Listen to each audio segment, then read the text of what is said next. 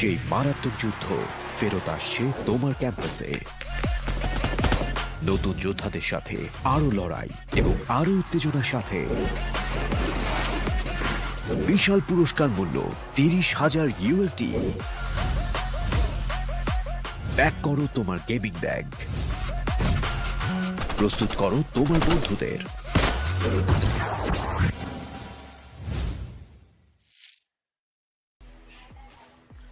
What is up, ladies and gentlemen? Once again, welcome to the PUBG Mobile Bangladesh Campus Championship 2021, brought to you by the Oppo F19 Pro.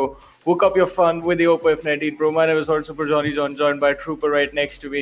And well, today it's going to be groups 3 and 4 that we'll be seeing in action. Definitely, and after yesterday, the way Group 1 and Group 2 have played their matches number 4, 5, and 6, I'm really excited how these teams are going to progress, because only top 7 teams from each group are going to go ahead in the competition. Exactly, top 7 from every single group will be moving forward to the next round. And talk about rounds, I mean, right now we're in the round of 128, followed by a round of 64, then we'll have 32, and then the top 16 will be moving forward to the finals from there. But for now, round of 128, 8 groups, that's what we have right now. Every single group consisting of 16 teams, and as Rupa mentioned, only the top 7 will be moving forward. But along with the competition, along with just the urge to compete, I mean, there's the lot on the line for these lads. I mean, we do talk about the prize pool, $60,000 that have been split between the 2 seasons. Definitely, yes. So there's a lot of prize pool for these players, for these young players, because to start off their career, if they win or end up at a good position, as you can see, the first place getting 10,000, the second place getting 5,000. So if the teams end up getting these good prize pool at the start of their career, nothing better can be there for them. And look at that, MVP of the tournament also gets the only solo person also gets $500. Exactly. I think that is something that's going to be really exciting, because one young lad will be walking away with, well, $500, which for an individual is not a small amount. But hey, talk about the team prizes, right? The first position getting $10,000, the second getting $5,000, the third getting $3,000. I mean, the squads are going to be happy as well. Plus, I mean, there's the aspect of the bragging rights itself, that you participated in a tournament where some of the biggest teams are invited, and you were able to beat them and take home the trophy and the money. But how do you do that? You do that by earning points in every single match that you play. And well, here's the point system that we all know by now. Definitely. First, if you get first, you get 15 points with the chicken dinner. Second gets 12, third gets 10, and then it keeps increasing. And then the important aspect is every kill point. Every kill that you take gives you 1 point. So that is how it has been standardized all across all the tournaments. So it's the audience, everyone knows, even the players know it, how important it is to get kills. So this is a decent point system, as we spoke, and as you spoke about the bragging rights. So not to mention, we should not forget to mention about Team 1952 as well. They were the champion last time, and now they are playing in the South Asia region, the regional finals of PMPL, and the squads that are going to compete today right here in front of us. Look at that. Dictators are going to be there. Then we have Genocide. A lot of names that we saw perform the last time. PT XTREME is one of them. They are going to be here. NJ Official.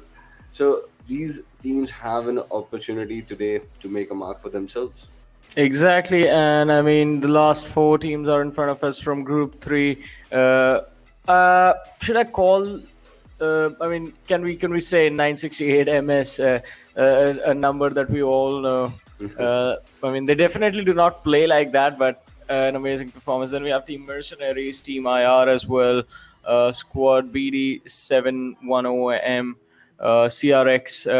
It's quite a lot of interesting names, a lot of interesting teams present in this group. And yesterday we had a lot of fun performances, but again, the question that me and Trooper are asking every single day is, do we get to see all 16 teams in the lobby? Yep, definitely. That is going to be the first question, and that is going to get answered as soon as we go into the map. But let's hope we can just hope that all the teams will register to participate. But this is going to be the story only for a few days, Johnny, I'm sure, only for this week. But after the round 1 is over, after the group of 64 starts, that is when all the teams are going to go, and they're going to be present in the lobby. They're going to go for that. They're going to try to move ahead in the competition, and the competition is going to get a next step better. That is when I'm really waiting for. But for that, this filtration needs to be done. So that is why we are here. And the games that are going to be played today are going to be in Erangel, Sanhok, and Miramar first for Group 3, and then same is going to be the schedule of maps for Group 4. Exactly, and it's the same schedule that we've been seeing these groups play on for a while now. I mean, talk about the first rotation of the groups. Now we are in the second rotation of the group. So talking about that, I mean, games 1, 2, and 3 did happen a while ago, and now today every single group right now will be playing their own sort of game 4, 5, and 6, and then it is going to be 7, 8, and 9 because every single group, as you guys know, is going to play Yes. 9 matches. And after those 9 games is when the thing that's going to happen is what we have been saying, like top 7 will be moving forward and joining the invited teams into the round of 64. But for now, match 4, 5, and 6. So, I mean, I believe we're going to have the overall standings in front of us after the last 3 games, and then we can sort of go ahead and discuss how the teams actually performed in the previous 3 games that they played. Definitely, definitely. And this is a crucial stage, right? This is the game number 4, 5, and 6 that is going to set the pace for these teams. And as we can see, OPMF Esports, it's leading the chart with 48 points, but not far behind is Skull Tech and Genocide, Team IR, Squad, BD71. They complete the top 5 here for this. And then we have 2 more teams, Mercenaries holding the 7th position for now. Yeah. I mean, and OPMF, I did call it when, as soon as I saw the team's name. I mean, this is a team that I've seen for a long time. They are really good. But on the other side, TRG next, PT Extreme squads that we are waiting to see perform. And alrighty, so Trooper, we can have the highest hopes from this group because this is the group that has the most teams that have played 3 games. Look at Ghost Esports, look at 968, NJ Official, Acid, and TRG Next only played 2. Enforcers played 1, but hey, at least every single team has a point, a minimum of 1 point in this group. So I'm just happy about that. Hopefully, the teams are going to play all their matches today, and we're going to see quite a fun set of matches as soon as we jump into the games. Definitely, the expectations for the lobby size from this particular group has really increased right now. After looking at this overall ranking, I'm really hopeful that all the teams would be present. Why not Enforce? Enforcers might have missed the 2 matches. I'm going to leave on the first day, but it doesn't matter. They're going to be back, and Yeah. because there's still 6 matches, right? If you want to compete. And you play 7 matches out of 9. I think if you are decent enough, we have seen in the past that teams have qualified in with missing out on 2 games. So why not enforcers cannot do that? So they must feel positive, try and compete, come and compete here. And as Fixer said yesterday, if I know I have to go and play a game, why won't I be there? I would go and play. So I hope all the players think the same, just like he does, and they come and compete out here. Exactly. I mean, that's like with all of us, right? Hey, there's a match that we have to compete in. All right, let's go. So that has to be the attitude. I mean, because we have seen this time and time again. I'm sorry about that. So we have seen this time and time again. Like every single time it's that one game that you missed out on that could be the difference between you actually making through to the next stage or just getting kicked off on the stage of the tournament that you're in. So that one game can be very crucial. And we've seen teams missing out on 2 games, 3 games in general, and that is not a good thing. That is definitely not going to be a good thing. But hopefully, we are always going to be hopeful. So hopefully, moving forward, we do have fully stacked out lobbies, all the players in. I mean, missing out on one individual player from the team, that you can work around with. I mean, time and time again, we have seen 3-man squads sort of go on to destroy the other teams. But missing out on an entire squad, missing out on a match is never something you want. Definitely, Johnny. But at this stage, you can afford missing out on a player, maybe. Yeah. But when the competition gets tougher, you always need that extra gun running for you because the players from the region, the maximum players from the region are like really serious about their esports scene, right? So they want to go ahead, they want to compete. So if you are turning up a 3-man squad or not turning up at all, you are just making it easier for your oppositions. So they won't mind it at all. They are like in the lobby, we never see a lobby that does not have at least 10 teams that are 4-man squad, Yeah. right?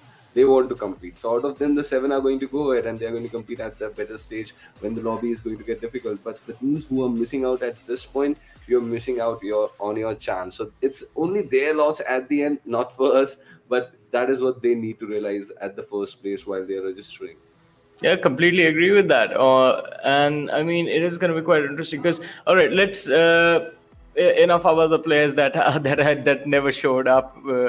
But talking about the players that actually do showed up, and last time we did see OPMF, as we did see on the standings as well, sort of have a really fun time, but it wasn't like the other groups. This one is really special because now, as we did notice during the overall standings, the top 3 was really close. So you can see switch arounds happening in the matches today as well. But I mean, what are you expecting? Are we expecting the games to go just like they did yesterday, a little bit on the slower side, not enough action, and then once you hit the 21-minute mark, everything just like blows up? I think more or less every the most of the pattern of an underdog game is like the same. Like on the first day, we saw the IGLs take their team away from the plane path. Right, they Yeah. wanted to stack into places which were not very popular on the map. So they even on unpopular places there was an early fight. We could see that on the first day. But now these teams have an idea where the teams are going. Right, so now they are not actually going far away. They have picked up a spot and they know exactly which space is available in the map. But they are still not going to go in for early fights, like because they want those positioning points. That is still important in the game, and I don't think it's anything wrong with that because you want to move ahead into the competition. You want to make sure that you're in the top 7. So why not just spend a little time in the map and take the fights at the latest stage, that is as late as possible. The IGLs are still going to try and do that. I mean, I completely agree with you on that. I mean, that is sort of the decision-making process of young up-and-coming IGLs. Like, go for the safety, go for the points during the later stages, and because getting those skill points in those final fights actually is a little bit easier. Most of the teams have lost out on their key players. Squads are going to be surviving with 1 or 2 players. Only a few squads with entire 4-man stacks available, and there's so much going on that you can just third party pick a few points and then move on with your rotation. So stuff like that can be beneficial to you, but if you are getting taken out early game mid rotations, then you're not even making it to the late game stages, and well, your strategies are not even getting executed on time. Exactly, But enough exactly. speculation. Let's see how the matches are going to go, because well, I believe the matches are live and the trajectory of the plane is in front of us right now. Yep, and I can see that there are 15 teams that have joined in Jolly, so that is the highest number that we have had so far. 54 players in the lobby, 15 teams are going to compete here. So a good lobby size here for this starting game number 4, and the plane path is from Suvarni to Milta, and it's just ending in the seaside on the eastern side of the Novoripnoi containers. So military base also an option for the team who want to go, but a slightly eastern plane path, I would say, trajectory of the plane path. So it's going to be the places like Primos, Veripia, Kori, Gatka that are going to be a point of concern if any team wants to rotate there. And I would be interested if the zone ends up going that side. Well, exactly. That is going to be super fun to watch. But for now, the squad of IR, look at them going for the Stalba Kamishki split drop. It is going to be an interesting one. And as you mentioned about the circle moving into a different location, I mean, this time based on where the trajectory of the plane is, I would love to see a circle towards the northern side again. Shooting range, North Giorgio. Even the Georgia Pool Everest Circle actually does work out, since most of the teams are on the eastern side of the map. And when these teams are going to be forced to move either up north or towards the northwestern part of things, well, it is going to be interesting. But my dreams are shattered like always, as once again we have the circle towards sort of in the middle of Shelter and Pochinki. Yep. And just look at this one team going towards Georgiapol, Northern City, and two teams on the military island that are actually out of the circle. Despite other than these two teams, all the teams are finding themselves inside the first zone. So there is not going to be a lot of rotation during the first circle. They might see some problems arise during the second zone, but for now, we are not going to see a lot of rotations. Teams are just going to loot up and hold up where they are at this very instant.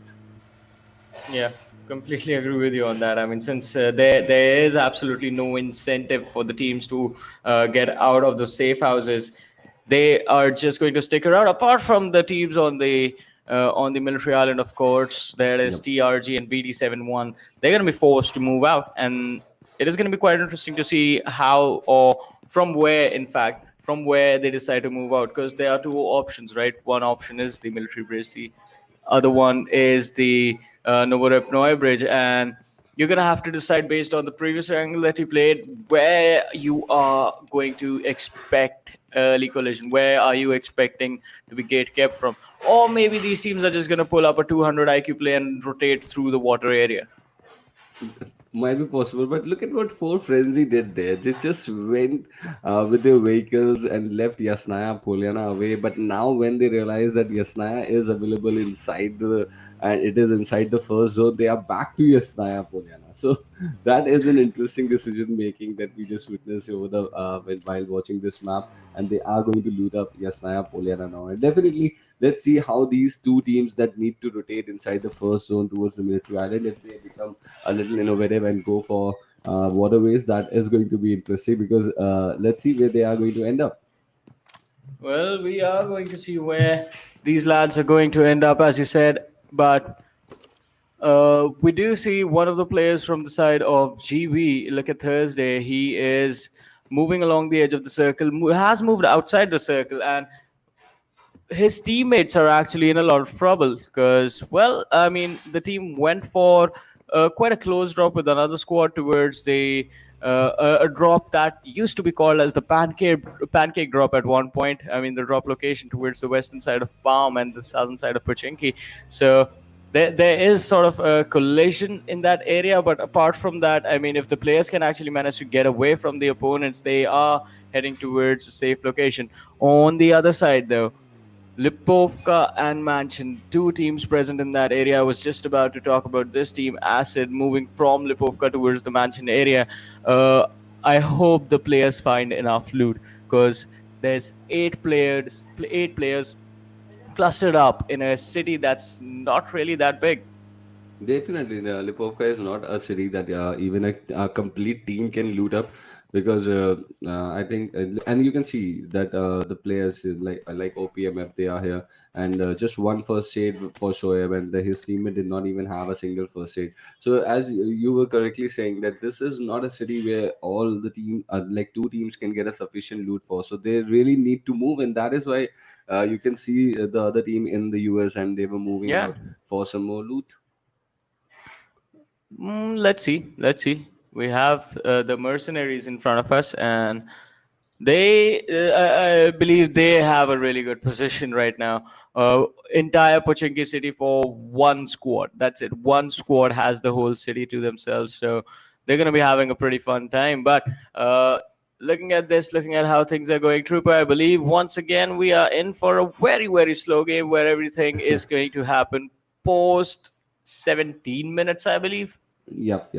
Nothing is going to happen for the next 10 minutes for sure. There might be a collision in rotation for a team if that is the case. But apart from that, I don't think any team is going to go for like they are going to look to express themselves and take some kills. That might just not be the scene. But that is what we look out for, right? When we are Yep. searching in the when we are looking at the underdog games, we want to see more players come up and play their natural game. Like and trying to impress with this natural skill sets. I want to see a team go towards the regular drop location and then just like move up and hold a position from where they can cut off rotations. That sort of strategies like do not show up until we are in the later stages of the tournament, right? That is when people start expressing themselves. But the problem is when they start expressing themselves, there are more experienced esports players who are invited at the higher level of the tournament, right? So they just sort of like run away with the show at that point. So this is the point where newcomers can actually shine, but they miss out on just trying to make sure that they go ahead. Exactly. I mean, that's very well said. But I mean, the players also. I mean, as you said, it is quite important that you have this opportunity around to take on some of the best players in the country and do not miss out on it. I mean, if you can actually stand up to the challenge, because we have been seeing a lot of the teams. I mean, talk about one of the teams that is in this lobby right now, the squad members of OPMF. That is one team that used to be it was a squad that no one had heard of, but then I remember I believe it was the PMCO 2019. No, not 2019. PMCO 2020 was where we saw them for the first time, and these lads were absolutely phenomenal back then. They still are, but that is when they made a name for themselves. A no-name squad coming up, taking on the giants of the scene, and actually beating them, fighting them toe to toe. So that stuff like that is why you remember teams, and that is again the opportunity that is being provided to these players once again in this Captain's Championship. So it's going to be up to them to make something of this, but talk about making something. I mean, TRG are making a rotation right now, and the timing is so perfect for them. Look at this. Milta has been completely abandoned, so the squad that was in Milta has moved out. Yep. Perfect start, but I can see players of TRG Onyx also quite far up there towards the northern side. So they are making a split rotation. Onyx, I believe, with a teammate, did go for some sort of a scouting there and made sure that he found a decent space for his players, and he knew exactly that it was safe to make this rotation at this point, and that is exactly what they are doing. The players from the team of TRG next. But speaking of that, OPMF is another team, Johnny, that is playing 3-man squad in this game, and that is what we discussed in the pre-game time.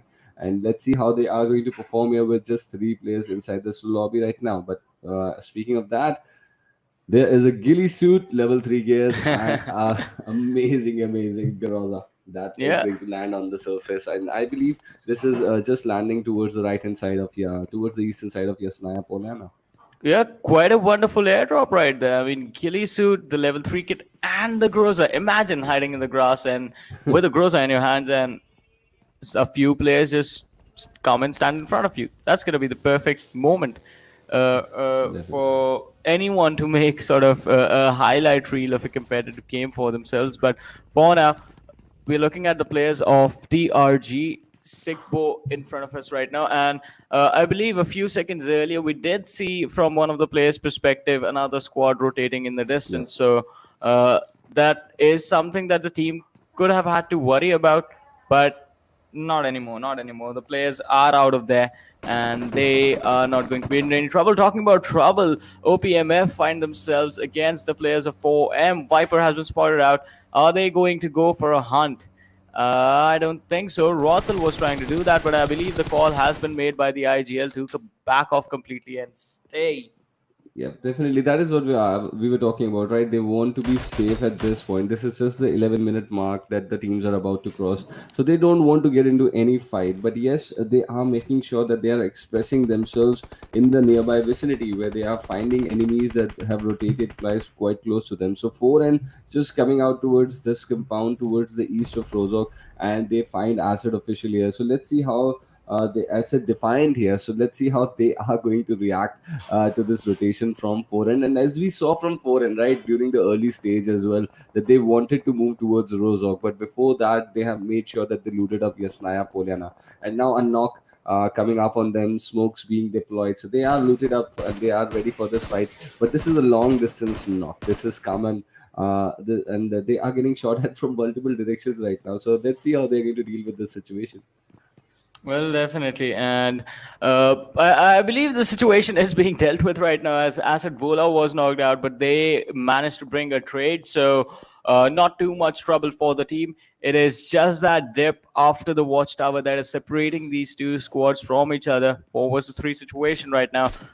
And 4M, they are trying to find an opening, but the the thing that's making them feel scared right now is just the fact that OPMF, they are in the distance and they have spotted them out. So if Foreign try anything weird, if they try charging in on the players of Acid Official, like just blindly charging in into the squad in front of them, there is a really high possibility of them getting third partied a few seconds later.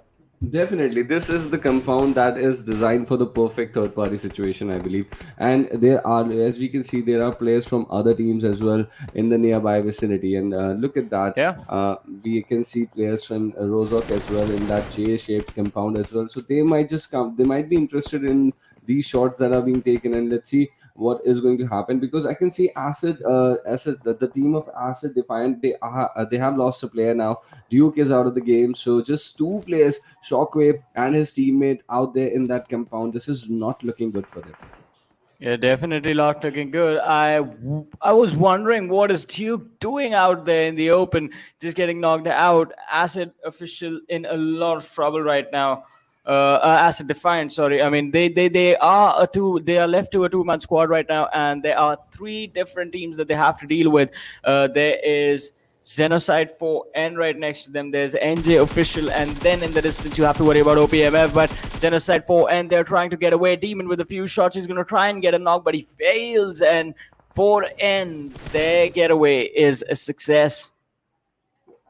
Definitely, that was required. They did not want to go into this fight. That was evident, and they were trying to regroup. They were not trying to assert themselves, because the position where they were, I think any other team, like an aggressive team, would have gone for this fight. Like two or three players inside that compound on the southern side, they would have definitely want to prevail over them, try to get one or two kills out of that situation. But they were not looking to go for that aggressive stance at any point in the sword fight. So a retreat coming in from them, I think. It is just the sign that teams do not want to go to the fight that early. And as you can see now, even the zone had shifted completely from that area. So they wanted to go into the zone, and that was the clear intent. But I believe they found OPMF on their way inside that rotation, and a player and has also been eliminated over there. Yes, the lobby size has been reduced to 51. So one of the player has been eliminated in that rotation. I would be very interested to see if OPMF is now reduced to a duo, or did Team 4 and lose that player. Yeah, it has been a couple of players that have been picked off, but I want to see when the first squad is going to take an exit from this game. I think that should be soon. And Acid Demon is going to be taken down. Just one player surviving for Acid Defiant on the other side, but XENOCIDE 4, and they are taking a fight against the players of CRx, and a couple of nades being tossed towards Viper. He's not going to take any damage. Well, his HP is a little bit low. He's been brought down to around 70% HP, but he's still pretty healthy to take fights. Not anything that's going to worry the team too much. Viper, he's trying to find a flank, but he has to be careful. On the other side, TRG getting third-partied by the players of BD7M. That is the team that took down Demon from the side of Acid Defiant. So I believe that's basically Acid Defiant getting a second chance with their last player, being given the opportunity to run around inside of the game for a little longer. Definitely. And speaking of second chances, Johnny, I'm really impressed because you needed none. In the first game, right away, you predicted a northern circle coming towards the cities of shooting range. And maybe exactly, if not exactly that area, somehow that area itself. So that is a perfect zone prediction. And I'm really, really impressed with that. And this is the area on the northern side of the river where the zone is getting concentrated right now. And that at a certain a stage that looked very far on the northwestern side, and that is exactly where the zone has gone. So the teams are constantly made to move with every passing zone. They're one after another. A hard shift is coming, and another Groza inside the lobby. I want to see these guns because yesterday also they were, I believe, in a game. Two M249s, one Groza, but none of them showed up in the final circle. And look at these teams are rotating just away from that airdrop. They're not trying to get close to there. They're keeping an eyes on the airdrop from the distance, but no one is looting up those amazing weapons.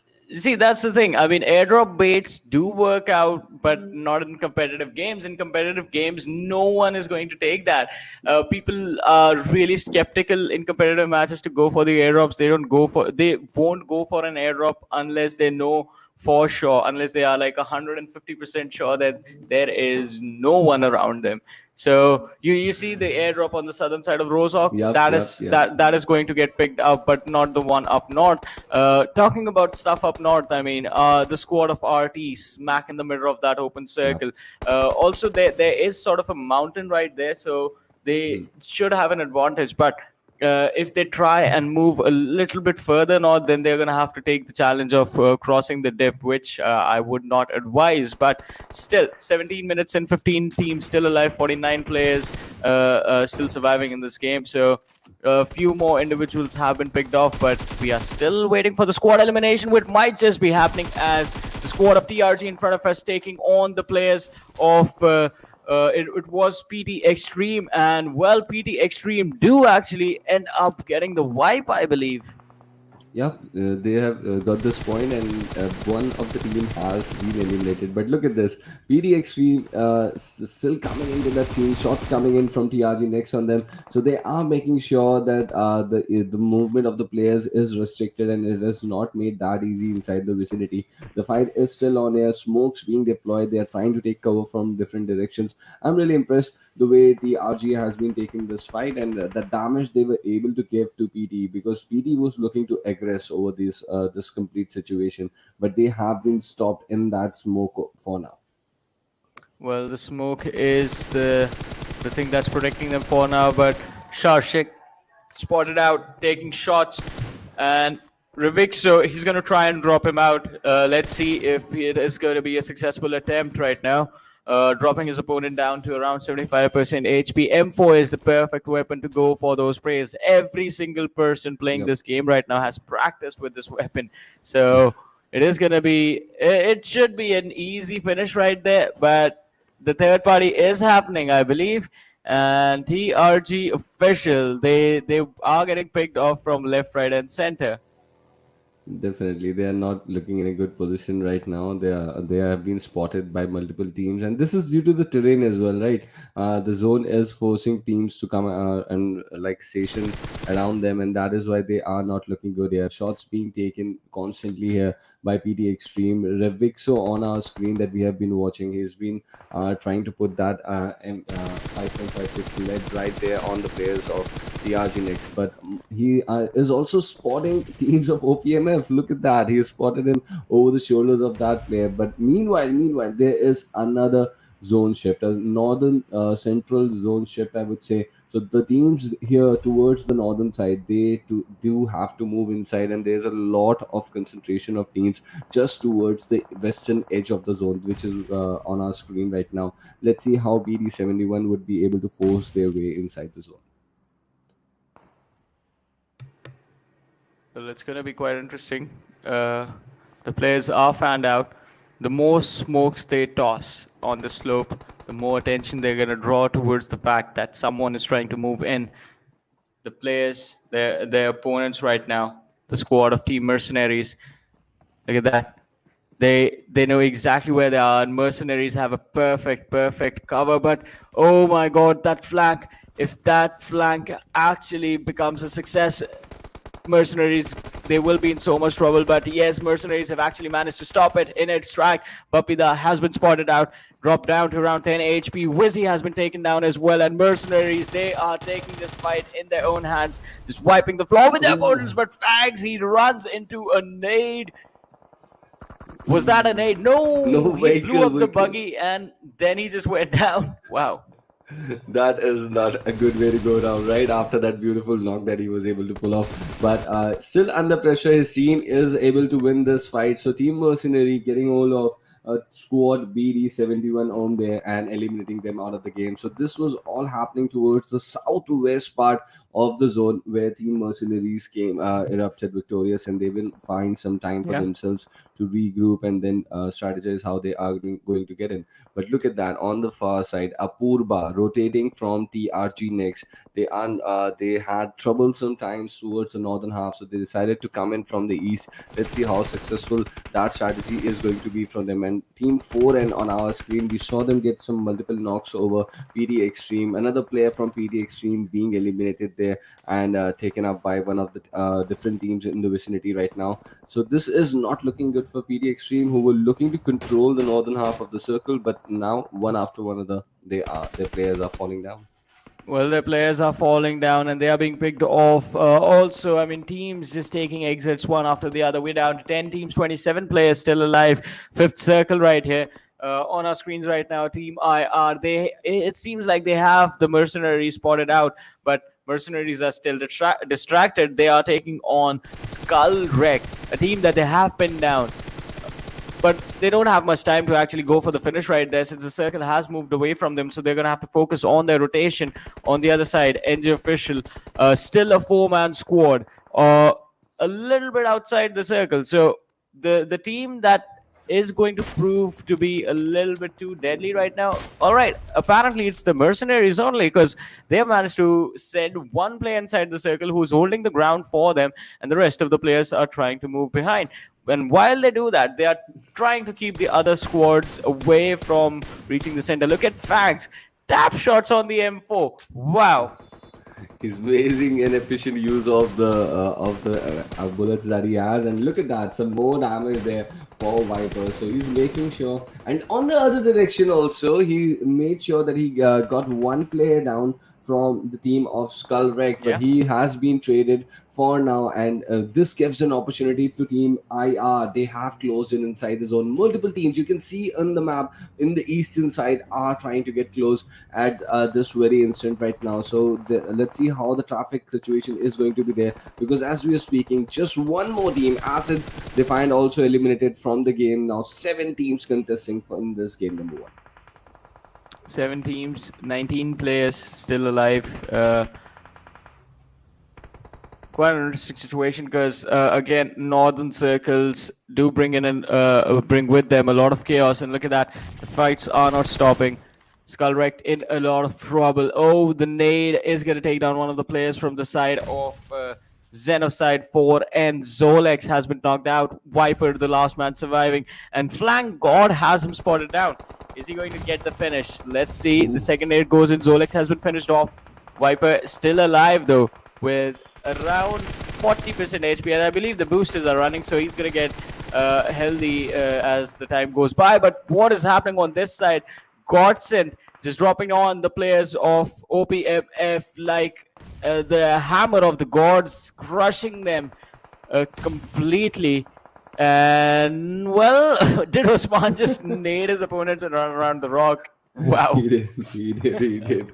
That was a completely different thing. I've never seen anything like this. And he's managed to come behind the rock once again after circling around, but not for long. He's been spotted there by Team IR, eliminated out of the game. But Usman had his real moment there just before getting eliminated. Let's see if he's going to come back on and watch and how is he going to react to that. That is going to be something amazing. But let's see how Team IR is looking to press from the eastern side. The next zone shift is towards the southwest side, and this is not looking good for the teams that are going to come in from the north, because now they have to come up against this slope, and the teams that are sitting towards the southern side, they are in a cluster, but everything on the slope is going to be visible for them to shoot at.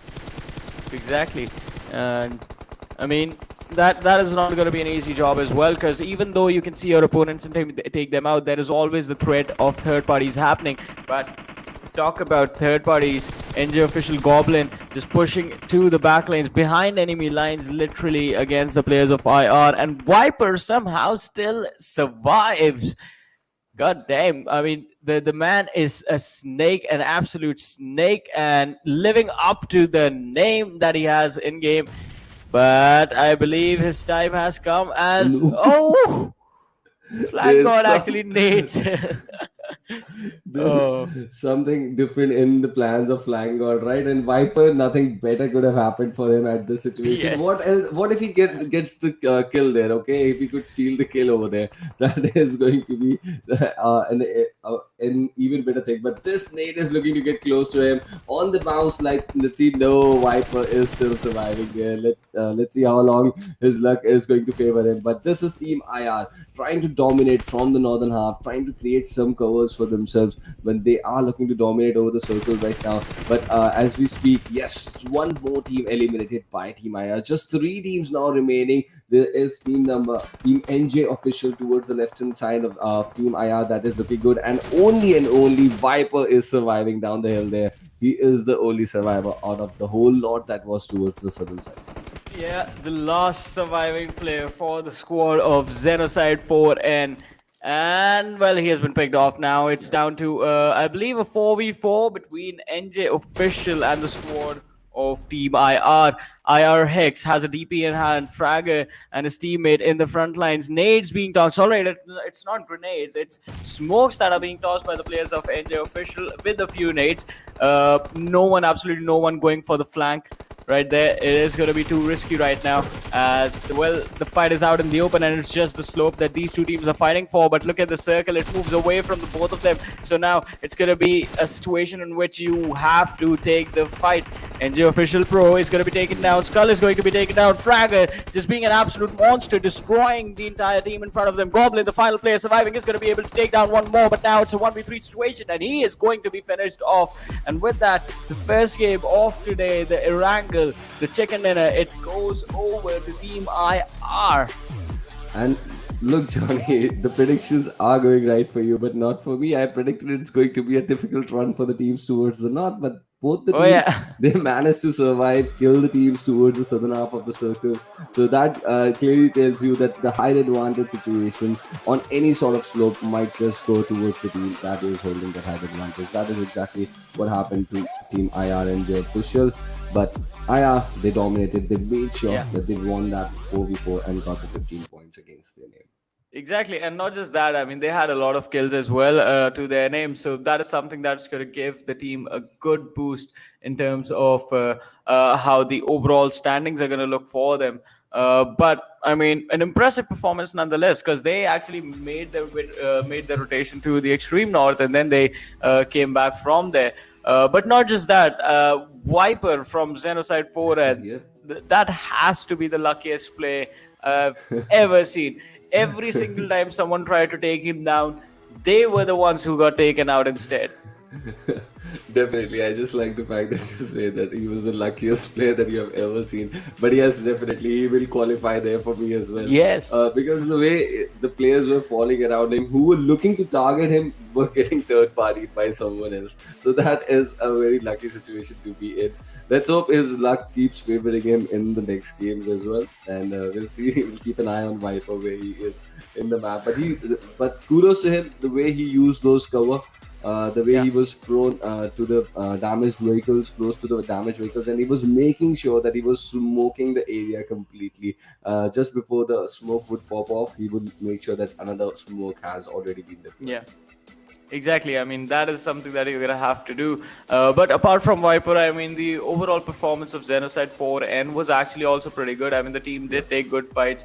Their escape, or the way they disengaged from certain fights that they did not want to take, was also pretty impressive. So they have a lot going for them apart from just surviving and being lucky in those clutch moments. But I mean, the team did showcase a wonderful performance. I mean, we are going to see that in the rankings itself, as here they are. Team IR taking the chicken dinner with 10 kills, so 25 points.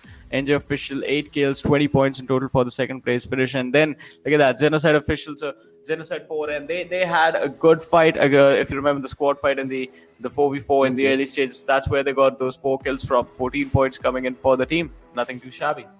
Definitely. And PD XTREME, they were also looking good, but sadly for them, they just got 4 points out of this game. But look at this, 4 points and still the 7th spot. So that will give you an idea that what happened on the page number 2 of this map. Look at this, 15 teams were a part of it. WE Dictators could not get a single point out of this game, as the Defiant just won. DRG Official got 1, Squad BD71 Home got 1, and the other 3 teams just got 2 points. OPMF is there in the 11th position here, so not a good start for the team that was holding the leaderboard before this game. And let's hope this is just an off game for this team and they come back with stronger numbers in the next 2 matches that they have scheduled for today. Exactly. I mean, the opportunity is still not gone. There are more matches remaining, so more opportunities for the teams to actually come back a little bit stronger, come back with more knowledge about their opponents, and earn few critical points. Because again, all you have to do is be in the top 7 to qualify to the next stage. Just the top 7. Honestly, Johnny, it is really difficult for me to see any team coming from Lipovka and like getting maximum points in Erangel, because for me that becomes so far in the eastern side that you always have to come in late, and by that time, if the zone is not an eastern zone, you will always be late in coming into the circle, and the other teams would have taken up the more crucial compounds towards the centrish area. That is what I feel about the cities of Silverny, Lipovka, and Primos, that they cannot ever be the champion, the drop locations of a champion team. That is what I feel, but maybe that is just a reading that can go wrong anytime. I mean, it all sort of comes down to what sort of a play style the team as a whole has. Because, I mean, Venomed Legends, one of the well-known teams from Bangladesh, did actually start with their drop location being on Lipovka, and they did really well at that time as well. So, but as you said, I mean, if you are going to go on Lipovka, you always have to go for those late rotations. It's quite similar to what you would do if your drop location is towards the northern Georgia Pole area. Unless the circle is towards that side, you know you're going to be late. Might as well just let everyone go in, rotate after a minute 30 seconds, and that's when you actually start moving. You're going to have to take the fight with the first blue zone. That is something that teams have to keep in mind. And yes, if they are ready for that, if they are ready for that super late rotation, I'm completely fine with that. But if they are trying to enter the zone number 1 without taking a damage from the first blue zone, then they might just find some problems, and that happens with most of the teams going to Lipovka. But we'll talk a lot about that later. But let's see how the final circle shaped there, and once again that moment where 4 and Viper got lucky, and his and the player that was trying to take him off was just he was just taken down by that nade. So a good game coming in for him, ending up in the top 3 spot, and starting from Yasnaya Poliana, and disengaging that fight just east of Sanhok, which you mentioned was very important, because the team should know which fights they can take and they cannot take. So a good decision coming in if they are ending up in the final 3 episodes. Exactly, and I mean, the decisions do not need to stop right here, because again, more matches to come up next. But I believe the next thing that we have on our board is going to be the overall standings, which are going to be on our screens in a few more seconds. So let's have a look at the overall rankings. Yep, Team IR, look at that. After this chicken dinner, and the important thing, look at that. No team in this group has got a double chicken. 4 teams with 4 different chicken dinners holding the top 4 spot. OPMF, which was leading the chart before this game, now they have seen a fall for 3 spots. They're holding at the 4th position with 48 points right now. But still they've got a good lead over the Mercenaries, 11 points lead out there. But what I am interested is the team that is at number 7, that is CRx71RS WC. They've got 30 points, but teams behind them, they are still holding up. The team at 8 was 25, Dictators at 24. So there's still a lot of challenge for that number 7 spot, because still 5 games remaining for this group. Exactly. I mean, still matches left, 5 more matches left, and that is something we're going to have to see how the teams actually do proceed with those 5 matches. But so far, I mean, look at that. Ghost Esports 968 MS as well. 4 matches played, still sitting at the bottom. I believe in the next match, in the next 2 games that these 2 teams are going to play, I want to see them climb up the standings. I want to see them within the top 12, the top 10 even, because that is an easy target. With 2 games, you can do that, and then with the next 3 that you can make the push towards the top 7. But let's see how things are going to go about. I mean, this was a pretty decent game of Erangel, I have to say. And then coming up next is going to be Sanhok and Miramar for this group.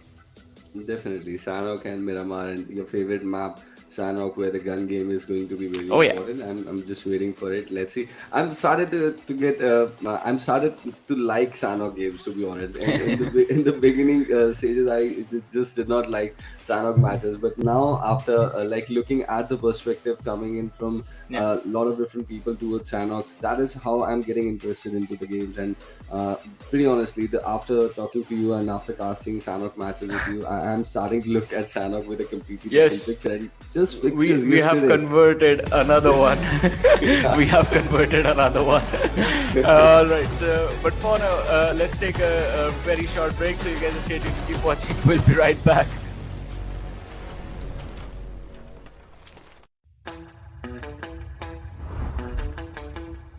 Are you keeping it real?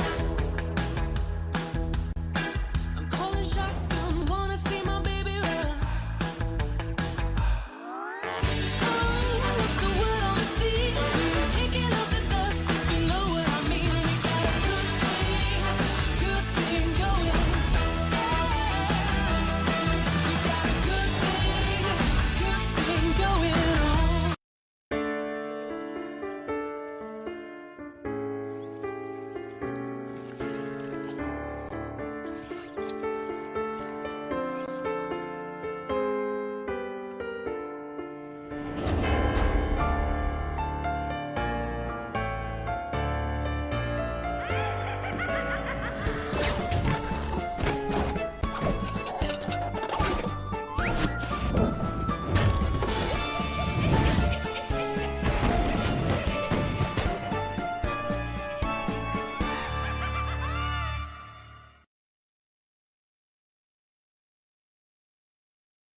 Welcome to Karkin. Today, let me guide you on an in-depth understanding of this 4-square-kilometer humble island. Before stepping into Karkin, you may have already heard about the intimidating Demolition Zone. In Demolition Zone, buildings will be destroyed into smithereens. But rest assured that today's tour will be a safe one. Karkin might be a small island, but the textile industry of the island works as a crucial financial support for the entire island. Our first attraction is Al Haik. Al Haik is a medium-scale town, and people who lived here refined pigments for a living. Then those pigments will be sent to Hadika Nemo for dyeing. Skyscrapers are scarce in Al Haik. Compared to other urban areas, there are fewer visitors here, which makes looting easier. It's a perfect choice for a team of 4 in search of adequate equipment supplies. We'll be walking by the sea, and our next attraction will be Hadika Nemo, which serves as the port of importing raw materials of Karkin. Imported textiles are dyed in vats filled with multiple colors and distributed to the factories. If you want to choose this place as your landing spot, then it's recommended that 1 to 2 players in your team land in the containers area, as they can easily find combat supplies here, and head to the city to support their teammates. In the middle of our journey to Al Habar, we'll be passing by an enclosed warehouse. You will need to use sticky bomb to blast the walls that look less solid to get in. There's always something nice in here, but be careful, as one might not want to hide behind those walls during combat, because those unmaintained walls can be easily penetrated with just a touch, making you susceptible to attacks from enemies and exposing you to dangers. The next stop is Al Habar, which is the largest urban area in Karkin. There are many residents, hence the numerous high-rising residences. No doubt this place will be a popular spot in the future. Our next attraction is the port city of Bar Shahir, which stores and exports goods of Karkin. This is the perfect spot to search for weapons, making it my personal favorite. Next up is the city of the West, Bashara. It was a city congested with residents, with tall buildings providing convenience in observing the surrounding movements. Just make sure not to lose your directions here. Our final destination is the cargo ship, located at the southwest corner of the map. This ship has been idle here for forever, and has already been abandoned. Yet there are still goods that remained here. However, due to the gigantic size of the cargo ship and the containers, this place no doubt becomes a place to rumble. Don't you feel the excitement already just thinking of it? Besides these urban areas, Karkin also houses many such little buildings. Rumor has it that there's another passage beneath these buildings, as well as a huge space beneath Karkin. Well, it's up to you, believe them or not. Alright, your Karkin tour is now closing its curtains. Looking forward to seeing you next time.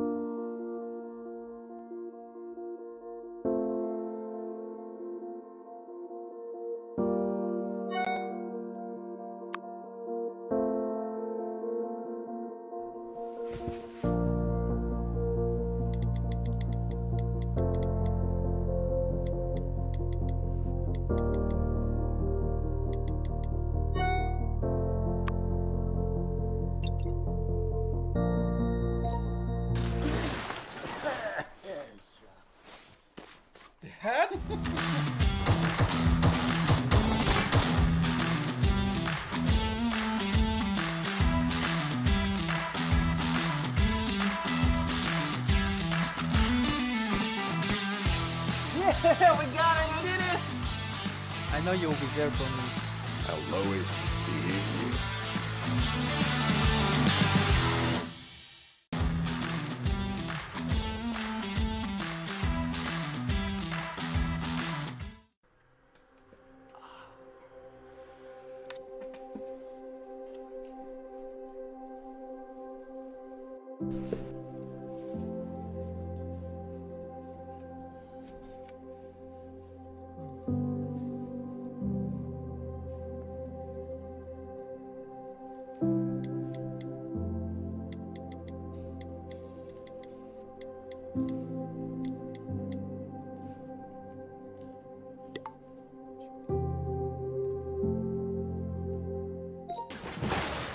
Whoa! How are you?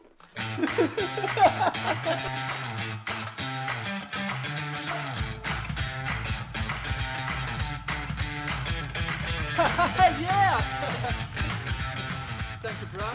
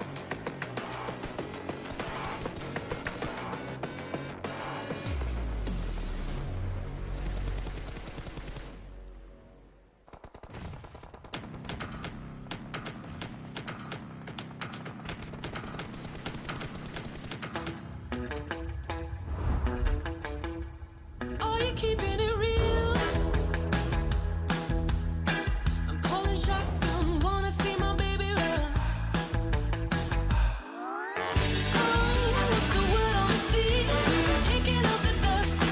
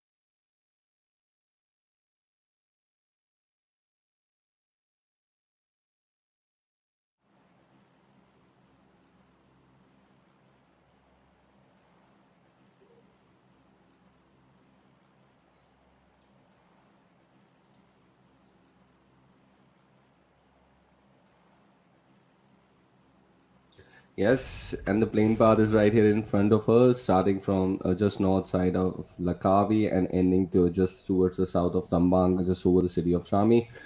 And the plane path does not matter, as we always say. The teams have jumped towards the top location where they wanted to go, but look at that, multiple teams. But at this moment, they are over the city of Boot Camp right now. So we got to see if we find any sort of early contestation in boot camp. But the the first zone, look at that, that has shifted completely towards this island of Camp Alpha. And the cities of Paradise Resort and boot camp and ruins also inside this first zone. So it's going to be interesting where the zone might go. But as I would think, the most of the IGLs would think that that the zone might shift towards the island of Camp Alpha. Yeah, but apart from that, I mean, an early game skirmish breaking down between the players of NJ Official and PT XTREME. NJ Official having managing to take down one player as soon as the match starting. All right, the second one is going to go down as well. So it is a fight that is a 2v4 right now. It's going to be up to Revixo and Rex to find a way out of this bad situation that they find themselves in. They have the weapons to do that. No armor on Vixo. He has an M4 and DBS, perfect weapon for close range combat. But talk about close range combat on the other side of the map in boot camp. As we were talking about it, Trooper, another fight is breaking down. This one is between 968 MS and Ghost Esports. Ghost Esports, a three-man squad. They have managed to take down the players of 968 MS, but it's not over as the Mercenaries come charging in. Definitely. So this is the boot camp situation which we are talking about, and not looking good. And let's see, he's not spotted him, but they made sure he found him in the next run.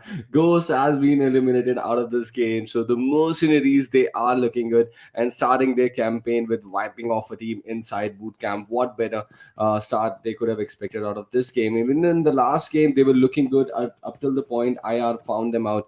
But perfect start here inside the map of Sanhok. Well, definitely a perfect start to the game. I believe now two teams have been finished off in this matchup. So definitely, if we talk about aggression, this could not get any more aggressive. But talk about another team. I mean, BD7 won on in the city of Shami. I'm sorry. And so they are inside the city right now, and they are quite far away from the circle. In fact, they're the only team that's the furthest away. So they will have a pretty easy rotation, but it is going to be a tough challenge. If the circle moves towards the Camp Alpha side, then it is going to be a tough challenge for them. Definitely, this is going to get difficult if they are trying to get inside the zone, because we can see already multiple teams on that part of Camp Charlie Island, right? In Painan we have four, and that lucky player Viper already out there. So let's see how his luck is going to favor him this time, and what impact these teams are going to create on the team of BD71, which is I think the only team that has to rotate inside the zone at this point, and all the other teams are already inside the zone, and let's see how they're going to deal with it. Yeah, we're going to find out how the teams actually pick up the challenge. But talk about picking up challenges. The first challenge for the team of TRG is going to be another team that was lying in their rotation trajectory. So this is TRG next right now in front of us.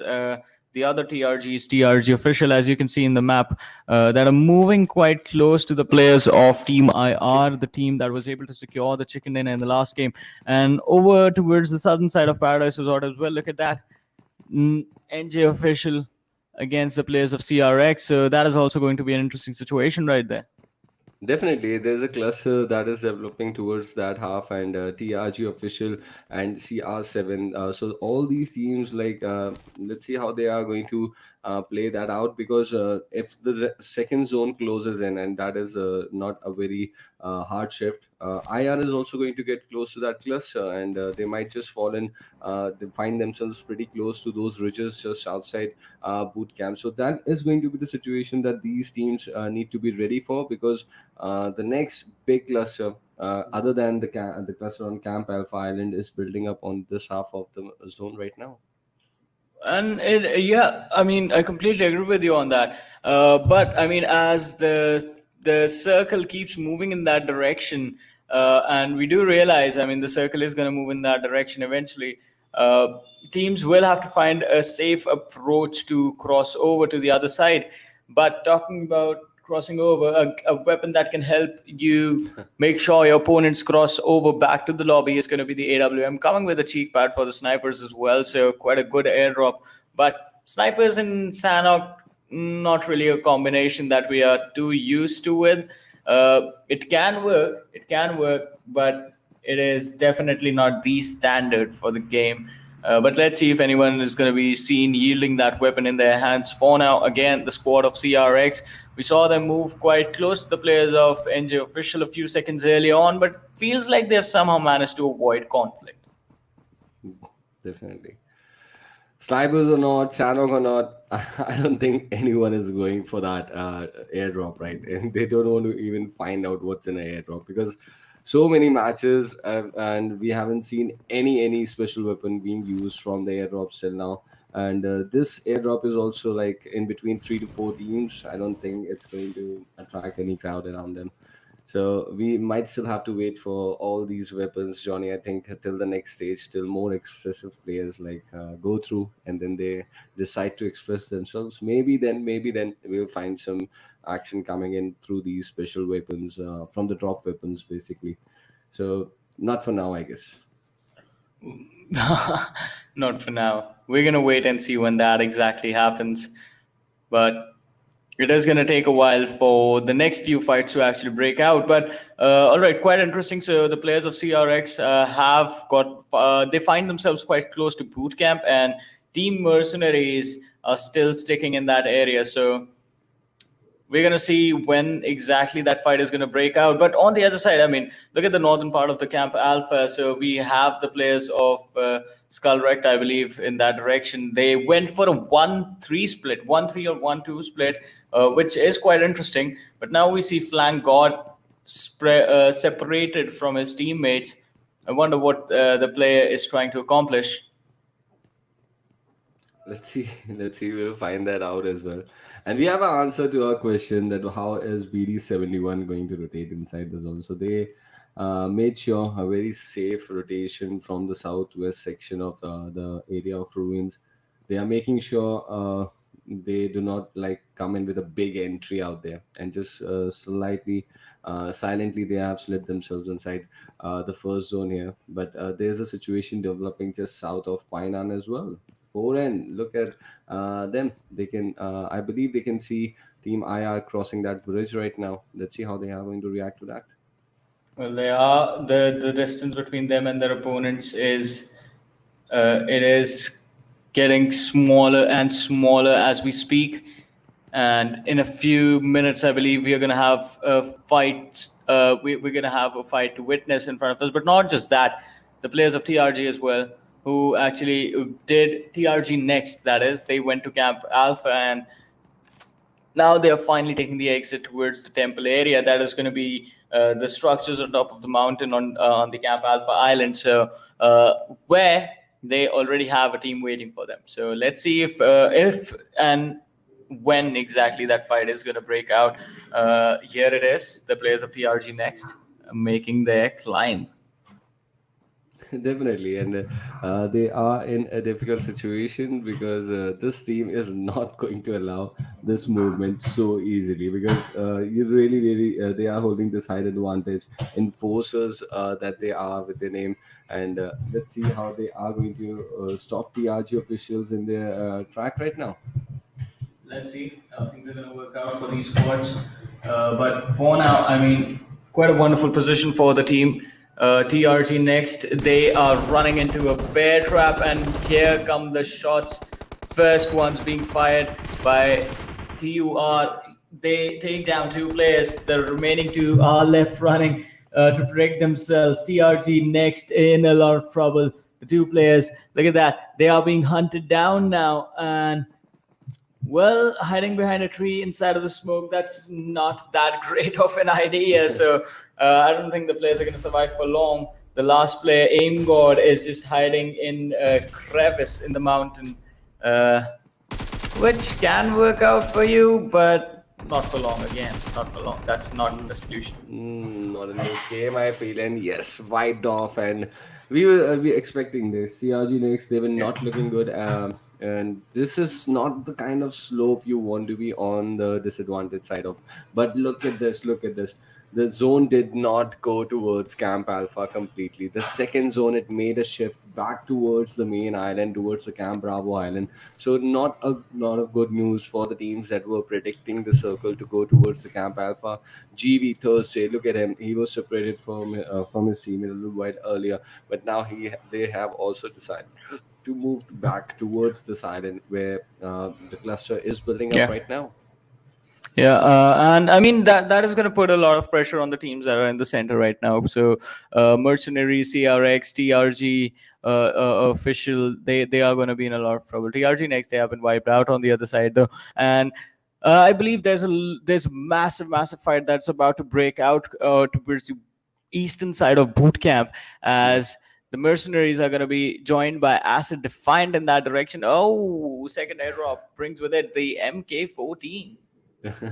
This is just the game, like raising our hopes, right? We know that this is not going to happen. The weapon is not going to be used by the players. We will hope that it does, but as we say, not for now, right? But there was something like interesting in the map there, Johnny. IR official first they went easterns from the eastern side to the west towards that island Yeah. of Camp Charlie, and using that same bridge back in action when they were like rotating back towards the island, as the zone force is pretty clearly forcing them back to the island of Camp Bravo. I mean, let's see if they were able to make their way back. But I mean, it is going to be quite interesting, because now, I mean, players will be wondering, all right, how do we do this? We barely managed to make it to the other side, but now we have to head back. So that is going to be quite tricky. Plus, the other lads are going to be waiting for you on the other side as well. That is also another thing that you're going to have to worry about. But again, Mercenaries off to a really good start. They managed to wipe out a few individual players from a different squad as soon as this game started, and are now looking to just basically camp in the boot camp and wait for anyone that dares head in their direction in this game. I think they're pretty good. Boot camp is like a pretty safe option for them right now. A lot of concrete cover for them and a lot of Yes. hiding space, and they have got a lot of windows to work with, right, in the main building. So that is what we can see them do: move from one window to another, so that their position cannot be protected, but they can get a lot of information, as much information as possible at this point of the game. So this is a pretty safe bet for the Mercenaries, but the split which they are executing right now, if any other team decides and comes inside boot camp, this is going to get a difficult situation for them to handle at that point. Well, yeah, I mean, it is definitely going to be a difficult situation, as you said, for them to handle. But just the fact that they can take these fights, I believe their intention right now should be to pick up those skills, to pick up as many kills as they can. Don't go for the chicken dinner. It's going to be too much pressure. If you can get it, that is definitely a wonderful job being done by the team. But right now, if they can, the situation that they are in, they should be taking an exit from the game with a bare minimum of 11 to 12 kills. Look at all the teams that are surrounding them. Wonderful opportunity that has been built up for Team Mercenaries in front of us. And there are, I believe, 3 squads that are around them. Look at that. How is he trying to use that window angle to check out at the distance if there are any players or not? And the Mercenaries, they've got an idea, right? They've seen multiple teams inside the vicinity. So they've got an idea where the players are right now. Definitely, Acid Defiant, the team that is looking, and they have moved away from that ridge, but he's still checking out, waiting for any pixel that he can find out and shoot at. Well, I mean, that is going to be a smart decision, but the longer you peek, someone from behind some rock is going to use the TPP advantage, spot your head, pre-aim, then just strafe out and take a shot to your head. You're going to take a massive hit. So it's you have to be really careful with how you peek those angles. But Acid official, so they are rotating along the edge of the cliff side on the backside of boot camp. And if they keep moving in the direction that they are moving, even they are going to encounter a team, I believe, in the next few minutes. But let's see if that is going to happen. But on the other side, ladies and gentlemen, so TRG, they are taking a fight. They have picked off one of the players from BD7M. And yes, that's Slam coming in by BD7 and a 71 team. Let's see how they are. Yep, they are regrouping. The immediate reinforcement coming in there. But TRG official Sharik on our screen right now with that M44X, making sure that he keeps them pinned down just towards the southeast side of this complete boot camp area. So this is going to be an interesting situation that is developing near the boot camp out, as we predicted towards the early half of the game as well, that the teams are being forced to come towards this side. So on multiple directions of boot camp, the teams are lurking around right now. It's just a matter of time that one of the teams realizes and creates an opening and gets and enters boot camp at this point. Yeah, completely agree with you on that. I mean, but when is that realization going to occur? I think that is one of the biggest questions right now for these teams, and specifically for the team of the Mercenaries. NJ official from another direction on the high ground, Osman is looking right at them, but he's going to have to wait. It's going to be a while before they peak. He needs to be more worried about the team in the back line, since they are much closer and could be much easier targets for him to take down. Definitely. This is going to be an option for them. But how long, that is still the question. How long are these Yes. teams going to be kept away from the concrete cover of boot camp? And look at that. One team left from those ridges for our facts to check out. Another team is like back on those ridges. That is NG official that were playing in the final circle in the last game. So those are the hot spots, right? Maybe. And a team that goes regularly to boot camps knows exactly which areas or which ridges to check out, and that is exactly what is being done by the Mercenaries out there. Well, they are doing that quite perfectly. And as you said, I mean, these teams know exactly which positions to check and where to prioritize. But are they going to prioritize Usman, who with the Tommy gun is going to peek out? Oh, peeks from the next side. But now the aggression is going to come towards him from the door. He knows three players, in fact, are quite close to him. Goes to the backside of the warehouse, trying to take the fight. His teammates are quite far away from him. Usman in a lot of trouble. Three players approaching his direction. Fags is trying to close the distance to provide some assistance to his teammate. But is it a little too late? Usman, he's trying to fall back towards the main building. Let's see if we'll find out. And this was a problem that we were referring to. But look at that! Fags with that amazing cover to his teammate. He's got 2 knocks there with that M4 from the main building. And the rescue mission for Usman has been a success out here in boot camp. Well, it is a success, but for Team Mercenaries, if you look at it from the perspective of Asset Defiance, that is the best situation you could find yourselves in, but they are not done. The Mercenaries, they find themselves the players of BD71, and Usman takes down Gyro from the lineup. He has been knocked out, but the finish, it's going to take a while for him to finish this, and the player is just sitting inside that cover, and he's not coming out. Definitely, Cyrox, another big name from the region, right? Let's see how this Cyrox is going to build his name with this squad and how far they are going to go into this competition. We'll keep a close eye on all these players. They are holding up a good position just outside boot camp right now, but I am not really impressed, because you need a lot of smokes like that from closing from those compounds towards the main building if you have to at the later stage of the game. But another fight erupting here on the hills. We saw NG official holding up this ridge for quite long, but now they are being challenged by CR71 on these ridges towards the northeast side of the city of boot camp. And look at this, the players going down. Ninja Pro, another next casualty, he falls down there, but still shots regularly being taken by Team Mercenary. And look at that, Ninja! He got hold of the entire squad there, and he got wiped out there from boot camp. So not a good thing to happen there for the teams towards the northeast side of boot camp. I think only one player is able to survive out of this whole area of the map that was inside the zone. Well, definitely, and it is not going to be an easy job for that individual. Oh, I was just going to say not an easy job for him to be able to make it to the end of the game. And well, as I wasn't even allowed to finish my sentence. He was taken out. So with that, ladies and gentlemen, we're down to 9 teams, 30 players alive in this game. And one of those teams is going to be this one. That we did see for N. I mean, had a wonderful performance in the last game. And this is the lucky lad, Viper.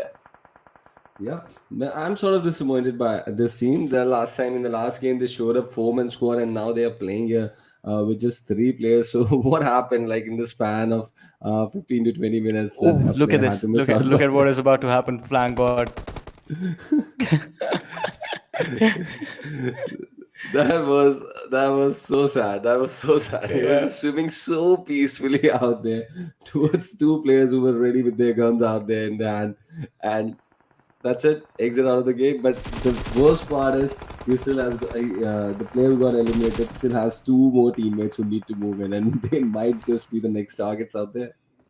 Well, definitely, and it is. In that moment, I mean, there's this one meme where you have that already directed. The incident happens and it's like directed by Robbie Wilde, something like that. So that was it right there. And the players of Squad 16, they're just waiting for more players to run into their trap. Enforcers Esports are definitely enforcing insanity in this game at this point. Definitely, and that is not a very good situation to be in. And whoever the IGL is going to have a really rough time after this game for sure. But let's see. This is a urban finish, right, Johnny? What we wait for, the teams converging towards boot camp and towards the western side of boot camp. This whole area is also inside the zone. So let's see how the teams are going to react to these concrete cover. And for the major part of the boot camp has been left away by this next shift of the zone. This is more towards the northwest side of the boot camp, but still there are important buildings of boot camp that are inside this zone. So this is going to give a lot of cover to these teams. Still 6 teams, 20 players fighting for this chicken dinner out here. Well, there are a lot of individuals for the number of teams that we have alive. So I believe this game should be coming to end with those team fights happening. But let's see. All right, so Team Mercenaries definitely doing really, really well for themselves right now. Fags from the high ground. He's going to spot one inside the smoke. Dishes out the damage, but the knock comes for Duke, and Osman actually gets the second knock. So BD7-1. They are in a lot of trouble. 2 players knocked out, just 1 player left standing. That was Gyro X. He is reviving his teammates right now. But is that going to be a success? Is this team going to be allowed to take the exit from the warehouses? Because they are stuck at this point. But Mercenaries, that is not the only fight that the team has to take. This one is against XENOCIDE 4, and Frenzy has been dropped down. Faraz has been dropped down. And Mercenaries, they're just hunting these players at this point. Oh, really good drop there by the player, but it's going to amount to nothing as WE Dictators do actually find the finish. Definitely, the Dictators are looking good out there. We have a Hitler out there fighting this war for his team. So it's good to see him on the front lines here at least. Let's see how they are going to handle team number 16, the Enforcers coming in from that direction, from the northern side. And I believe they're still taking damage from the zone. But teams, look at this, the situation inside boot camp. 3 to 4 teams still inside boot camp, and that lucky player, Viper, he is still surviving there, doing some heal battle and trying to get hold of the zone. But look at this, Mercenaries, he had a brilliant idea. He knew exactly, and almost did make it inside the zone, but denied there to enter and eliminated out of the game. Well, another squad biting the dust, but I think it's not going to be long before the match does come to an end as 4 teams, 12 players survive. Mercenaries, look at them, 12. They have 7 kills, already secured. But finally, Mr. Wutu is going to be taken down. We Dictators stepping into the action. It is... all right, Hitler and Snacks in the lineup right there. But BD7-1, they do not want to give up, taking the fight against the players of Acid Defiant. Look at Buppy. He's going to try and go for the flank from the window, but that's not going to be required as the Molotov is going to drop down. 1 more player from the side of Acid Defiant. Shockwave being taken down, and the finish is going to come for the team as well. 1 last player. Acid Defiant, last player left, finished off. Duke has been taken out of the game. Definitely, and this is looking really good here from the dictators out there. But look at the mercenaries. They dropped inside boot camp. They're still holding boot camp. Usman going out there, but he's been taken down by Hitler and his M416. Tarek, they're looking to like hold up that edge of that slope down there, but they are being punished completely. But still, the player of BD71, Bapi, he is still surviving here. He's been spotted there by Marvel. He made sure that he got the jump and spotted him, but it's just a matter of time. How long is he going to survive there? Because on one side he has the players from the WE Dictators, and look at that, Fax with that brilliant finish over him with that AKM. That just leaves us with the two teams now on this northwest side of bootcamp. Yeah, down to these two teams, We Dictators versus the Mercenaries. Oh, that was a bad decision, and Snacks is gonna make sure that his opponents are punished. Down to a 2v, well, it's a 2v2 situation. Hitler is gonna go down, but not before he takes down Fag. So I believe it's down to 1v1. Marvel, all he has to do is take down his opponent, jumps over the wall. He's been spotted out. The shots are gonna come in his direction, but he managed to dodge everything. Now it's just a slight difference in the HP bars of these two lads. Marvel is like, what, 10 HP short? Not for long. He's back to 100. 3 kills secure for these players. Mr. Butu, he's going into the backlines. He's giving away the information to his teammates. And as soon as the revive is going to be clicked by Wizard, the shots are going to come in. Marvel, he starts shooting a little bit late. And with that mistake, We Dictators, they get the chicken dinner. Marvel should have went for the pre-fire right there. If you're going to make the footsteps, if you're going to make the noise of the footsteps heading into your opponent's direction, they will come out and shoot you.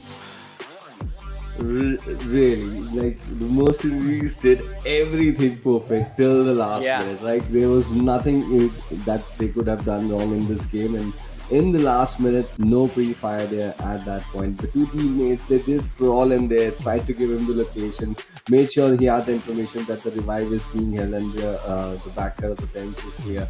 But still, with all that effort coming in, holding the boot camp for almost to that 25-minute mark and losing out on the final set.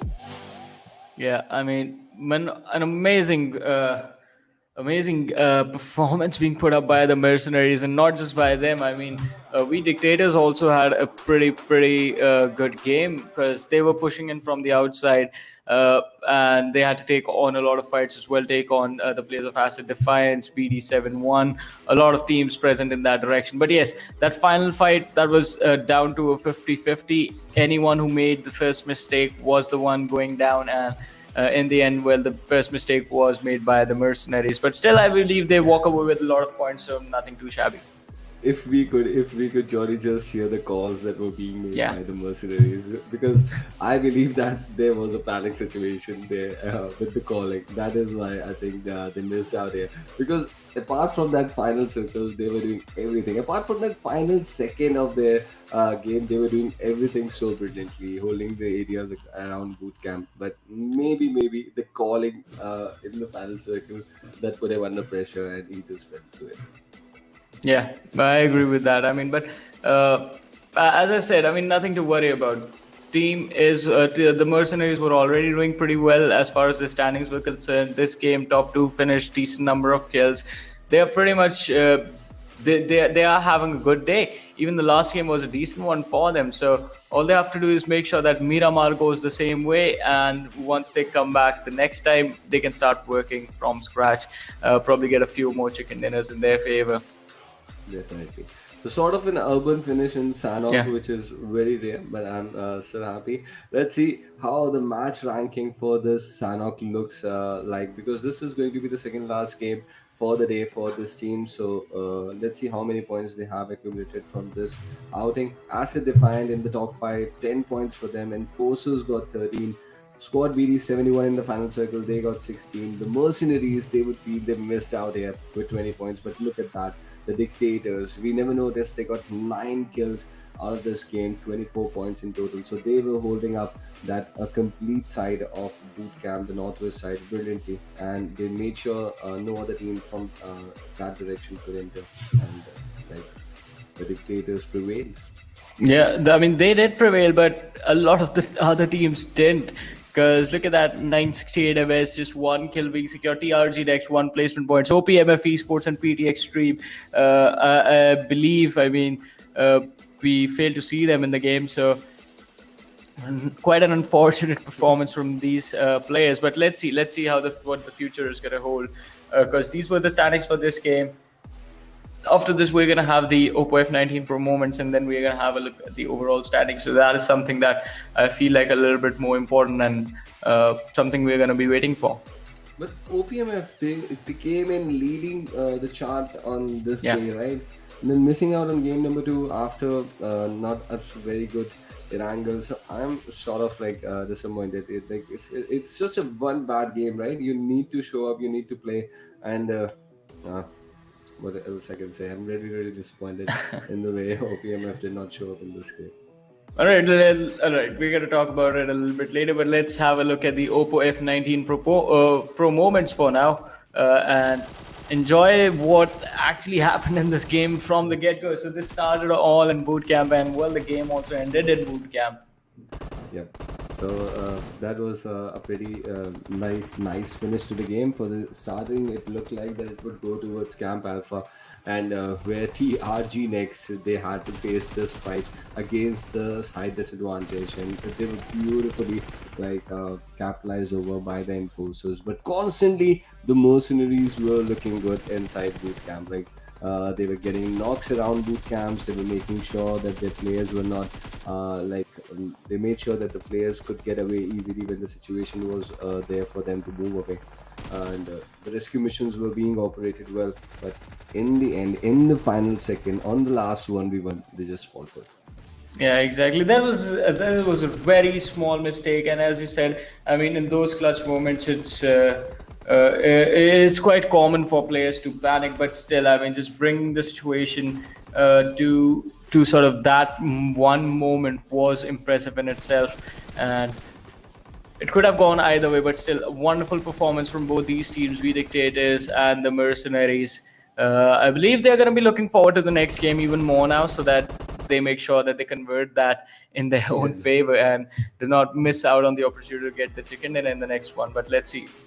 And talking about seeing things, I believe in a few short seconds we're going to have the overall standings in front of us. He had no idea there in the final circle where to put the crosshair.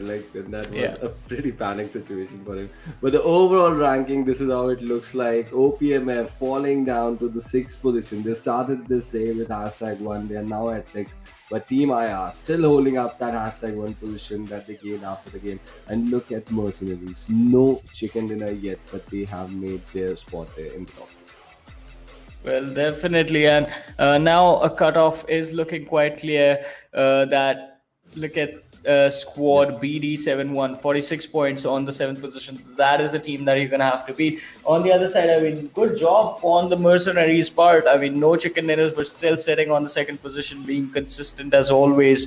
But talk about consistency. So we do see PT XTREME. They were part of the last matchup as well. 5 matches played from their side. Esports 968 MS lagging really far behind than the rest of the competition. 6 points, 5 points in 5 games, still sitting on single digits. Yeah, that is hard to see. Let's see how they are going to come up, because I always feel like you can always rotate and get some placement points, right? If you're not good at in the kill department. But TRG official, look at that. They've already got 10 kills, but placements still 4. So something is wrong there with the IGN.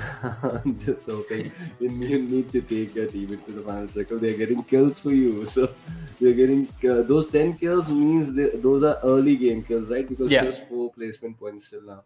So you just need to make sure that you go a little bit passive, because rest of the teams are going passive. So there's no harm in that. Exactly. But for now, let's take a very short break. So you guys stay tuned and keep watching. We'll be right back.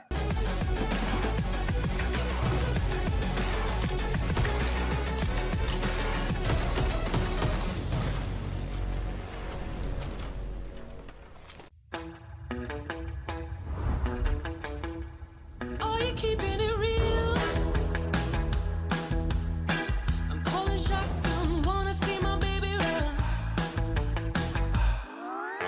Oh, what's the word on the sea? Kicking up the dust, if you know what I mean. We got a good thing going.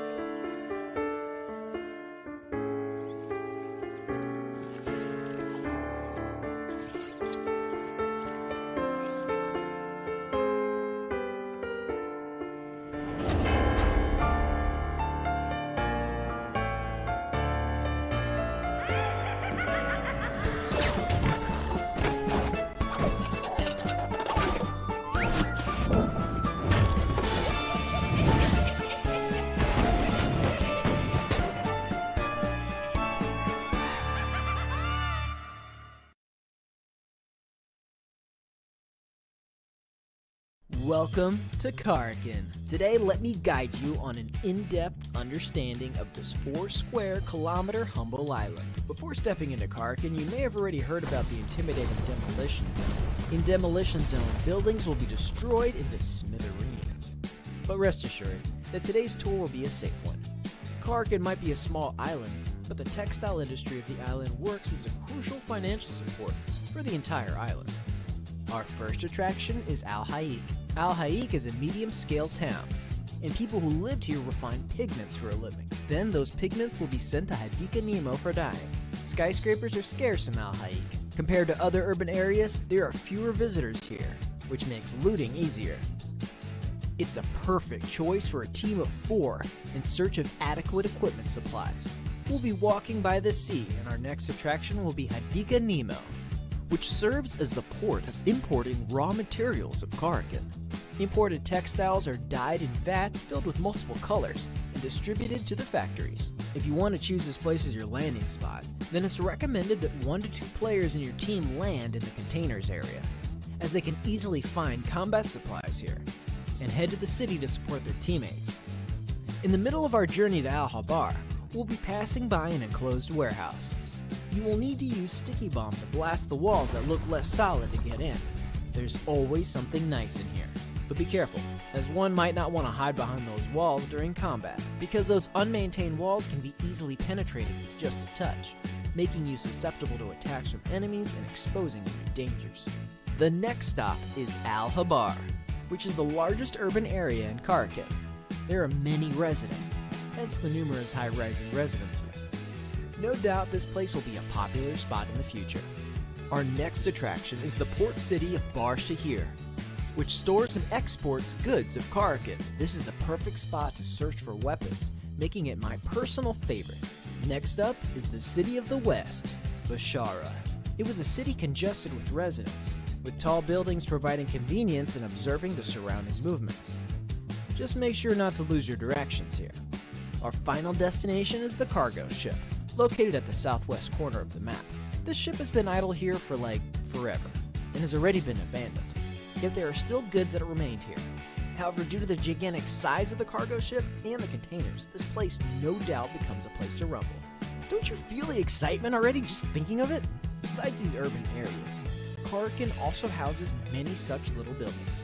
Rumor has it that there's another passage beneath these buildings, as well as a huge space beneath Karkin. Well, it's up to you, believe them or not. Alright, your Karkin tour is now closing its curtains. Looking forward to seeing you next time.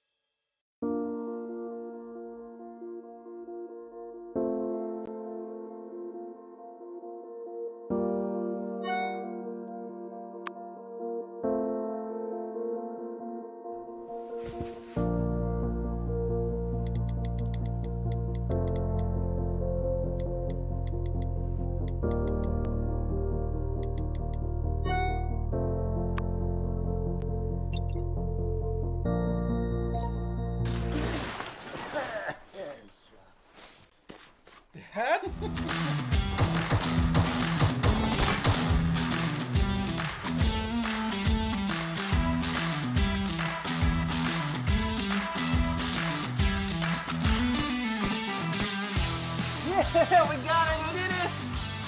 I know you'll be there for me. I'll always be you.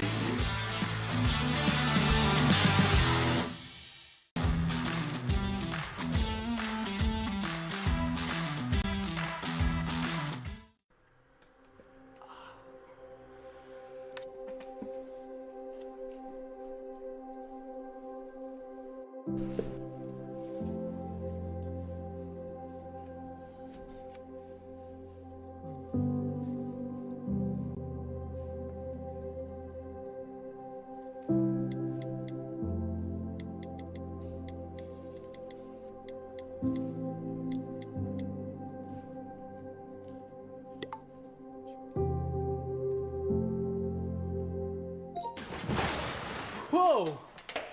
Oh, you...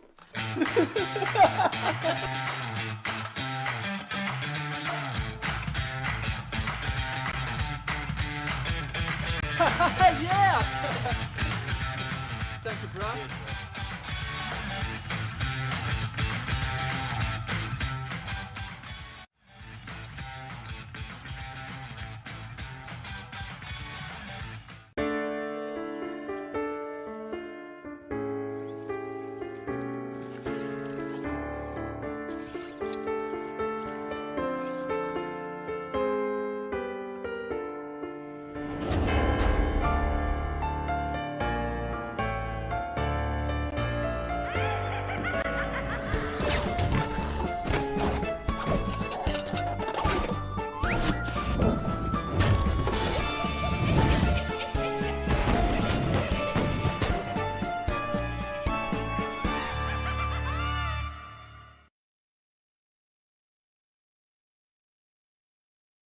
Welcome to Karkin. Today, let me guide you on an in-depth understanding of this 4 square kilometer humble island. Before stepping into Karkin, you may have already heard about the intimidating demolition zone. In demolition zone, buildings will be destroyed into smithereens. But rest assured that today's tour will be a safe one. Karkin might be a small island, but the textile industry of the island works as a crucial financial support for the entire island. Our first attraction is Al Haik. Al Haik is a medium-scale town, and people who lived here refine pigments for a living. Then those pigments will be sent to Hadika Nemo for dyeing. Skyscrapers are scarce in Al Haik. Compared to other urban areas, there are fewer visitors here, which makes looting easier. It's a perfect choice for a team of 4 in search of adequate equipment supplies. We'll be walking by the sea, and our next attraction will be Hadika Nemo, which serves as the port of importing raw materials of Karkin. Imported textiles are dyed in vats filled with multiple colors and distributed to the factories. If you want to choose this place as your landing spot, then it's recommended that 1 to 2 players in your team land in the containers area, as they can easily find combat supplies here, and head to the city to support their teammates. In the middle of our journey, Are you keeping it real? I'm calling shotgun, wanna see my baby run. Oh, what's the word on the sea? Kicking up the dust, you know what I mean. We got a good thing going. We got a good thing going on.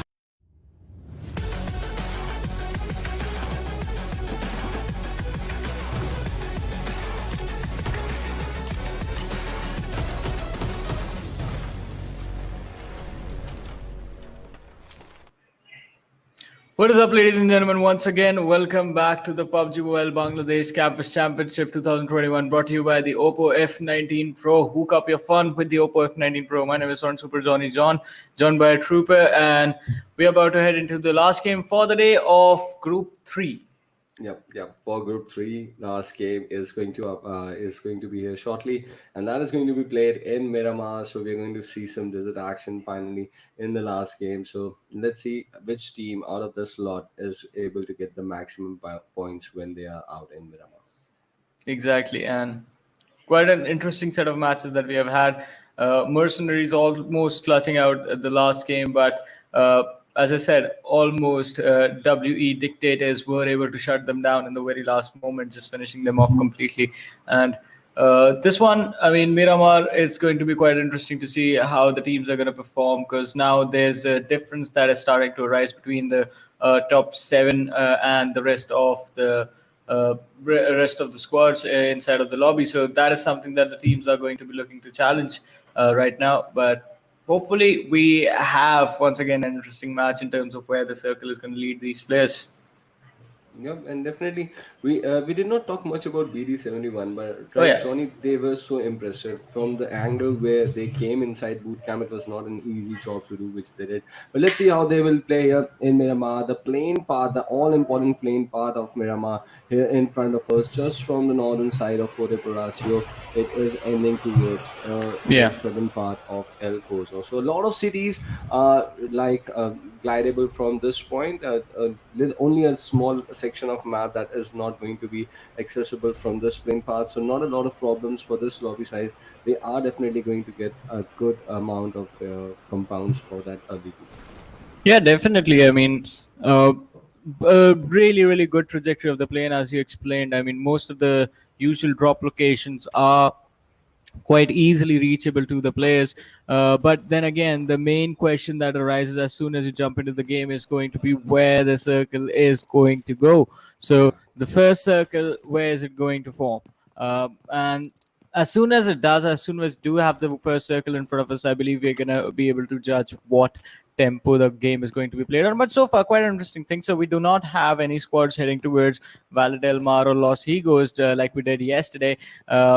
The Mercenaries this time have taken control of Picado. Impala actually has 2 teams landing over there. Yeah, that is really surprising, but the zone has made a western shift here. A lot of teams taking an early jump. I believe almost 7 to 8 teams out of the circle. They need to rotate, so that is going to be a problematic situation for all these teams because look at this. There is absolutely no space for the dictators at this point, right? They have been occupied by teams in all directions. If they decide to move right now, they will definitely find a fight with another team. So let's see what is going to be their rotation inside the first zone. Well, exactly. I mean, that is going to be quite tricky. Minas Generalis as well.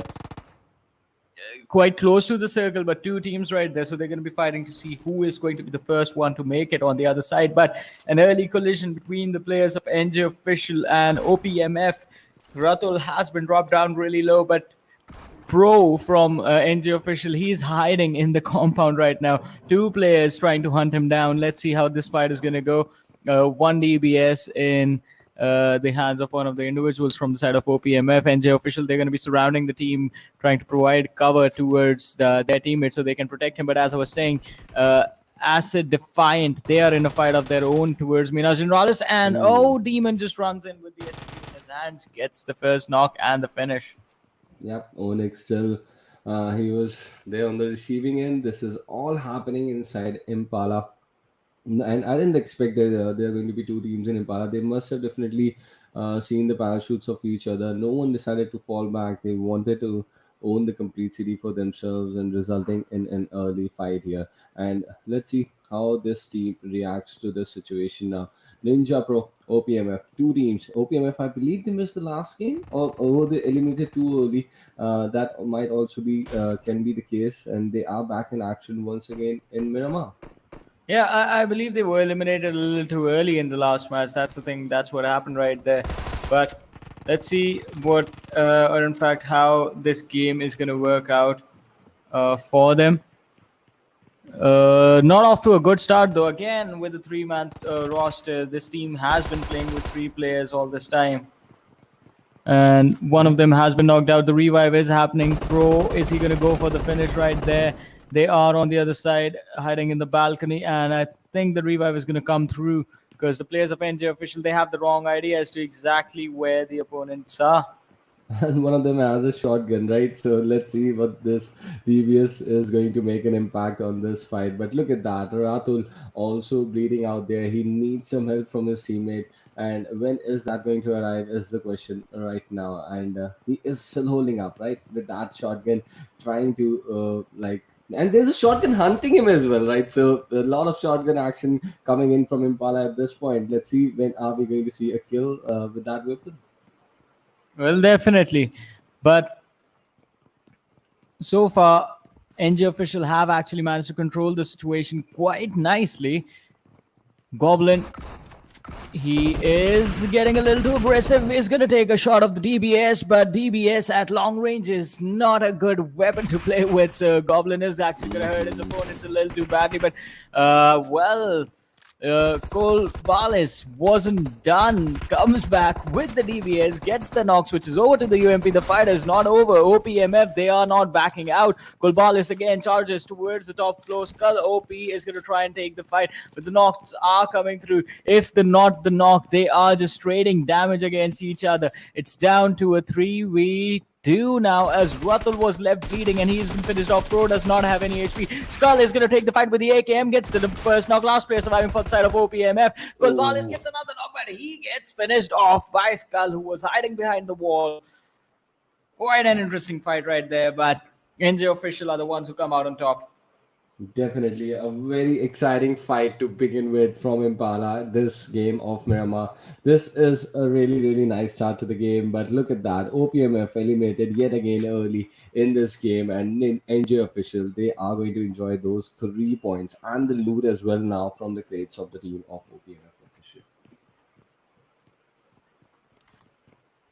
So a good start, I would say, overall for this team. Let's see how they are going to capitalize on this and how they are going to move ahead. And meanwhile, we'll go to the Minas region, the Minas Generals region, as a Defiant team that is looking to rotate from this area. Ryan Ricky is watching them, but he is not taking any shots on them right now. I mean, it's just one player, but he could have blown up the vehicle. He could have taken them out. Now he's going to get sandwiched. He does not realize this. The other players of Acid Defiant are going to come from the rear. Bulla is going to give them the info as to where this player is, and he is going to get finished off. Yep. And they're back. They are back in action. Let's see. Ryan Ricky has to take shots now. How long What are you did I going to say? stop yourself? I called it. Definitely. So and Ryan Ricky finally eventually goes down to that AKM, and Acid Defiant prevailing over this section of the map and getting this point for themselves. He's trying to get away. Maybe he's trying to. Yes, he's noticing the footsteps approaching him, so he decides to make a jump. Tries to fool them even in the last minute. Maybe his teammates are coming in. That is going to be a thing we are going to look at. Well, maybe. That's going to be a really tough question to answer for now. But 7 minutes in, do the players of NJ official actually plan on running 1,300 meters to the circle? Oh boy. Let's see if they got to run that entire distance, because that's a lot of space, right? And one of them has a vehicle now. Tiger, I believe, is mounted up in a vehicle, so that's a good thing for them. But we wanted to see how the dictators would rotate, right? So there's our answer. After IR makes a move towards Chumasera, that leaves an opening for the dictators. They're taking some damage from the blue, and 4 teammates in 4 different vehicles are moving towards the zone right now. Well, let's see if that is actually going to be beneficial to the teams and the players. The circle is moving towards Mont Nuevo, I believe. And so is the team of PT Extreme. They are going to take, they're going to be colliding with the players of BD71. And all right, so is the airdrop going to stop them in retract, since it's right on top of them as well? But quite an interesting sort of approach to the game by the players of RT, as they are just sticking towards Valle del Mar for now. And the blue zone closing in slowly and steadily. We're going to have the next circle in front of us in about 3, 2, 1, and there it is. Yep, there it is. It's still a lot of area in the map that is unplayable and accessible right now. Almost 20% of that area just towards the east of west of where Foreign is right now. But there was a team taking the damage from the blue out in the city of La Cobreria as well. So that is also going to be a situation. I can see at least 3 to 4 teams that are taking the damage from the blue, and that to the damage of the second circle, which is like pretty huge. So they need to make sure that they get inside the safe area as soon as possible. Yeah, exactly. They, as you said, need to go inside the circle as fast as possible, because earlier on it was 1,300 meters away from the circle. Again, it's another 1,300 meters, almost. All right, it's 1,900 to 2,000 meters that they have to travel, and they have 40 seconds to do that before the blue zone actually starts moving along with them. So this team could be in a lot of trouble depending on how many first aids and bandages they find along the way, but they have to be really careful with how they play this game out. Yep, and they need to head towards a vehicle, and I think the looting part is important, but Acid Defiant needs to realize that the early looting part, the time is late, and they are getting super late in this rotation. Let's hope that they do not find any challenge to enter the zone from here on. because if they find, so if they are get kept from this situation, this is not going to look good for them.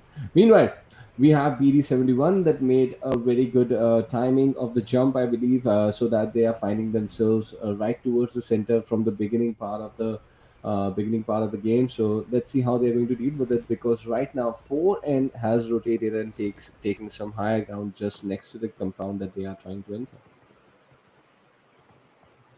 All right, so 4N, they reached here before PT Extreme somehow. And as you said, the high ground is theirs, but is this going to allow them? The opportunity was theirs to take the fight against BD71, but we're going to wait for the kill feed to actually start popping to see when they take the fight. So far, they're not taking it. Oh, the fight has arrived for them, though. It is the team from Valle del Mar. Frenzy is here. He has managing to try and see if he can spot the players coming from the cliffside.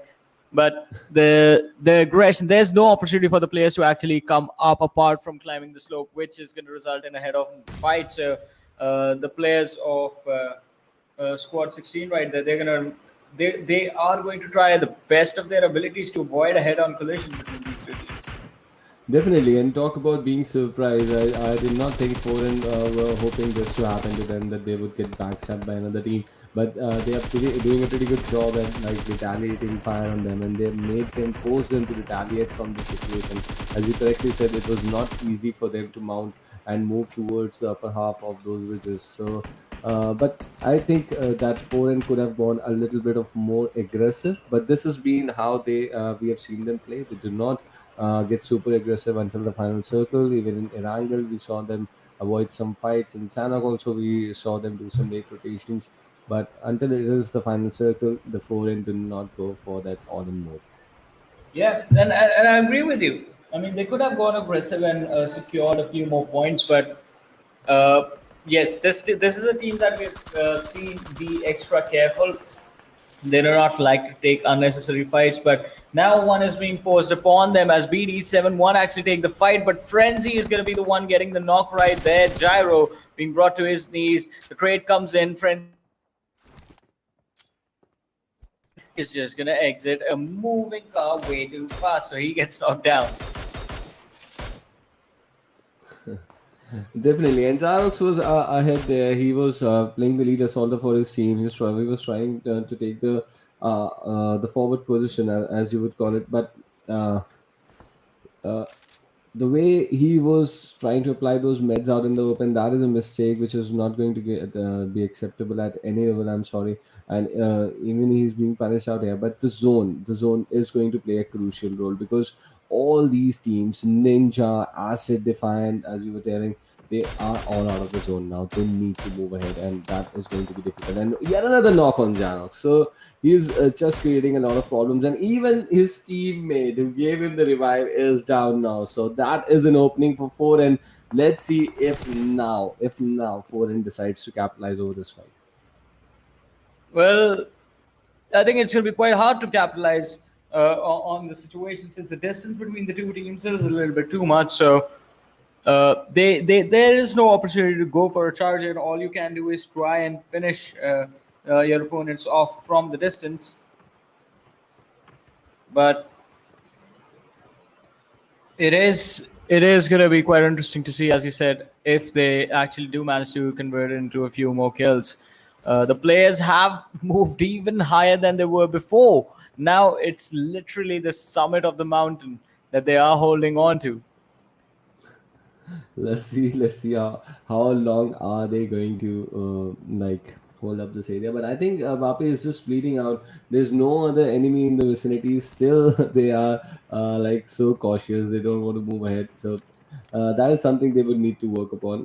Definitely, you got to take some chances, right? You got to take some chances if you want those extra points to end up in your tally, which they are absolutely not doing in the mid game. Let's see how things are going to change for them towards the end stage, because this is the third circle closing and we have just touched the 15-minute mark. Still 13 teams and 44 players in this game right now. But look at this, a moving vehicle has been decimated completely by Onyx out there, and a point for his name.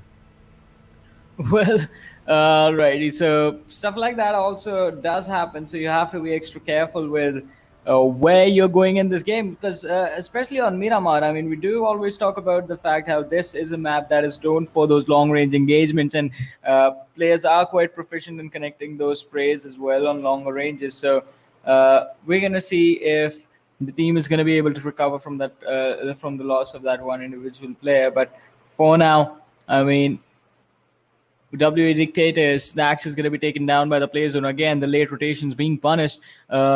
But TRG next, I believe that is the squad that was there in front of us. They're just holding on to it, holding on to the edge of the compound. They're going to wait for any team that they can witness trying to sneak their way in, and then just pick them off and then take their place instead. Definitely, this is going to be a difficult thing because there are a lot of teams converging towards this half of the map, right? We need to like stop these teams to take that a better position. And look at this, look at this, Acid Defiant. He just got so surprised there. Buggy just dropped in front of him on his track, and he was forced to move away from it. So some funny scenes are also out here happening inside rotations, but Bola is still heading towards the city of Montenuevo. Let's see how this is going to end up, because he will find some concrete cover and there is no challenge in these big warehouses. So Shockwave is also leading up the charge, but that was a really funny thing that just happened with Bola out there. But alrighty, so moving forward, another interesting thing that to notice right now would be how the players of PT XTREME and Acid Defiant have positioned themselves. Acid Defiant, 3 players inside the circle, 1 lad just roaming around outside somewhere, and on the other side, PT XTREME, they've gone for a 1-1 split. I believe that's 1-1 split right there, like 2 players surviving, 1 player inside the circle, 1 player outside the circle. So not really a position that you would usually say, all right, this is going to work out. And look at that, pulled out of the moving vehicle. IR lose a player. They got it. And look at that, another player pulled out there. So the enforcers are enforcing players out of their moving buggy for now. They got 2 just in the matter of 30 seconds. So they might be really happy with the outcomes, how they are able to surprise these rotations. But this is all happening towards that edge, towards the northwestern, slightly towards the western edge. These higher grounds are going to be a good cover. TRG getting shot at, IR looking to capitalize. Some nades are being utilized there. Aim God is under a lot of pressure right now. Let's see how Cubix and Fragger, force the player away out of that vicinity. But look at that. I think has he been eliminated in that vehicle? Yep, Aim God has been eliminated, and that is the end for TRG official, I believe. Well, yeah, I believe that has to be the end for the squad right there. But Acid Defiant, they be the next one to follow through back to the lobby, as XENOCIDE 4 and Firaz, he has them spotted out. He's going to try and go for the shots. On the other side, Team IR Fragger is going to be dropped down. So a lot of interesting fights happening throughout the map, almost everywhere. But it is the western side. As you said, it is quite close to the unplayable area that the players actually find themselves. Majority of the teams are towards the western side.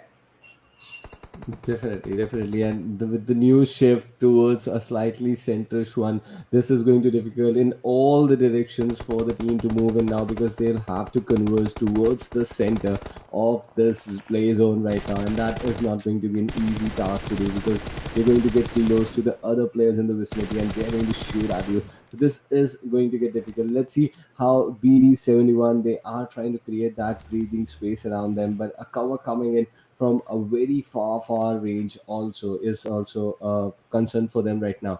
Wizzy pops in the smoke. He's going to hold up that revive on his teammate Bapida, and I think this is going to be possible for now, but they too have to be concerned about another team that is looking quite close to them inside that map as of right now, and I believe that is Acid official. Well, let's see.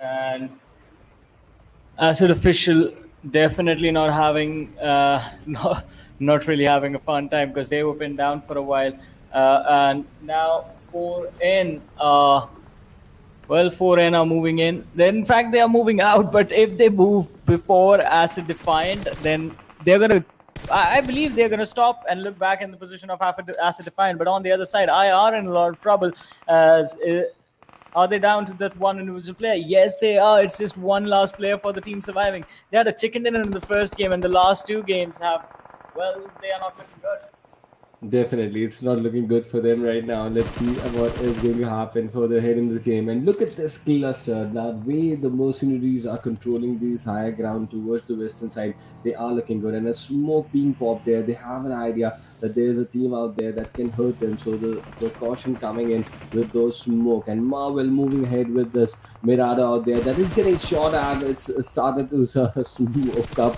but he's made sure that he's damaged the vehicle himself so that he can use it as a cover, and that could not end up in his getting him knocked there. So let's see. This is the cluster in the western side that is posing a lot of problems for all these teams that are part of it.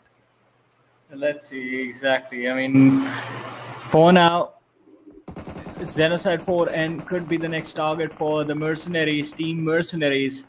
They have a really good high ground, but they're going to have to move through XENOCIDE. They managed to get one knock. Oh, Fags is going to go down. Osman running inside the smoke to get the revive right there. Is it going to be a success? As Frenzy actually is going to try and make the climb on the other side. CRx are also causing a lot of trouble for their opponents. So multiple fights, multiple teams that you have to take on before you actually try and move in. Yes, definitely. And look at that. The three teams in the cluster, all three regrouping at the same time, like giving the revive to their teammates. But now they're all up, and we'll have to keep an eye on Skull as well, because they've got the zone now. They've got some concrete cover for themselves. So what impact they are going to play on these teams coming in from the western side, because they are on the higher ground, right? But the teams out there, the team Skull has a good cover to play with. So this is going to get difficult for teams like Mercenaries to move out there, because they still have got a lot of company on those hills. CR71 is still there. And look at that Marvel go. He's making a run out in the open. He is defying him, and let's see what is he going to get here out of this fight. Fax has been damaged. He's trying to put himself up, but three teams still fighting on these hillside towards the western part. Well, three teams that are fighting, but also are outside the circle, and the clock has run out, so they're going to be forced to move out as well. Oh, look at that. In an instant, the Mercenaries get absolutely destroyed. They are down to one player, Marvel surviving. He's going to finish off a squad, and he's going to get taken down in the very next second. So, out of the three, two teams have been eliminated, basically. That was bound to happen with the zone starting to close in. There was not a lot of time for players to play with the cover that they were doing, and Mercenaries just picking up a wrong time, I would say, to make that rotation, and that is where they were getting shot upon by all the directions. Like from the teams that still were in the hills, they were shooting at them. Skull was able to take some shots on them, and they are out of the game now. But right now, this concrete cover is becoming a home for a lot of teams. I can see more than three teams being a part of here. Then look at that. Enforcers looking to survive so close to Viper, the lucky guy. He's made it out here from the hills inside this concrete cover. DRG is here. Ninja is here. Then we have Skull, who are also here. Acid Defiant is also trying to become a part of these concrete covers. So this specific compound becoming a home for all these remaining six teams.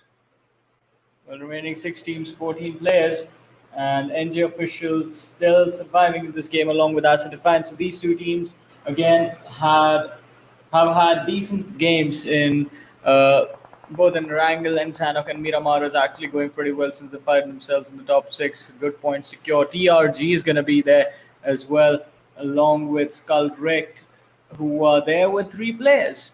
But interesting situation for the Enforcers, as they are right next to Viper from the side of XENOCIDE 4N.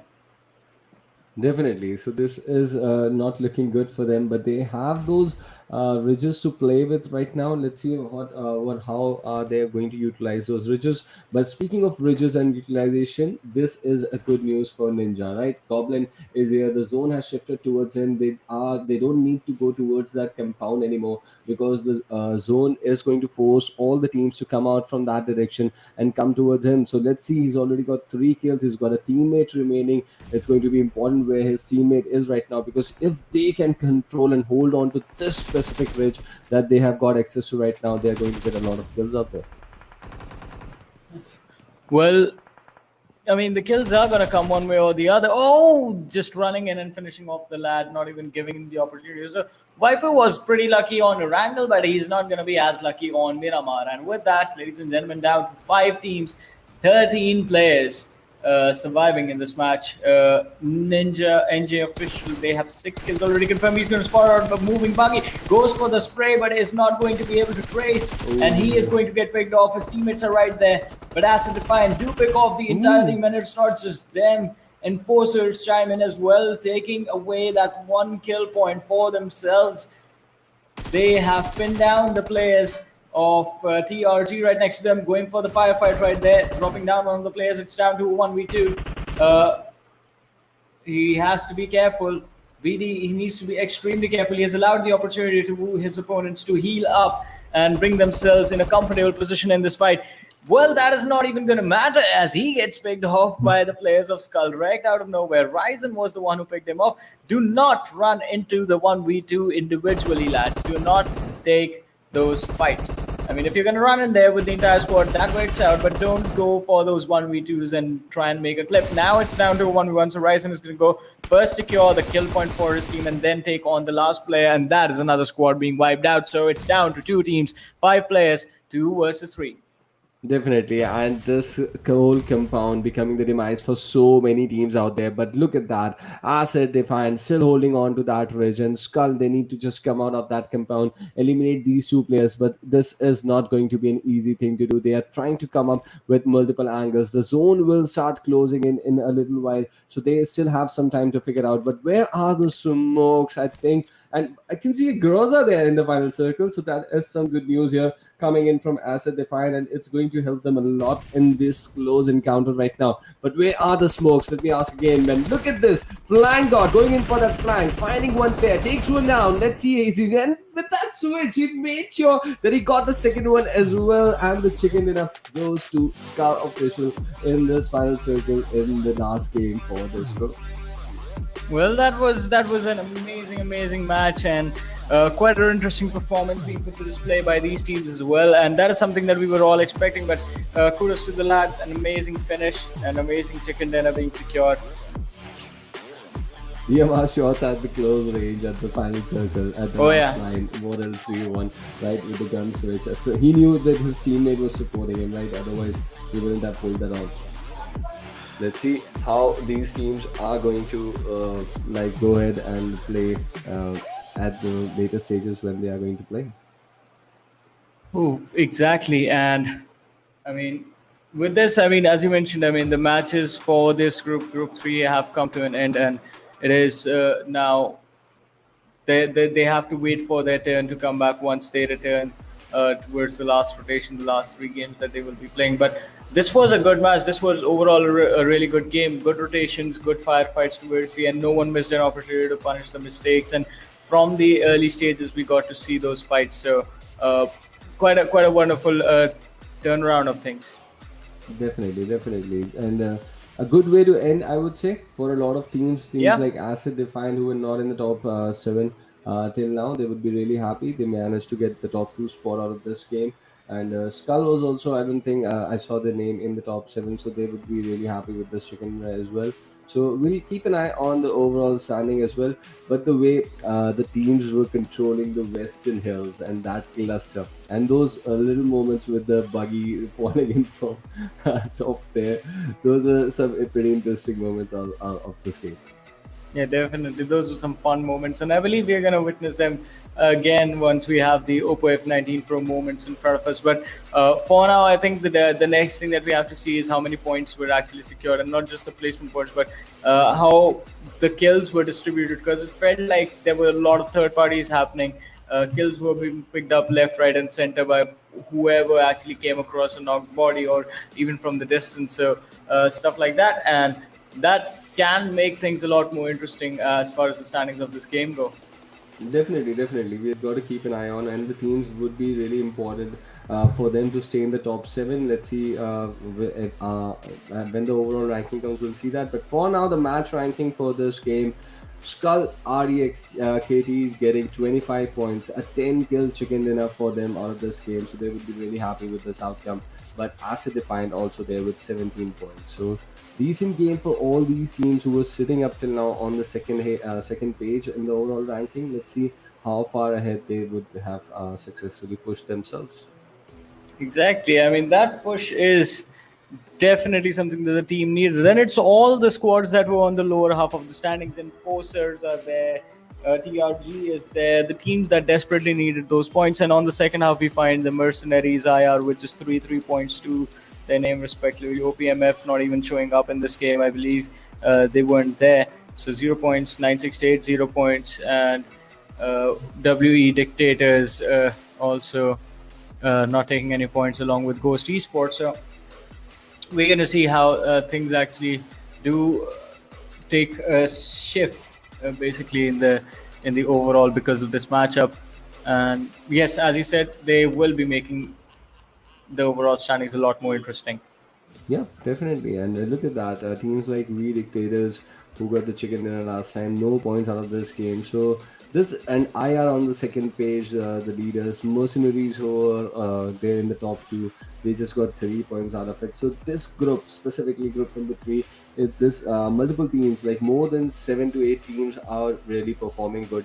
So this is going to spark the challenge there among the teams for the top 7 slot. So this is an interesting news for these teams, and this is only possible because we have seen more active teams showing out here, almost 14 to 15 teams playing every single game. So that is what happens when multiple teams are trying to get the top 7 slot, because it's not easy to enter and be a top 7 in any group of 16 teams. Yeah, exactly. Things are not easy, but that is why we have the Oppo F19 Pro Moments with us. I mean, to make the things that are not so easy look very easy. And this was one of the best fights of this match, I have to say. Not just the match, the day. Quite a wonderful effort by the players of OPMF, but the 3-man squad getting taken out as soon as the match started. Yep, and we saw Acid Defiant coming back for that fight, for that specific kill, as you predicted, Johnny, and that was also a moment of the game. But Montenegro, the city of Montenegro, was also into a lot of action before the circle just shifted towards the northern side to this specific compound, where like almost at an instant 5 teams were trying to find some cover, and this was the moment where Marvel was eliminated from the shots that were being taken upon him from those compounds itself. Well, definitely, and you have to be careful in certain situations, extra careful, in fact. But otherwise, the teams actually did showcase really good map awareness, I have to say, with how the fights were taken. And there it is, the final DMR shots, the 2v1 situation being laid out in front of the lad, switching over to the Mini 40. And at that point, I don't think he even cared what weapon he has. Definitely. He had as the secondary. He knew his teammate was right there next to him, and they were gonna win it. But finally, things have been turned around, Trooper. When this day started, we were talking about how this was the only group where no team had 2 chicken dinners, and all that has changed. SkuLLxREKT, they're the first team to get 2 chicken dinners to their name in Group 3.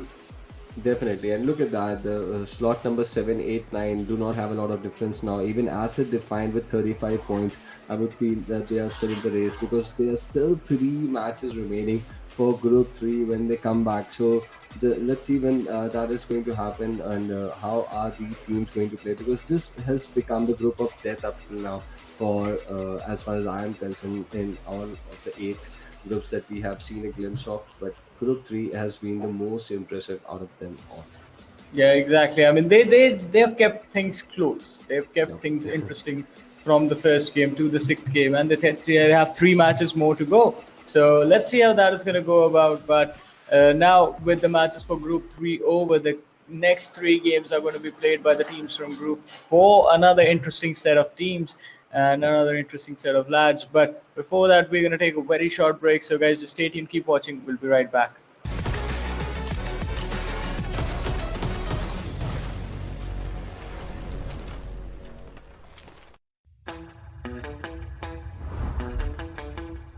Are you keeping it real? I'm calling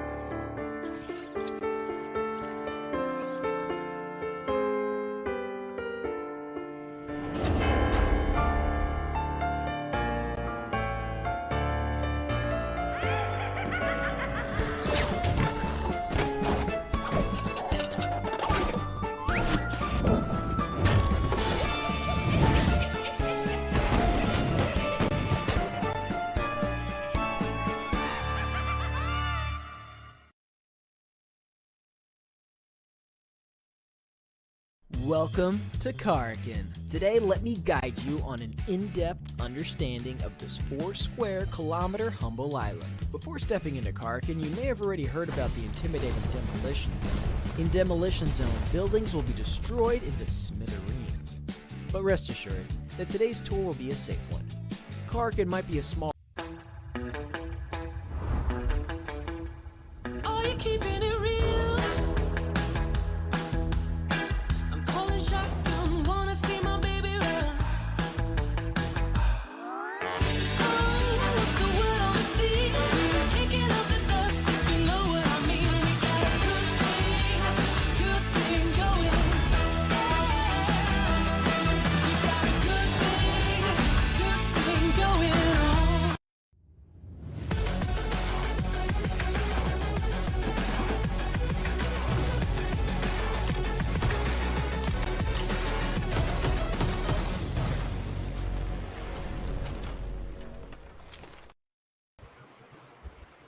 What is up, ladies and gentlemen? Once again, welcome back to the PUBG Mobile Bangladesh Campus Championship 2021, brought to you by the Oppo F19 Pro.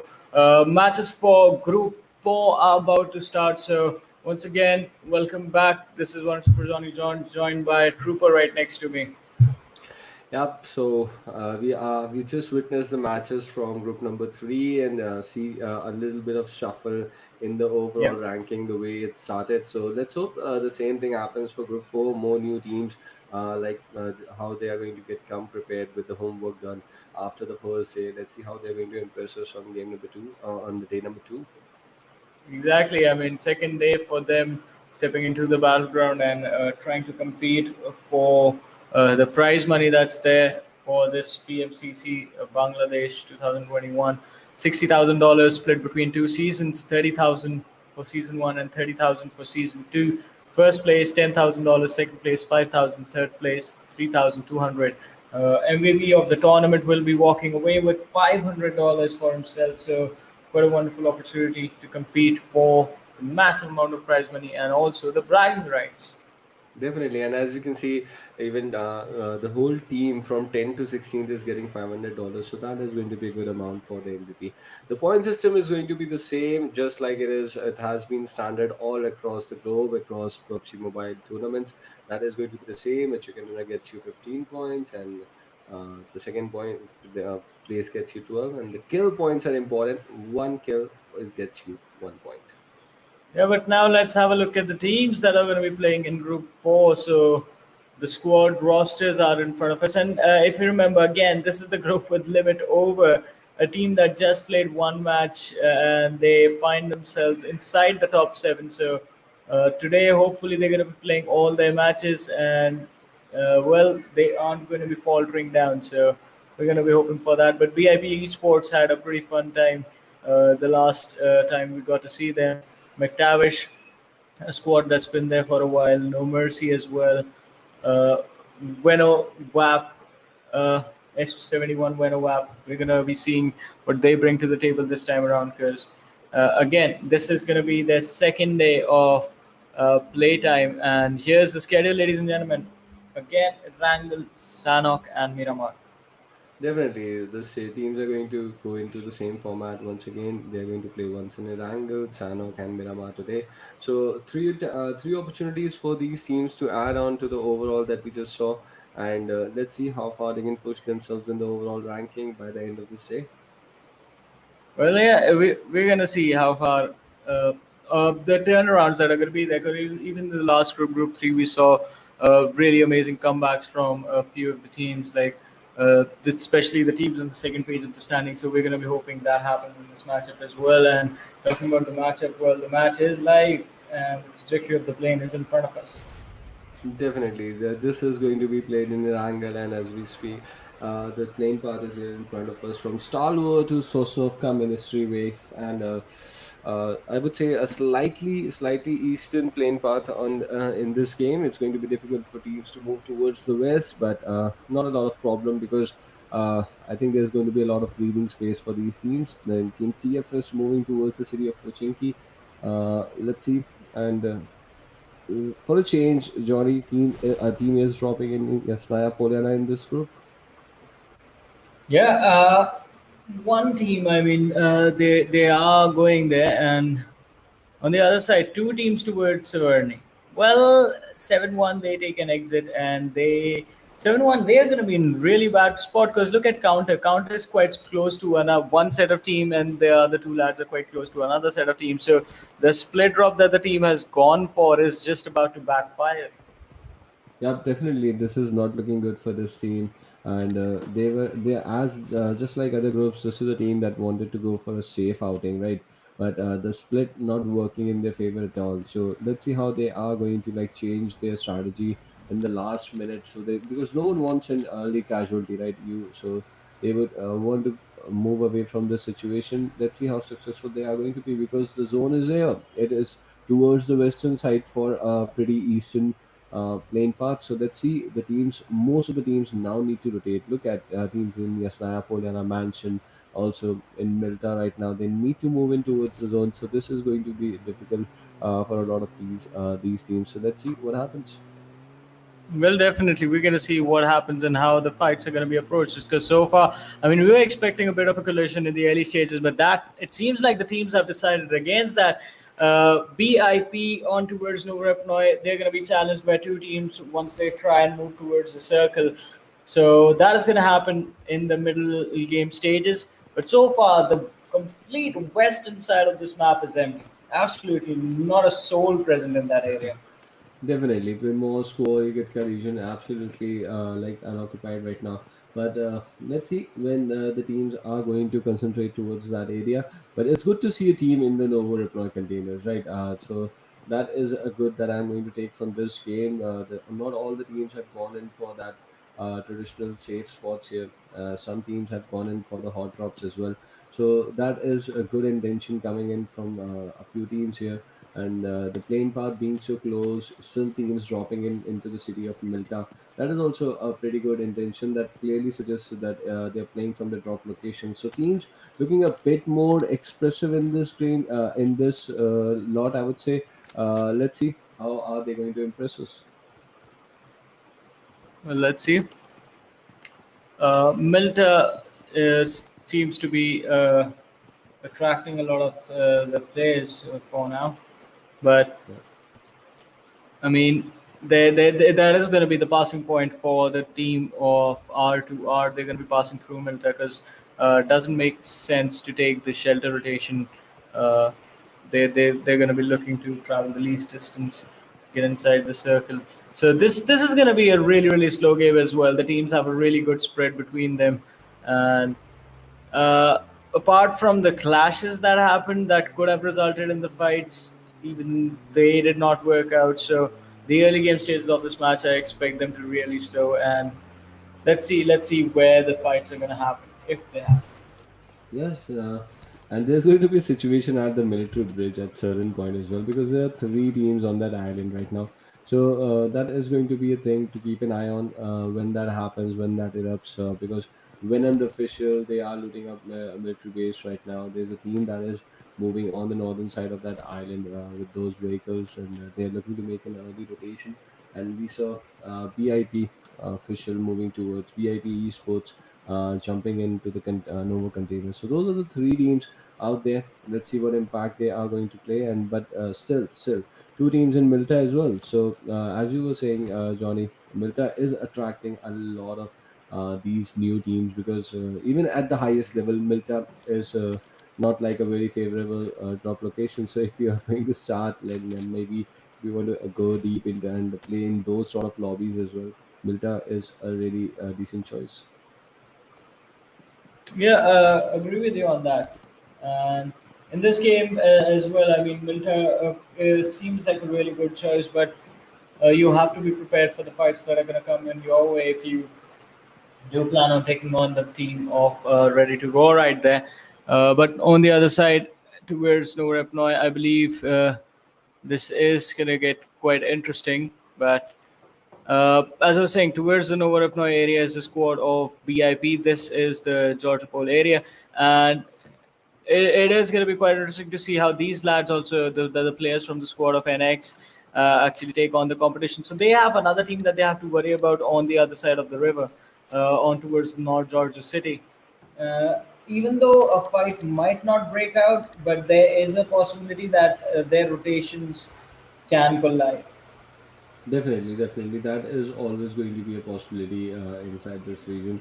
Let's see how they are going to deal with all those things. But meanwhile, a rotation coming in here from the Martyrs, and they are moving ahead. SR Sohan, SR Celia Chile, they are all just moving ahead right now into this rotation, and there is a team quite close to them that is also executing that rotation.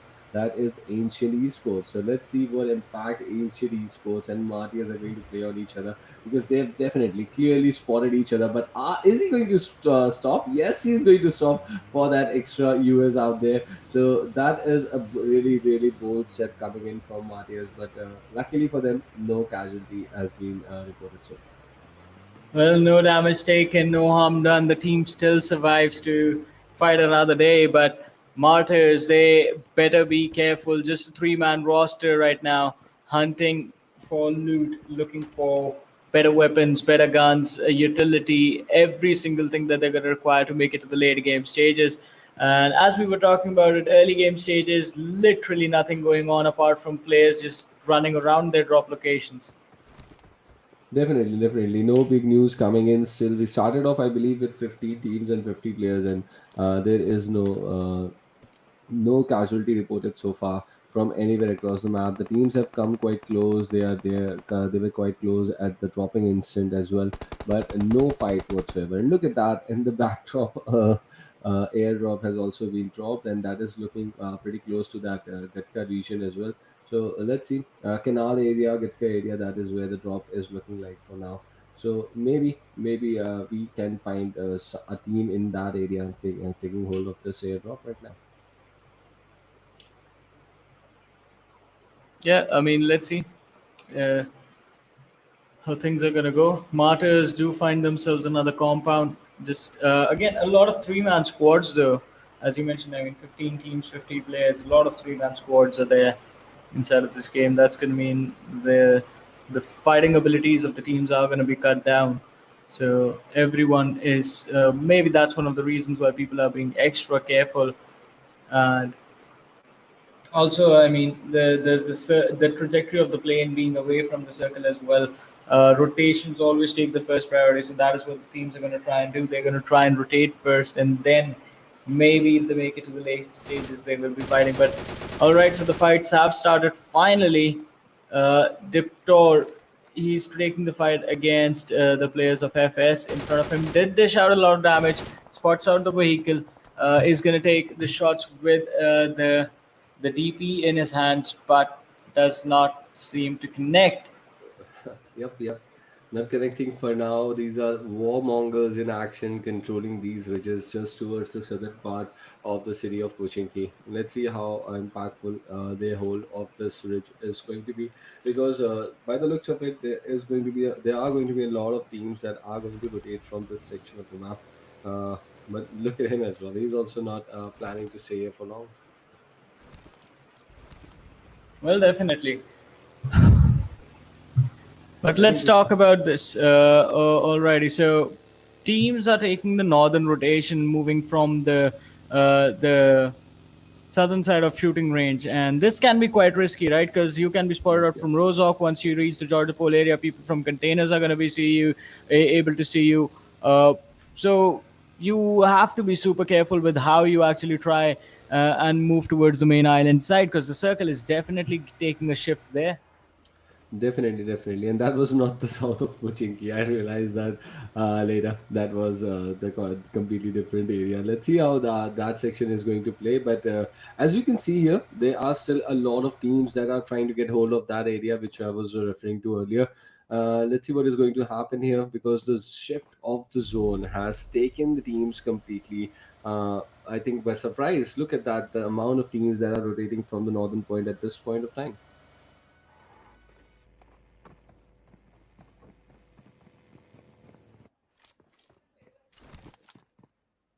This is not actually, and look at that. Oh, this is not looking good here for the Venom map. They are surrounded here by this team. Venomed Esports coming close to that team of Venom S71 Venom app. So that's a completely different type of name for this team. Let's see how are they going to justify their presence here around this team of Venom official, and how impactful is this fight going to be for both these teams.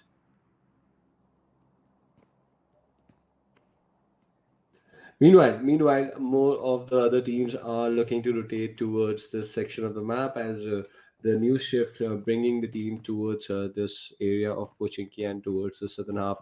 And we are watching this compound on just the northern half of the island, main island, where the military bridge connects, and two teams have come really close to each other. So it's expected that this fight might take off, but still none of the teams are looking to go too aggressive over this fight right now. So that is going to be the situation. Monster still surviving here. He has a teammate with him in this big building, but they are now being surrounded by from multiple directions. He's holding on to that angle, hoping if a player decides to come towards that part, he is going to shoot at him. But pretty much holding up onto that single angle right now, not of any use for him. Let's see how Encounter is going to handle this situation. Meanwhile, as the game progresses, we still have just one casualty to our name. That is the teammate of the Encounter right now. He's lost a teammate, and still 15 teams, 49 players are a part of this whole encounter. And this is. And they were also 3-man squad. They've lost a teammate, so this duo is going to be under some sort of pressure right now. Look at that monster! He was spotted there by the flanked player, and he successfully managed to give a lot of damage on monster right now. So they are going to be a little bit of there is going to be a little bit of panic situation, but I don't think even the Venomed team knows that there are only two players, because they got hold of one. So they might also be assuming that there are still three players holding up that big building. Oh, look at that. Push coming in with that Dacia. How are they going to, how is the duo going to deal with it now? This is going to be interesting. And Venom, Nazir moving ahead and playing together as a team. So this is looking a good move. This push is looking good now. And there's another team in the backdrop, Johnny, behind this compound now. So BFS, they will also play an impact over this fight now. Yeah, 3-team fight situation right now in front of us, and it is not looking good. It is not looking good. Venom, they have the higher ground. They have the advantage in this fight.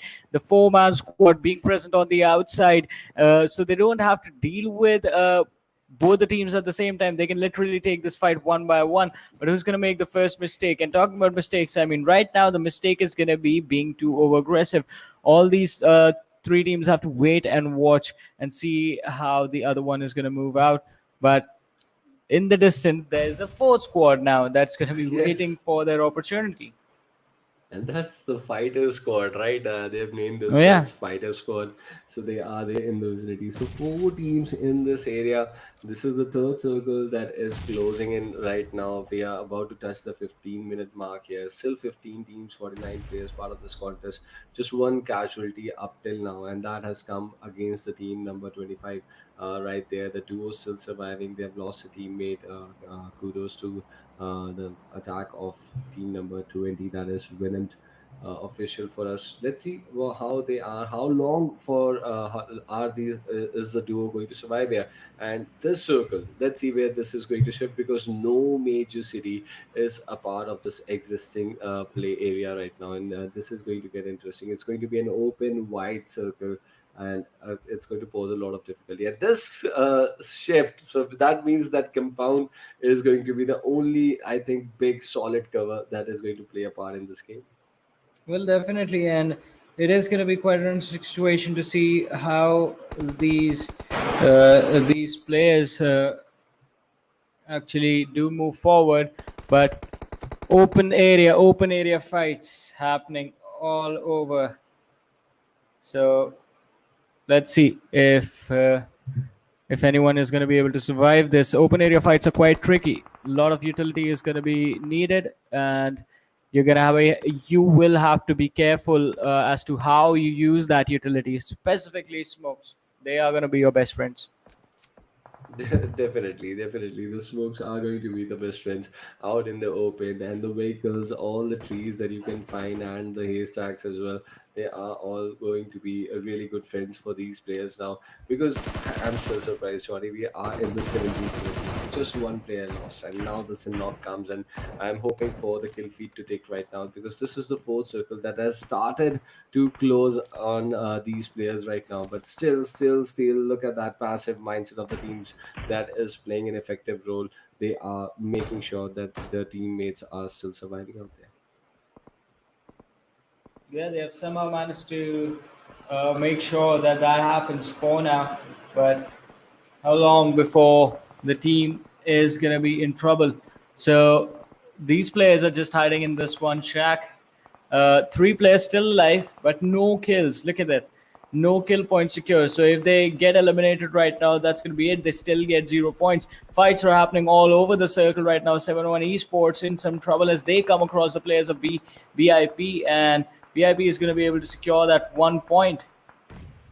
Definitely, this is going to be important point at this stage, because not a lot of points have been accumulated by the team so far. So this is the point in the game where these fights are going to erupt. And look at the cluster that is developed here. And this is the shack which this team is holding up right now, and 4 teams around them already in that small little map. So not a lot of space for these teams to play with. But kudos to them. Still 15 teams are surviving out here. Well, yeah, still 15 teams, 46 players alive, but I don't think that's going to be for long as NX find themselves in some trouble. One player has been picked off, Mackley in the backlines. You do see him, but all right, ready to roar, also taking the fight against Venom in front of us, and it is a 3v3 situation. Yep, let's see how this is going to turn up for them. A close in coming in at this point. So this is going to they were the aggressors up till now of in the fight here in this compound, but now they are also being challenged, because as we spoke, this is the only solid concrete cover now available in this existing zone. And in the backdrop, we can see multiple teams going into the fight, right? NX challengers, they're also losing some players, but they're trying to regroup. A knock coming in, meanwhile, inside the shack. But still, look at that shot trying to get in there. Pinkman, he needs to go for that cover for his teammate, but that is not looking to happen anytime soon. Nazir completing that kill for his team and making sure he has a point. And there's another knock that they have successfully been able to execute here over Xerox. But Pinkman, he's under a lot of pressure, but he needs to complete that revive ASAP. Yeah, definitely the revive needs to come in, and they have to be careful about the utility that's falling around them as well. Xerox, he's going to be under some pressure right now, but as soon as he's back on his feet, they should be able to take this fight. Snow on the other side. Oh, the nade being overcooked. It's not going to dish out any damage, but hey, look at that. Raidero so lucky that a team rotates right by them, not even noticing them that they are too overexposed. Yep.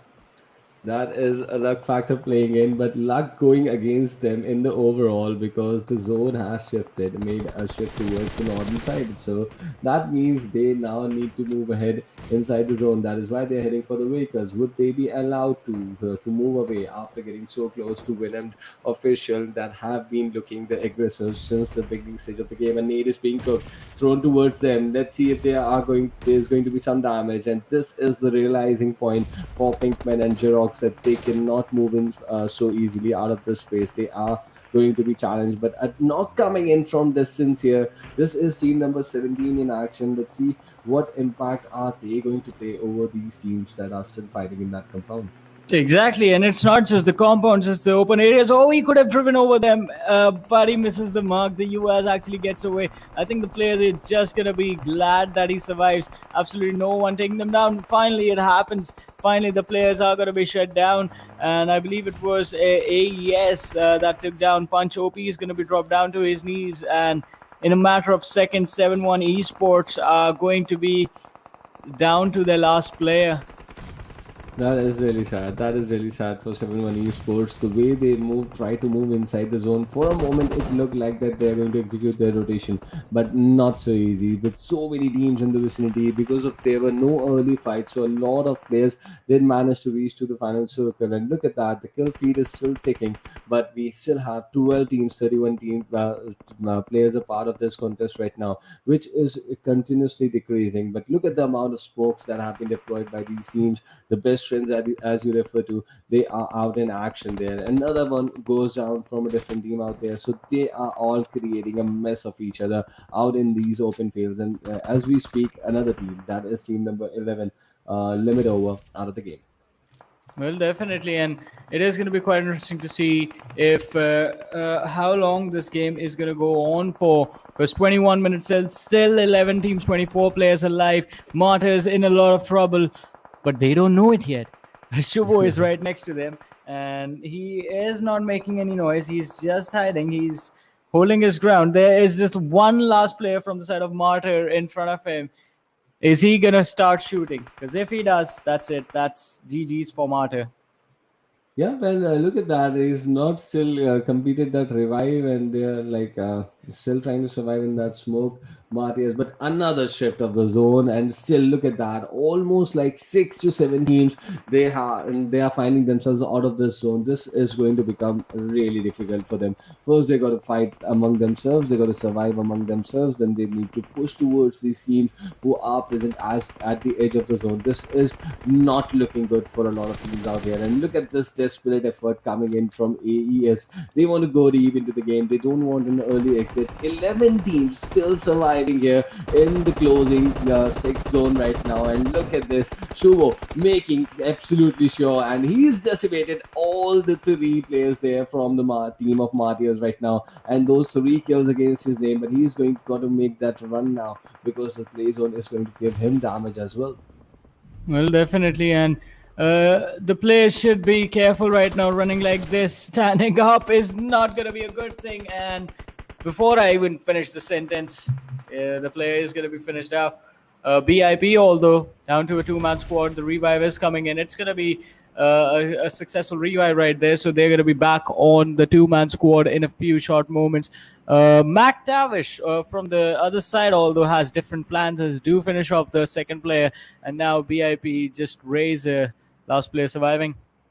Yeah, they looted up Novo Ripnoi. They were looking expressive, but right now they are finding themselves prone out in the open field. Not a lot of cover around him. Razor, let's see, he's spotted someone. He's had the sound cues, and even he's had the exact pixels, and he's got hold of him, eliminated him out of the game. So Monster was the player, but there are still more players in that vicinity, in that specific direction, but quite away right now. But Shubo, he's spotted by that DP out there. So the difficulty is not ending for these teams anytime soon. Still 5 teams fighting out there. Only one of them is going to survive.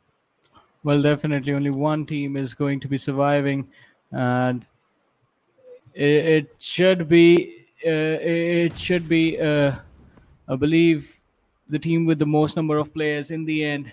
MARTYRS, they've somehow managed to bring themselves in a really comfortable position. Mactavish also in a wonderful position. Look at them. They are far off in the distance in the back lines with absolutely no one to bother them for a decent amount of time. Definitely, but we have to applaud Razor for the way he's been surviving. They're using those utilities. His position has been given away, but he's still making sure that he's taking some damage, reach the cover, because that's a lot of ground that this guy has covered to reach towards those haystacks. He's still not in the zone. He's still under some pressure, but look at that. He still has those utilities. So he's playing a really, really nice game for his team and making sure that his team is now in the top 5. And look at this, a move coming in with that buggy in that final circle. He's looking to surprise a lot of players, but let's see. Yes, he's successfully made that rotation, and oh no, he goes down eventually, and that is Razor who was able to find him. Well, it is going to be quite an interesting finish to this matchup, and as the game is coming close to an end, 4 teams, 7 players surviving. Mactavish, look at them, 3 players. As I said, wonderful position in this game. Martyrs are going to be a team that can actually rise up to the challenge and cause a lot of trouble for Mactavish, because 3v4 situation right there. But is that going to happen? Achilles in a totally different direction. He's hiding behind the haystack. His objective is just to survive. Definitely, I like the name as well, Achilles. Let's see what impact is this big name going to give in this fight, because he's inside the zone and multiple teams. He's almost spotted all of them, so that is going to create a good opening for him. And Martyrs, they still have the numbers out there, but it is not going to be an easy challenge to get this chicken in their pockets. Well, definitely, and they have to be careful of how they move forward with this matchup right here. But let's see, Mactavish, one man being taken down, a counter nade being tossed towards Hitman, not being able to accomplish anything. And Achilles, I believe, is the man that can actually change everything in this matchup. Definitely, he spotted everyone out, and look at this, Marty, a hitman. Now he's going to take the damage from the zone. I think he miscalculated his position, and he thought that he's going to be inside the zone. He's going to get punished for that mistake. Now goes down to that M4. There's an M249 also there in the final circle. Let's see what impact this gun can make here for Mactavish here, and they are carrying those beautiful BP and M249 in the final circle. Meanwhile, another big M466 spray going towards Martyr. Let's see, is he going to survive that? No, he's not going to. He falls down to that M762. That leaves Achilles, the only player, and he has the position. Is a 1v3 coming in, Johnny? I believe so. I mean, the opportunity is there for that player, and if he can pull it off, it is going to be an amazing finish to this for this team and for this game as well. Achilles hiding behind a haystack. All he has to do is shoot in front of him. See, the two players have actually denied themselves the vision to this lad, so they are not going to be able to fight this one out. First, he has to take down the player to the extreme left, then the extreme right, and then it's going to be a fight in the center. So Hamil is the man he needs to focus on for now. If he can take him down, then he can win this game. That is what he has to do. Let's see if he is going to be able to do this. I think he's just made it difficult for himself. He's given away his position without actually getting a knock. But eventually he gets a knock and he's trying to secure that point. That is a pretty decent pressure that he's created on the team of Mactavish. But the zone is now here. He's got to run out in the open. He's made sure he's got prone. So lucky there. The smoke's creating some sort of barrier for him to play with. And he has made sure that he's out there and he's still working on his chances. Yeah, I mean, he is working on his chances, but let's see if the finish is going to come in. Achilles, he gets up. 2v1 situation. Oh, he gets the knock, but from the side, from his left, he's going to take a few shots and he's going to get finished. And, well, Mactavish, they get themselves the first chicken dinner of the matches for Group 4 for today. I think he just needed a bit more of the zone to play with. Maybe then that 1v3 was possible, because he was looking to be aggressive, but the zone did not allow him to stay in that cover for a long time. And once he was out of the cover, he was so vulnerable that he had to push on 3 guys. Like he was looking at the light count, right? He knew he soloed 3 enemies in front of him, and he was forced to push on them. So that is a panic situation you don't want to find yourself if you're in a 1v3 situation. So a decent effort there from Achilles, but the chicken dinner, I'm sorry, that would go to Mactavish.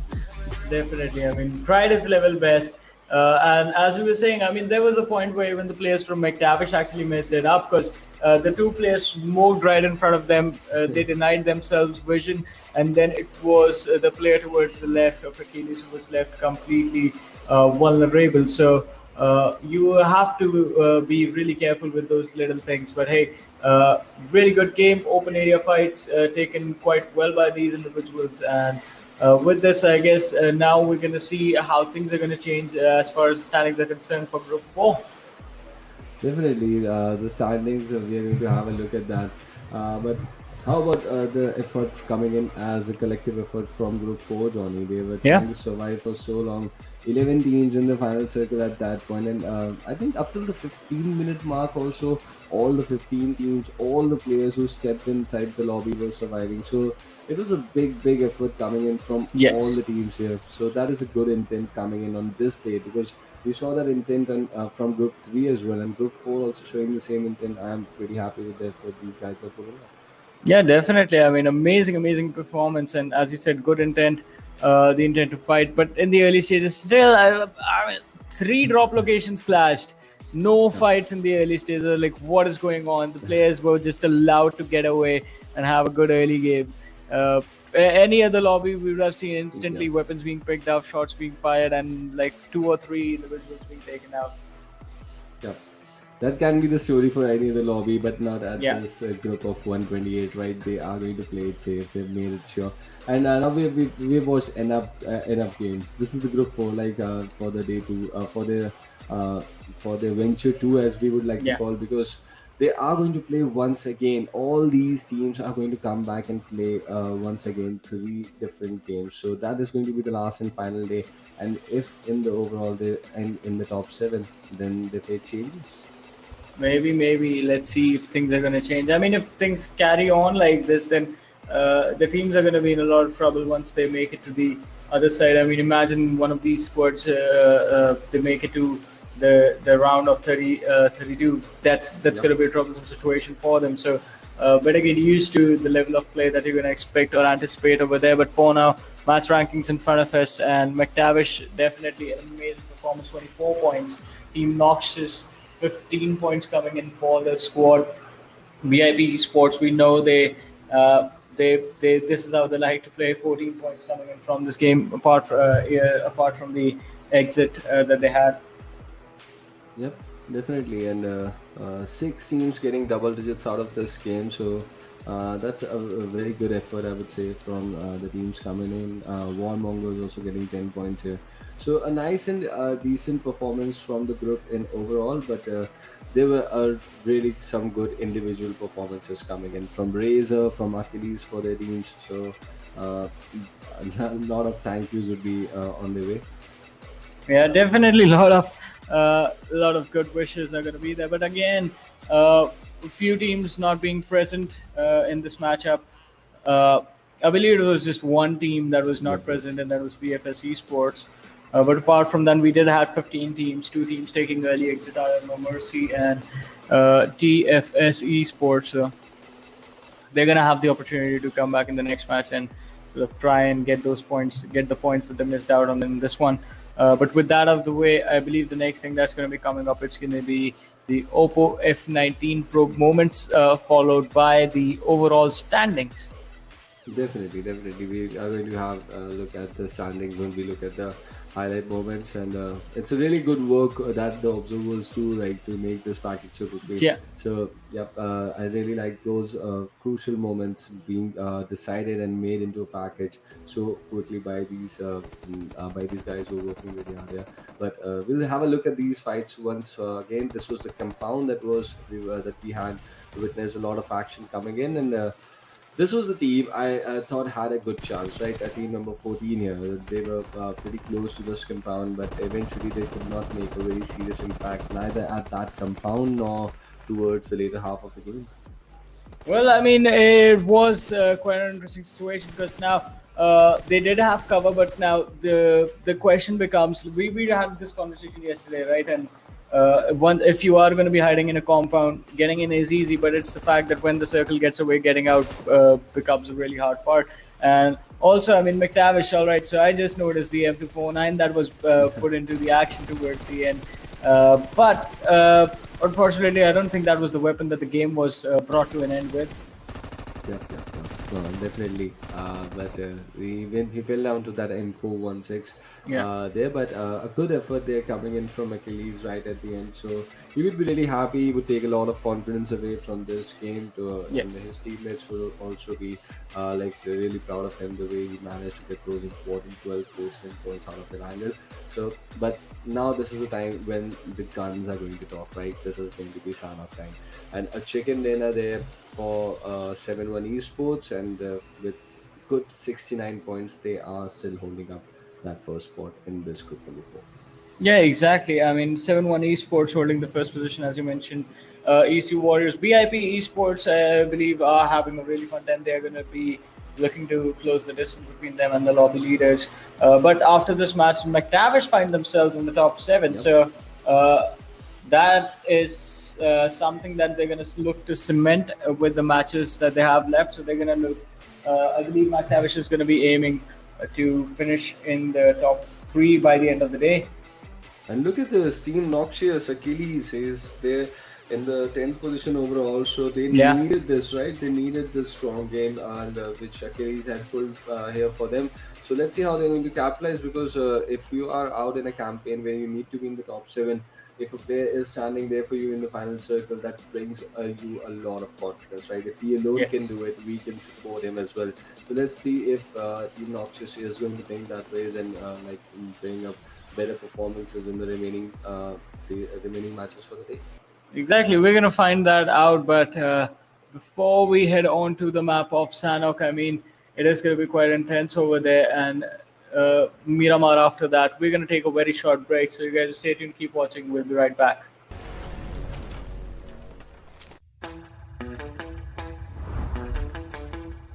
Are you keeping it real? I'm calling shotgun, wanna see my baby run. Oh, what's the word on the sea? Kicking up the dust, you know what I mean. We got a good thing going. We got a good thing going on.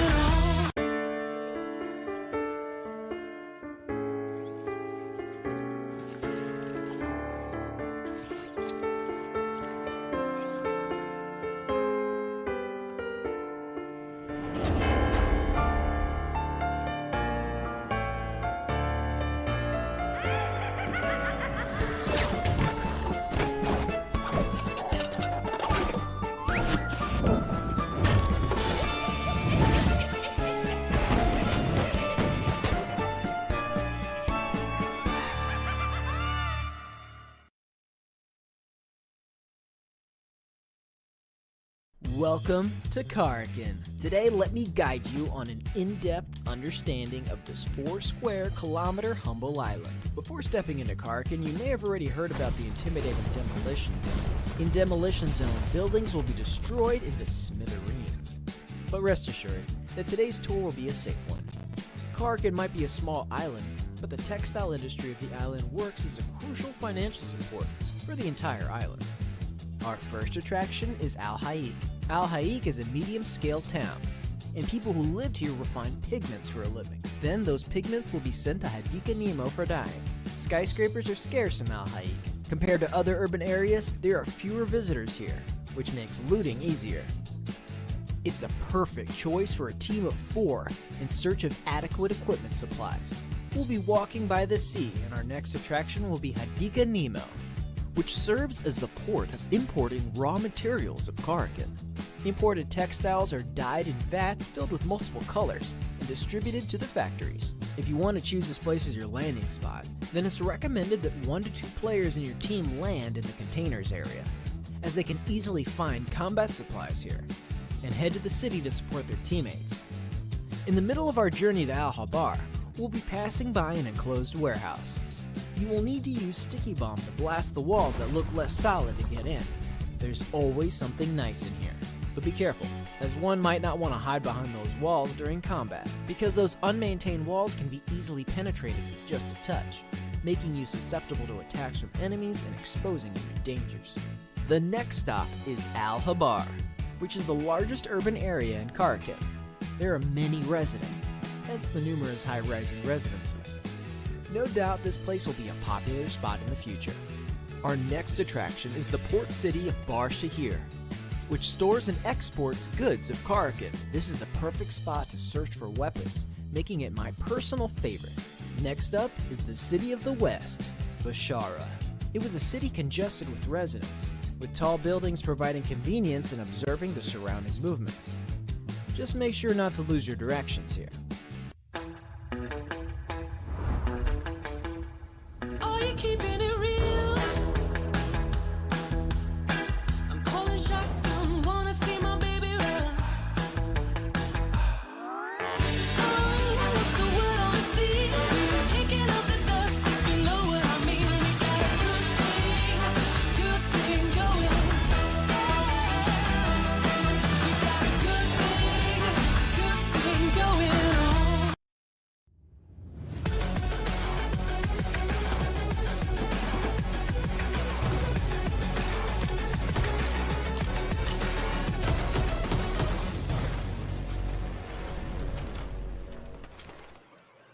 What is up, ladies and gentlemen? Once again, welcome back after the break to the PUBG Mobile Bangladesh Campus Championship, brought to you by the Oppo F19 Pro. Book up your fun with the Oppo F19 Pro. This is Super Johnny right here, joined by Trooper right next to me. Time for the match on Sanhok for teams from Group 4. Yep, and this after a strong game in Erangel, where the teams have shown the intent that they wanted to survive. It's not going to be that easy to survive in Sanhok, Yeah. right? Let's see how they are going to pass this hurdle, pass this challenge when in Sanhok. Because remember the Sanhok in the group number 3, right? It was a strong game, and we saw the Mercenaries right there pulling a great game out there. Let's see which team is going to be able to impress us in Sanhok, because it's going to be a very crucial point turner game in this overall ranking. Well, definitely, and the matchup after Erangel to take this on Sanhok, it's going to be quite interesting. So, one big question that I'm going to have right off the bat is, and the players are going to have, is where is the circle going to go, and where is the circle going to take these teams? The trajectory of the plane is gone. NOXiOUS going towards the side of Xiaomi, BIP going for Ruin's split drop, and Ready to Roar, they have gone towards Camp Alpha. So, pretty standard drops, but Boot Camp is going to be the place for contention of 3 teams. Yes, 3 teams towards bootcamp. I'm surprised, and already action developing inside Yes. bootcamp. And so this is what we like, Johnny. We want to see an early fight here between these players. And we wanted to see them. We wanted them to express themselves, and that is exactly what they are doing. Multiple teams already inside bootcamp. We are going to prove pretty soon to that. But there's an interesting drop coming in from BIP Esports as well. Look at Razor, how close he is there to that part of the island where the bootcamp is, and his other teammates still in ruins. So that is also an interesting drop we are looking at. But Venomed official find themselves alone inside Paradise Resort. Well, I don't think they're alone right there. They have another teams right next to them. That is going to be MARTYRS. I mean, there is a little bit of a distance between the 2 squads, Yep. but I expect a fight to break out in the next 4 or 5 minutes, depending on if MARTYRS actually decide to go towards Paradise Resort, or are they going to drop down towards the side of Bhan.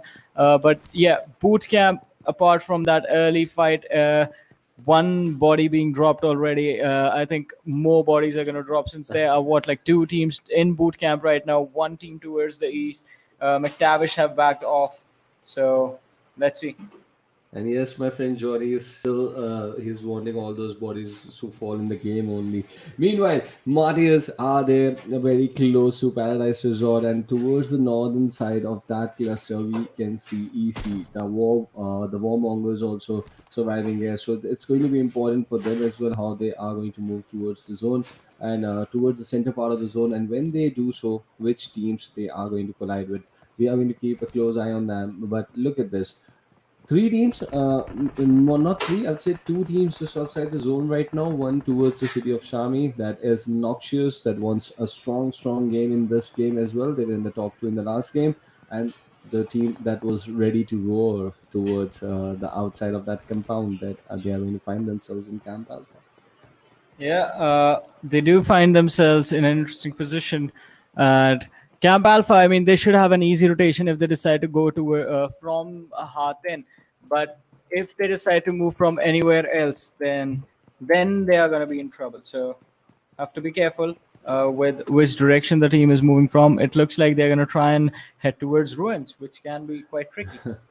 That is going to pose a lot of problems for them, but definitely they don't know that right now. This is the information that is available to us, but Yeah. let's see how they are going to react to this. But coming back to the scenes from boot camp, there's three teams already here, TFS being one of them, BFS being the other one. These are teams those were like quite low in the overall ranking, so a bold move coming in from these teams, a table turner move, I would say. Let's see if they are going to give like a good impact in the overall ranking after this game, after this move. Yeah, it's not going to be definitely not going to be an easy fight for them to take. And well, BFS, they are stuck in the center building. TFS onto the sides. Excellency and Wiz, they have vision of where their opponents are. XE Monsters on the back lines. Look at them stuck towards the triple warehouses. So neither of these teams has an exit. They will have to take the fight.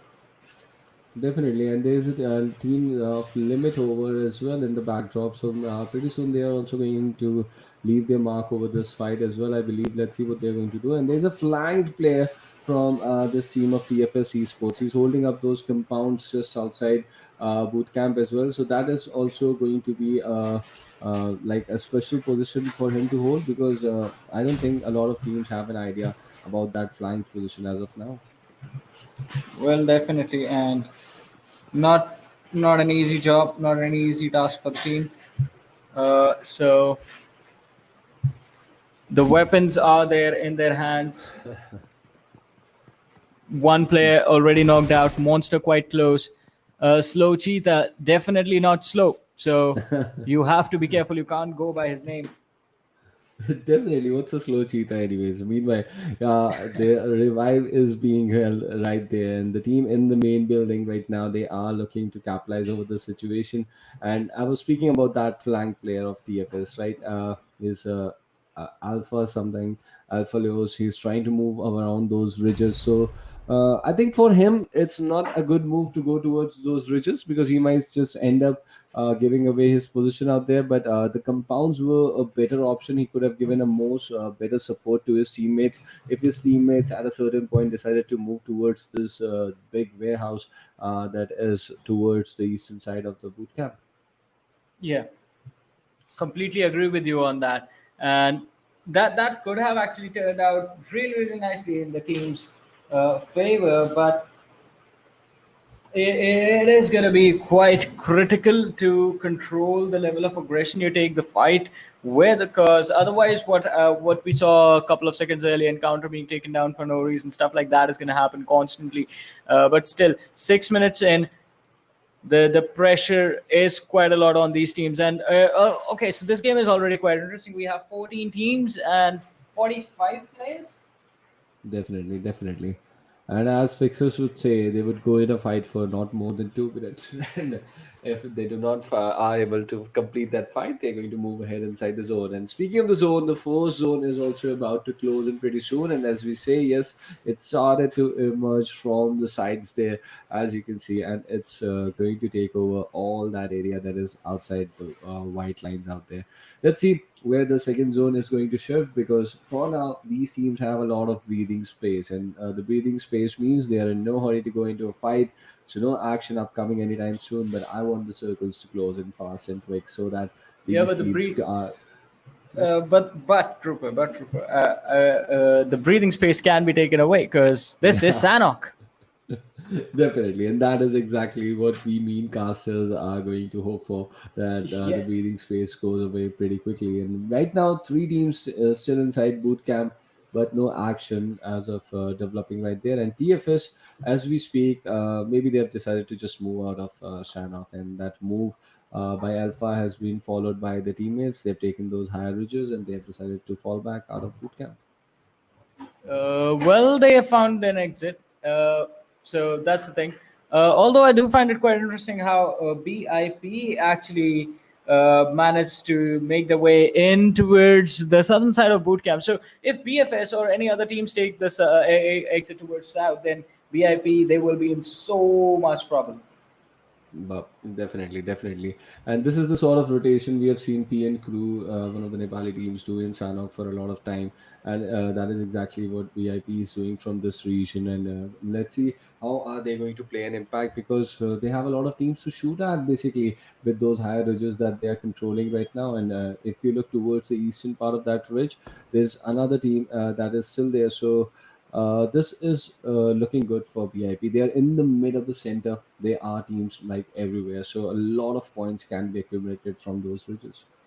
Well, definitely, and that is also going to be quite interesting. So uh, you have to watch out. There are a lot of moving pieces right now, quite literally. Because look at that TFS. Even though they managed to escape from the triple warehouse situation, they are still shooting towards the boot camp area, and they are going to be shot at as well.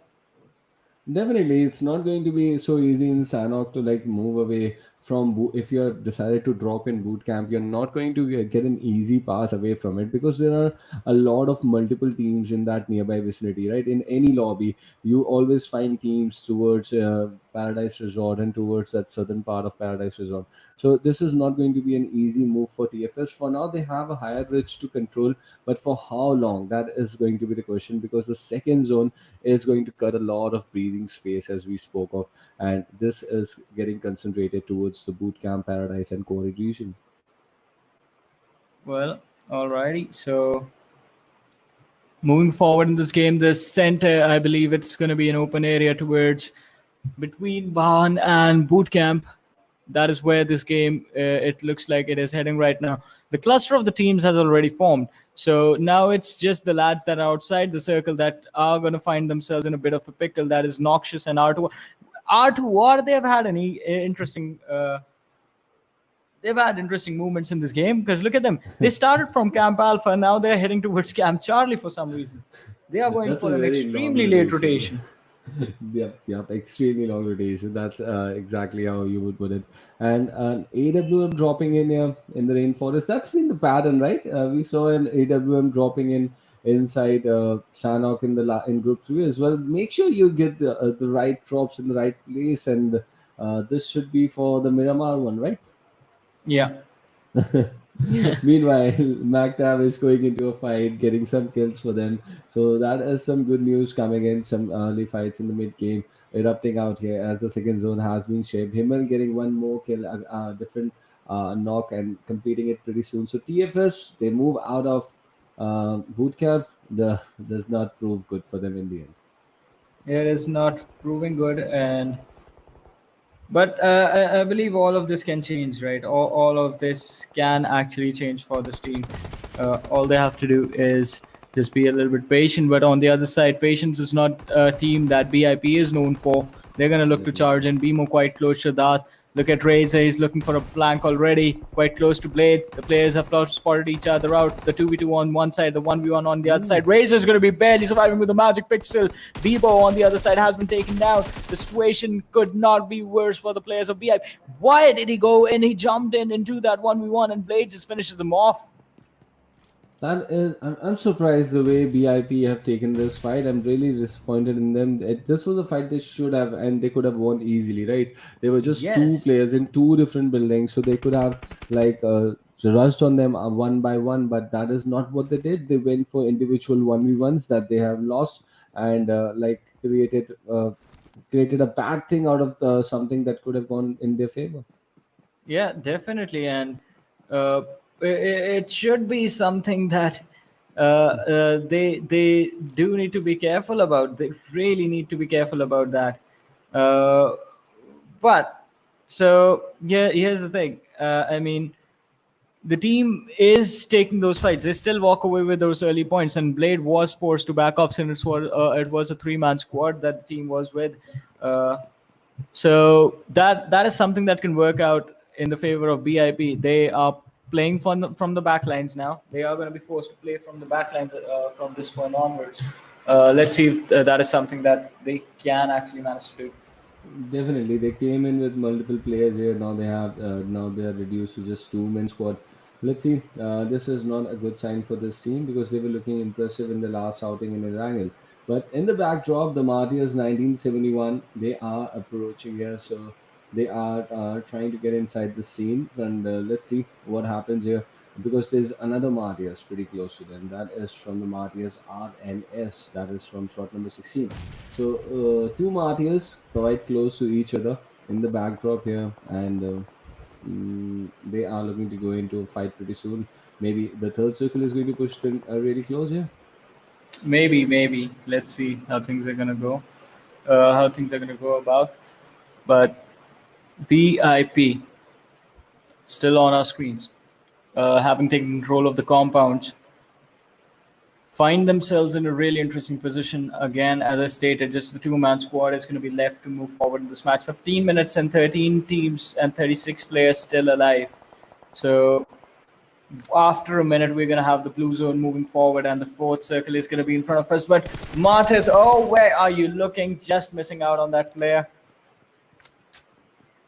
Definitely. So this was a good opportunity for Martyrs to like get a knock here. But the good thing is now they are surrounded from multiple sides, so they need to make sure that they are like they are notice what is going to happen here, and they need to be aware of the teams that are closing in from multiple directions. So let's see what happens.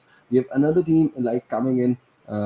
Let's see. That is from the slot number 21. That is the Warmongers, who started their campaign from the city of Cow, and they are now finding themselves quite close towards the eastern half of the zone right now.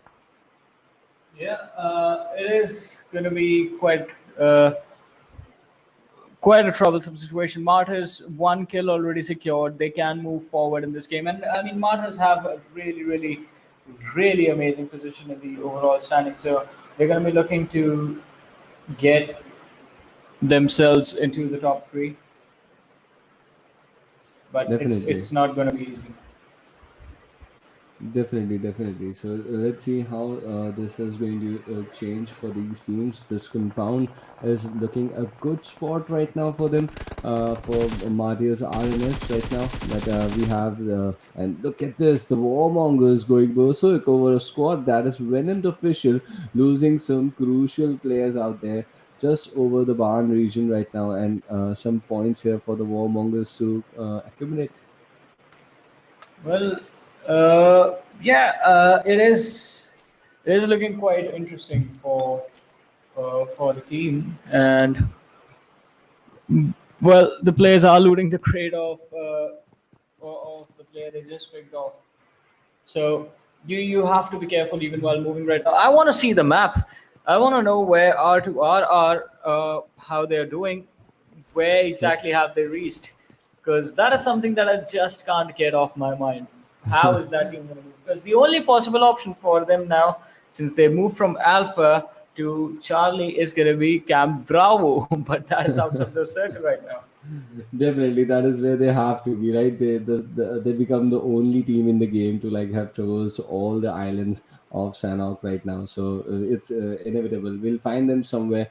Let's see. Let's just wait for them. But by the looks of it, they are also trying to make sure that they hide for as long as possible and make an appearance in the final circle, just like they wanted to do the last time, but were not allowed because they went too close to Venomed official, who are now being pinned down by Warmongers at this point.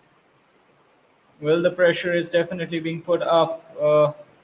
It is being put up on their opponents, and it is on them as well. The question that's going through their minds is right now, how do they get away? Because look at this, they are in the huts on the low ground. They have to make their way towards the high ground in order to get to safety. But it is not going to be easy. Definitely, and I like the way how cautious this team of Martyrs is going to play here. Martyrs RNS, they are making sure to cross the roads even with some smoke out there, because they know that there are teams to holding up the higher ridges just over them. So I like the way how cautiously they are playing. But let us talk a little bit about the team that is holding the #1 position on the leaderboard. That is there from slot number 17. And as we speak of them, Panchopi gets a knock, and his teammate not far behind him, getting a knock following up his teammate as well. So they are looking to capitalize over these southern ridges right now. Let's see how they are going to go ahead, and they have pulled down this team of Martyrs 1971 just outside the quarry region, trying to pin them down. And another knock instantly coming in on EXO out there. Well, another knocker is going to come for the team, but they have to be careful. 7-1, one shot in front of them right now. He's going for the sprays on the edges of the rocks. He knows exactly where the opponents are, but instead of a gun, having a grenade right now would be really, really nice. And that is something that I think the players have realized as STFU actually tosses up a nade, moves up front, gets another knock. This should be an easy 1v1 since the smoke actually denies vision to the backline support. And there it is. He gets another one. Two players have been knocked out. Secure the kills, finish them up, and then move forward to the players in the backlines. Definitely, and one shot also making a serious impact over there. But on all these skirmishes, a teammate has gone down there. Let's see how they are going to retaliate now. As CFU on your screen, trying to take those shots on with RS Lint, who is trying to move XOXO. He's been also revived there, but this gives an opening. So team number 17, they did not think, but they have lost some players, and I think it was unexpected for them to lose some players at this point here. Well, maybe. Let's see. So moving forward in this game is not going to be easy. It's definitely not going to be easy for the lads, but the players still somehow managing to take those fights. Martyrs, they have lost two players. All right, on the other side, the other squad of Martyrs is also losing players. So these sister lineups definitely not having a fun time. Definitely. They really need to figure out how to get more points out of this situation right now. The Martyrs are not looking good, but had a near escape right now, just outside of Quarry. Let's see how they are going to present themselves in the later stages. Meanwhile, another ship coming in. This is slightly towards the eastern side, but look at that! Road to roar. They just roared really loud here. They got hold of the Martyrs RNS and eliminated them out of the game instantly. Well, the elimination does happen right there. AES, Mr. Exist, on the other side is going to be knocked down as well. Venomed in some trouble as 4-7 encounter actually drops him down. The last surviving player for his team. Oh, he wasn't the one who got the kill actually. He's still sitting at 0. The only option for this lad is going to be to survive. Definitely, and more fights erupting towards the northern half right now. The team that was in the final circle in the last game, Achilles, we saw him in a 1v3 situation. They are also not quite far away from this place where Venom the Fisher is trying to find the S71 Venom WAP right now. And eventually, even these two teams were pretty close in Erangel. And now, once again, these two teams have managed to find out each other in Sanhok. But look at that run coming in from Pinkman.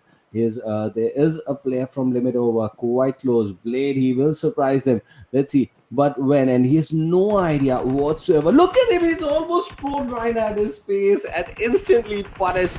Pinkman goes out, Blade completes him, but that has to go down as the most funny moment of this day as far as it is concerned.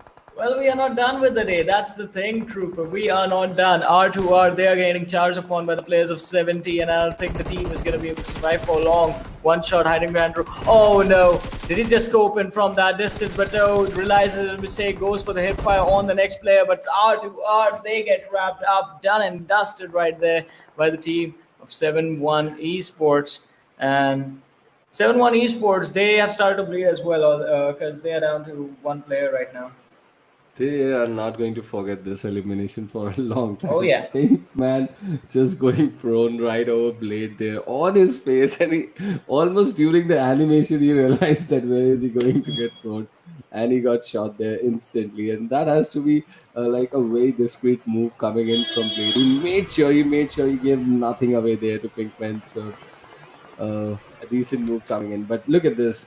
As we speak, only 12 players are now alive here. 6 teams fighting it off, and the team NOXiOUS is having another back-to-back good game here. That is what they were out here for. They are looking to use the covers brilliantly, and they are trying to suppress the teams just towards the northern edge of this existing zone right now. But look at that. The slow cheetah from boot camp is still here in the final circles. Let's see what impact this team is also going to play here and how many points they can accumulate.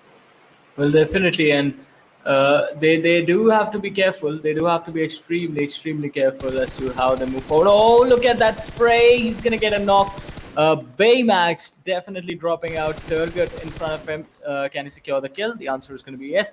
So just a two-man squad of NOXiOUS in this match have managed to secure 4. Oh! Right in the nick of time, just as soon as he was about to be knocked, he runs into the crevice between the rocks and survives. But will he be able to put on the first aid, though? That is the question. Definitely, because the blue zone was right behind him. Let's see if he has that time. But look at this, Mackley. He's just still holding up inside the zone. That is a good and another player from BIP in the final circle. So that is a strong move coming in from BIP. They made it to the top 4 right now. But the blue out there, he's on the receiving end. He's been knocked out there, and a nade also punishing players of 1971 Esports there. So good fights coming in. Let's see how Mackel is clearing up. That's half of the zone. He's completely cleared the western edge, and he's the only surviving player there. And look at this, more players go down from VIP Esports in the final circle. Slow Cheetah getting hold of him this time, and the last player now, Shadat, remaining from VIP. Let's see how far can he take his team away. Well, definitely, he's going to try and make sure that he at least finishes in the top 3. Slow Cheetah charging forward. He's going to try and secure that one kill that's in front of him. The player just juking him around the rock, left and right. Vipo just wasting Slow Cheetah's time. Will he secure? The smoke is about to fade away. Just a few more seconds. He's bleeding out. Right, Slow Cheetah. He's on the floor. He's trying to find him. I'm really not impressed with his choice of name, to be honest. But let's see how is he going to play the final circle here. Mackley now taking the damage from the blue. The first aid is on. He's got 5 of them. The heal battle is on here. Still 4 teams. 4 solo players now fighting it off here as we speak. And let's see, he's been spotted there. And VIP Esports, Shadat goes out of the game. So now 3 solo players. From Mactavish, he is still there. BFS, Slow Cheetah, making sure he is there for his team, and a heal battle was being executed, which I think has finished now, and he's decided to move in. Yes.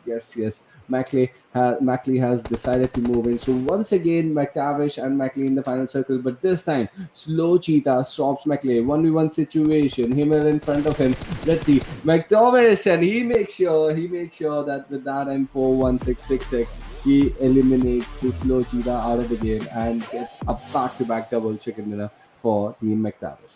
As I said, Mactavish, they're going to be looking to finish in the top 3 today, and I believe they have already done it.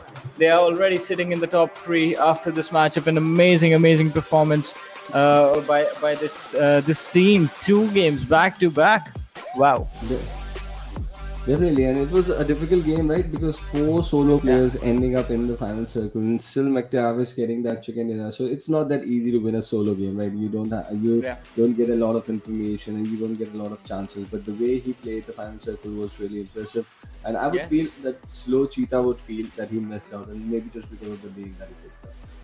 Yeah, definitely. I mean, it was, but I mean, the Slow Cheetah, even he managed to pick up a few kills for his team. So nothing too shabby. Plus, I believe that team is already doing really wonderful. And these players are going to look to establish themselves as tough contenders before they move to the next stage of the tournament. Because I'm pretty sure with the way Mactavish and the other lads are playing, they have made it. They are going to make it to the next round, the round of 64.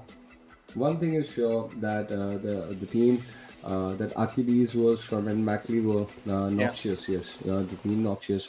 They made a significant rise in the last game in the overall ranking. They are going to continue their way upwards because they once again managed to reach the top 3. So a decent performance coming in back to back from both these teams, and BIP also there making sure to be there in the top 4 as well. So the teams that played good in Erangel made sure that they did not miss out on the opportunity in Sanhok as well. Yeah, definitely. But here's the thing about NOXiOUS, right? NOXiOUS was a 2-man squad in this game. How does that happen? Like 2 players in this matchup. Like what is going on with this team? Because we always talk about this, like it's better if you bring all 4 players, right? Makes sure that your opportunity to get chicken dinners goes up by quite a lot. But that's like hopefully in the next match we see all the entire squad being present for the lineup. But for now, I guess now the thing that's going to come up is going to be the standings for this game. So we're going to have a look at the points and see how many points were did exactly who get. Definitely. We'll see which team got how much point. Mactavish once again 25 points. They got a 10 kill chicken in the last game. Once again they get a 10 kill chicken dinner, and TFS Esports following them. They were in the boot camp area. They were trying to dominate from that part of the game, but eventually getting 17 points out in this one.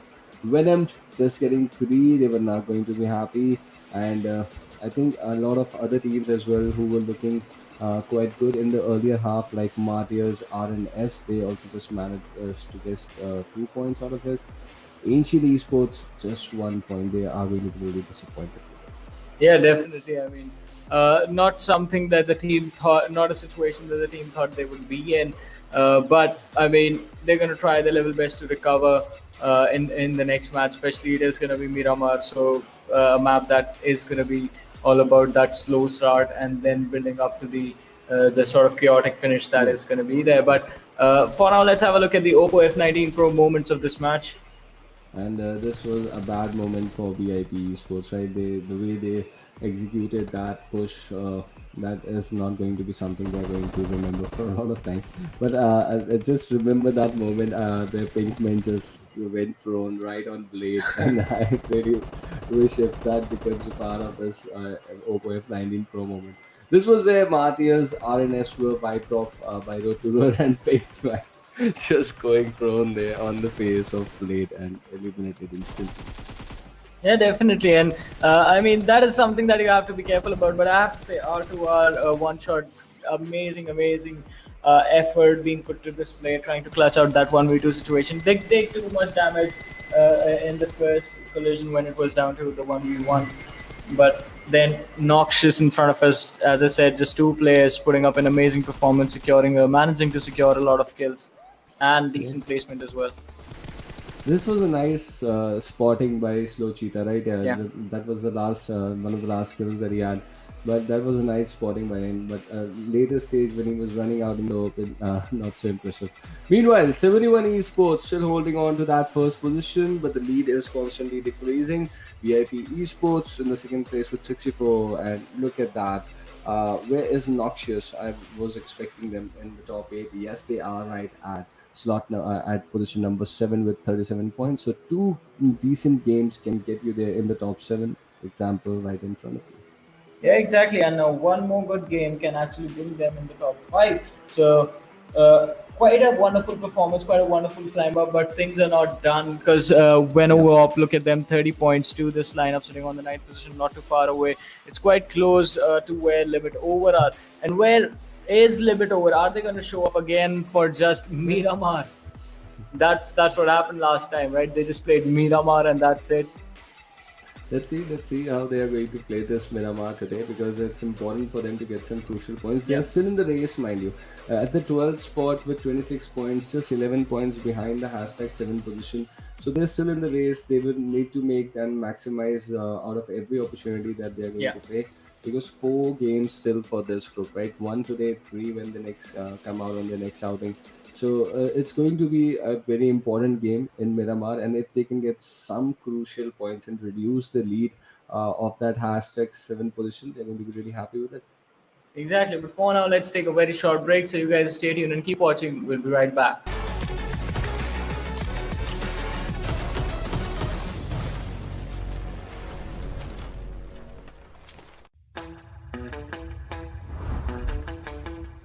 Are you keeping it real? I'm calling shotgun, wanna see my baby run. Oh, what's the word on the sea? Kicking up the dust, if you know what I mean. We got a good thing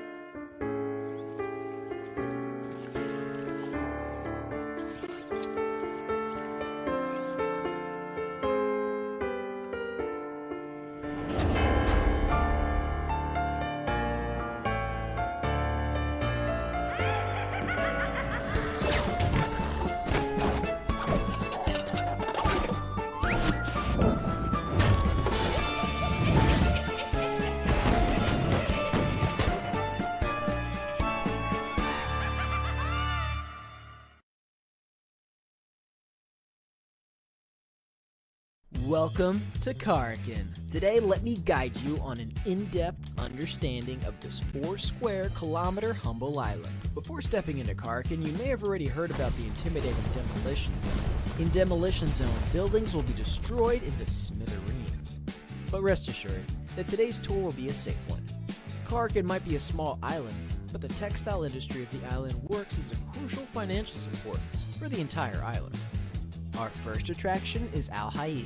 Al Haik is a medium-scale town, and people who lived here refine pigments for a living. Then those pigments will be sent to Hadika Nemo for dyeing. Skyscrapers are scarce in Al Haik. Compared to other urban areas, there are fewer visitors here, which makes looting easier.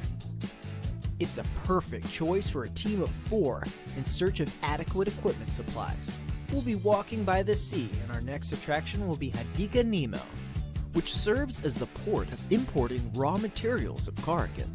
Imported textiles are dyed in vats filled with multiple colors and distributed to the factories. If you want to choose this place as your landing spot, then it's recommended that 1 to 2 players in your team land in the containers area, as they can easily find combat supplies here, and head to the city to support their teammates.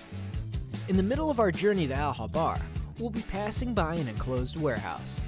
You will need to use sticky bomb to blast the walls that look less solid to get in.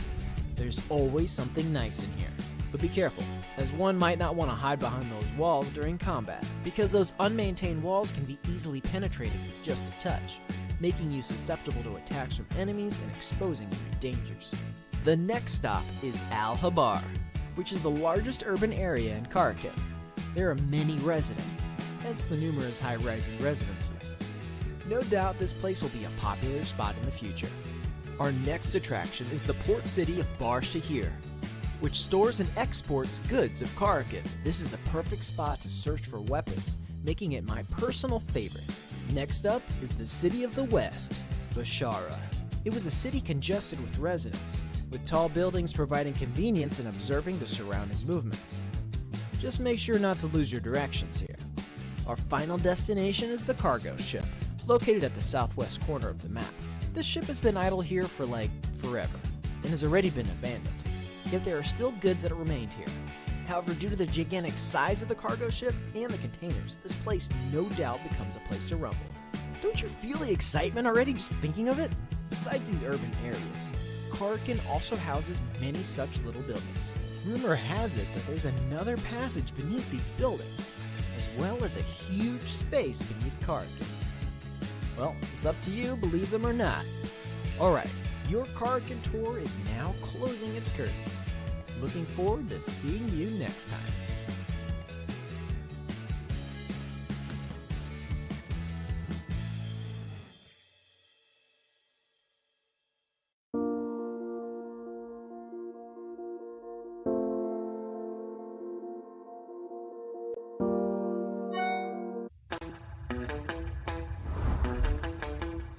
Are you keeping it real? I'm calling shotgun, wanna see my baby run. Oh, what's the word on the sea? Kicking up the dust, if you know what I mean. We got a good thing going. We got a good thing going on.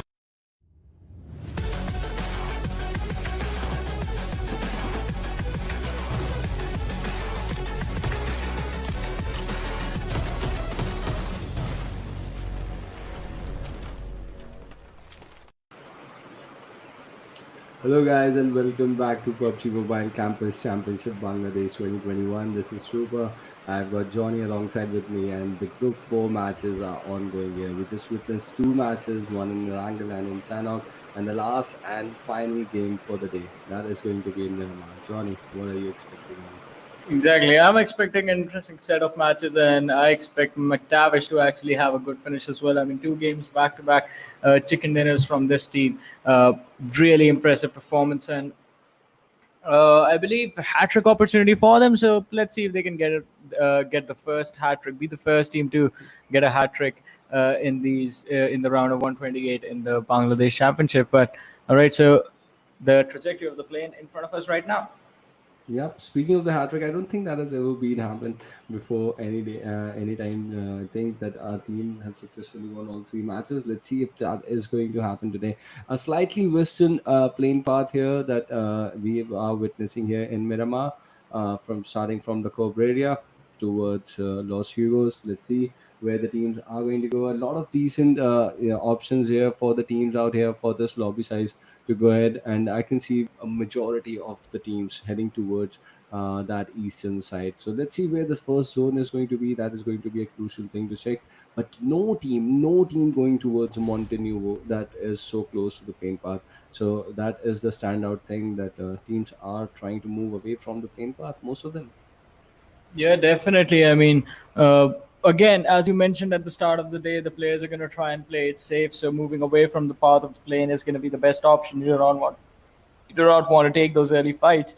But R2 are going towards El Pozo, a major drop location in this game, which usually in the matches that we cast would have turned out really, really ugly. But this time, since no one goes to those high priority drop locations, R2 are going to be all alone. Definitely. But look at this northern zone. That is going to be a lot of problems, especially to the BIP Esports. Look at where they are. Los Hugos, that prison island that they have taken up. They are going to be under a lot of challenge there. And more teams in that vicinity.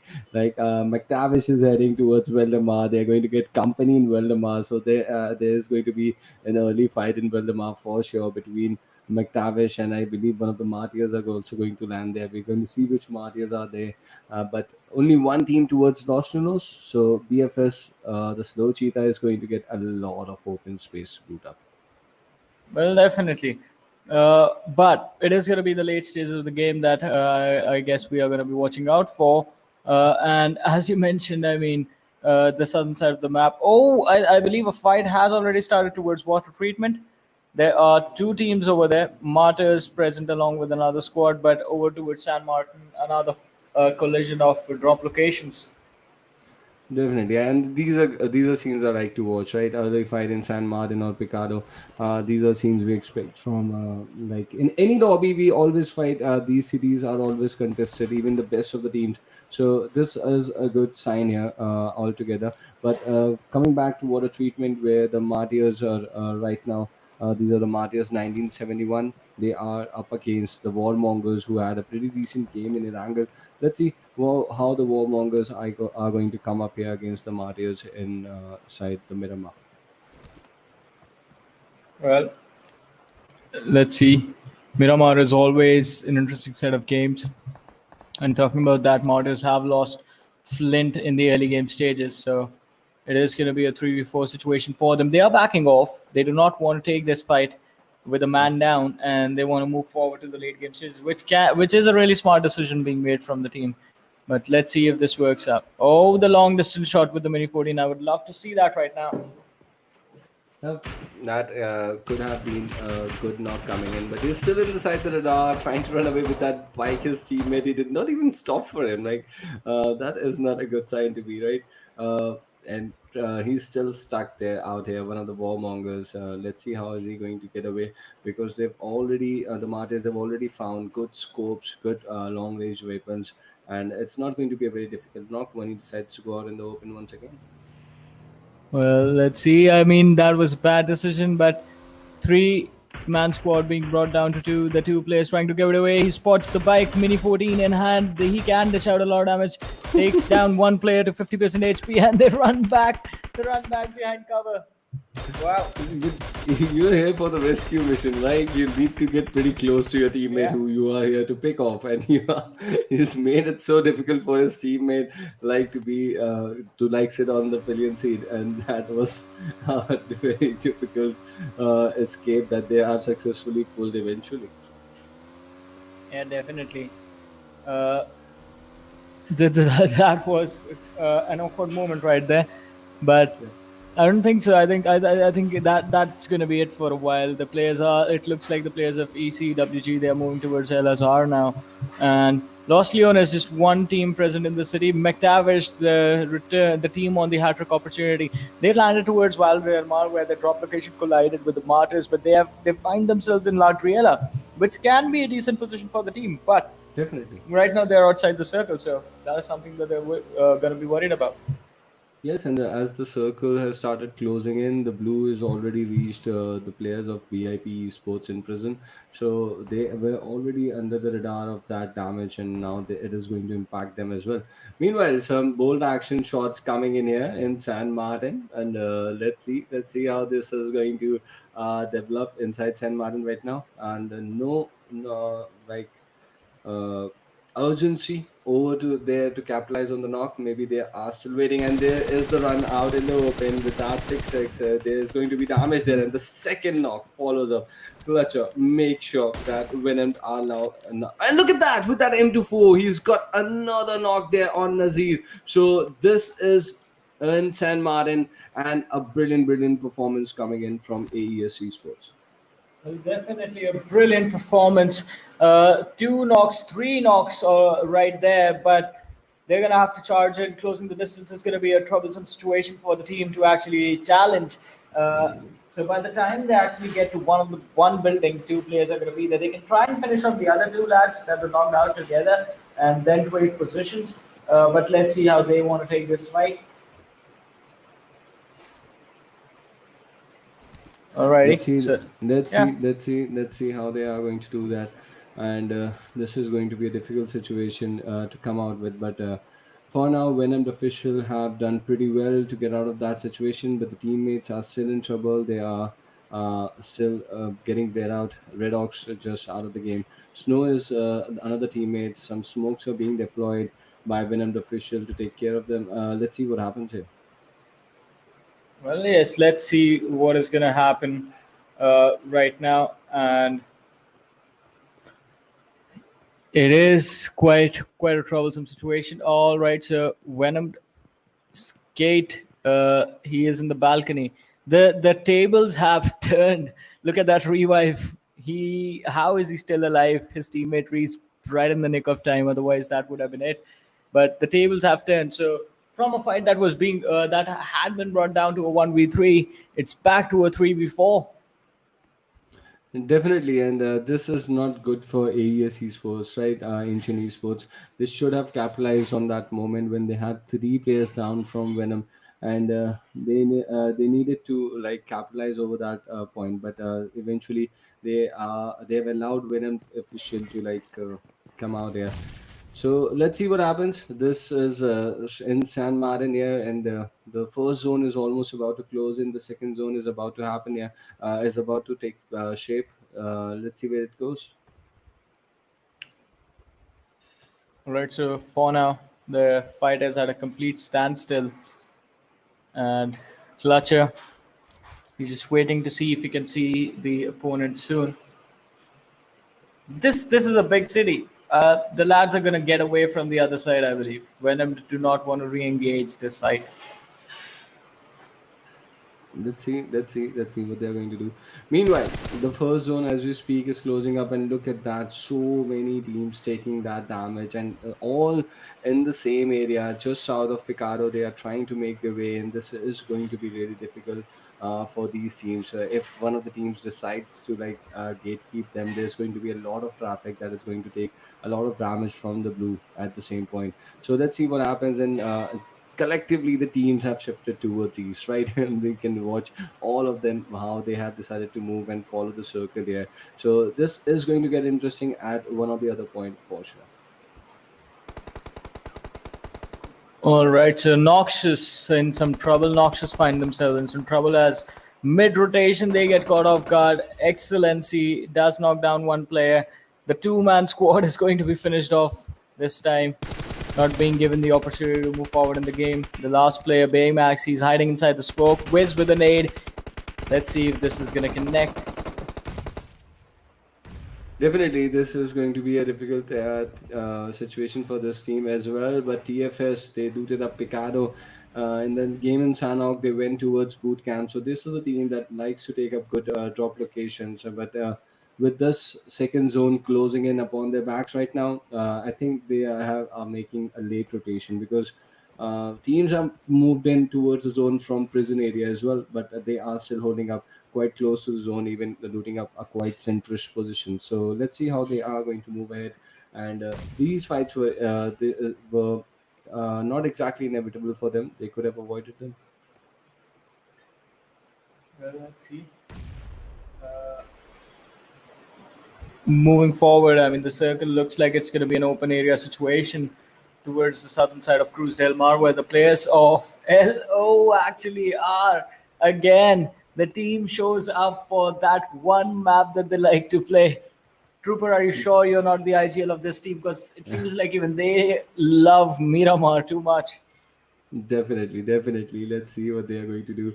But look at the panic situation just north of Los Lunas here, Johnny. How are these teams going to react to this? 71 Esports, TFS, MARTYRS, BIP, all part of that cluster. And Mactavish, they have successfully moved out of that cluster for now, but for how long are they going to gatekeep? But fights emerging here outside in the blue, so a difficult situation for all these teams traversing from the south. Well, yeah, the teams are coming from the southern side in some trouble, and TFS, look at them. They are busy taking fights, do not realize 700 meters is the distance that they have to travel to get inside the circle right now. Excellency has managed to get another knock, and he's going to try and make sure that that individual from the side of BIP does not receive a revive anytime soon, so that he can secure his kill. And the kill is secured in 3, 2, 1. There it is. So now this squad needs to focus on rotating further ahead, but the trouble is there's another thing that they are going to start to question. What if when they peak on the other side of the ridge and the other lads from the side of BIP are waiting for them? So Definitely, this is going to be a difficult situation if they decide to wait on for them. But for now, Martyrs, they went slightly towards eastern side. They are inside the zone. But look at the split coming in from BIP. This might just not turn good for them. And TFS, they would really not be happy with this zone. They are getting super late. They looted up Picado. This was not expected out of them. oh yeah, definitely. I mean, that is, as you mentioned, not a situation that the team was expecting to find themselves in, but they're gonna have to deal with it now, one way or the other. Let's see if they are able to do that. But talking about other things, Martyrs, BIP also with a 2-2 split. So quite an interesting way the team has actually decided to move in the game. They will have to be extremely careful since NOXiOUS is there as well. Akili is still surviving. The last player from the team, he's still there. He's not given up yet. Definitely they have not given up yet. And look at that, AES also now coming in from Sanmar, and TFS still taking that blue damage out there just south of La Bandita. So a difficult situation for these two teams. They still got a lot of land area to cover to get inside that play zone. Yeah. Let's see how they are going to do that. But still, multiple teams out in the open towards the southern side, rotating, trying to get inside the zone. And this is high point, and I believe some or the other team has got to do that gatekeeping towards the southern half of the zone. Well, definitely. I mean, and the circle. Oh, this is a wide shift. El Azhar. LO, they knew exactly where the circle is going to go. They are already there. BFS towards the western side of the circle. ECWG towards the south of the city. They are going to be coming in contact with the players of R2R. And as you were talking about the teams coming in from the southern side, there's going to be 1, 2, 3, 4, 5, 6 squads that are outside the circle. And it looks like all of them are moving towards the same direction.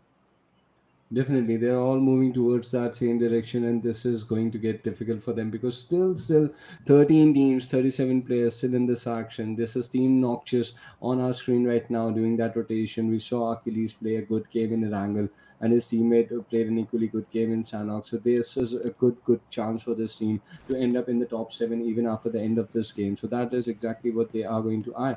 But another team that is not that did not have two good games is Limit Over that we are seeing right now holding up in El Hazar, and they have some neighbors to accompany them as well. Let's see which is that team that is out there. But meanwhile, look at this.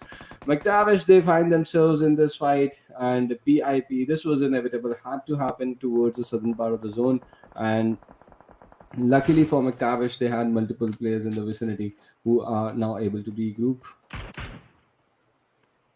Will they be able to regroup? That's going to be a question I think we should be asking right now. 7-1, just or BIP. This is the squad from the 4-man roster down to the 2-man lineup that's left in this game. I think they are going to look to avoid any more trouble, so they're going to be dodging any fights that come their way. But R2R, they're going to be caught off guard by the players of AES. 3v4 situation, Clutcher, you are getting delayed. You're taking damage from the blue zone. The team finds themselves in a really tough position. R2R, they are gatekeeping them quite perfectly. In fact, both the teams are split between taking the fights or moving inside the circle. But they can't do one without the other. Let's see how they are going to deal with all this. And towards the southwest side, AES and BIP, these were the two teams that were taking damage out of the blue, right? And now they find themselves pretty close to each other. So, and R2 are also there in the vicinity. So all the teams that were doing that late rotation find each other very close towards the southern part of this zone right now. So this is going to be something they need to watch out for. And how are they going to react? That is going to be something we're going to keep an eye on. And look at that, not far, very far away is TFS Esports as well. Yeah, but yes, Mr. Exist, he's going to be shut down. Oh, BIP, they get eliminated right here. The two players 2v3 situation, and Virus is the man who drags his team out of troublesome situation. But wait, is he leaving them? Let's see. I think yes. Virus has left two players behind, and I think he had a good time here. He had a vehicle, Yeah. in fact, two vehicles nearby.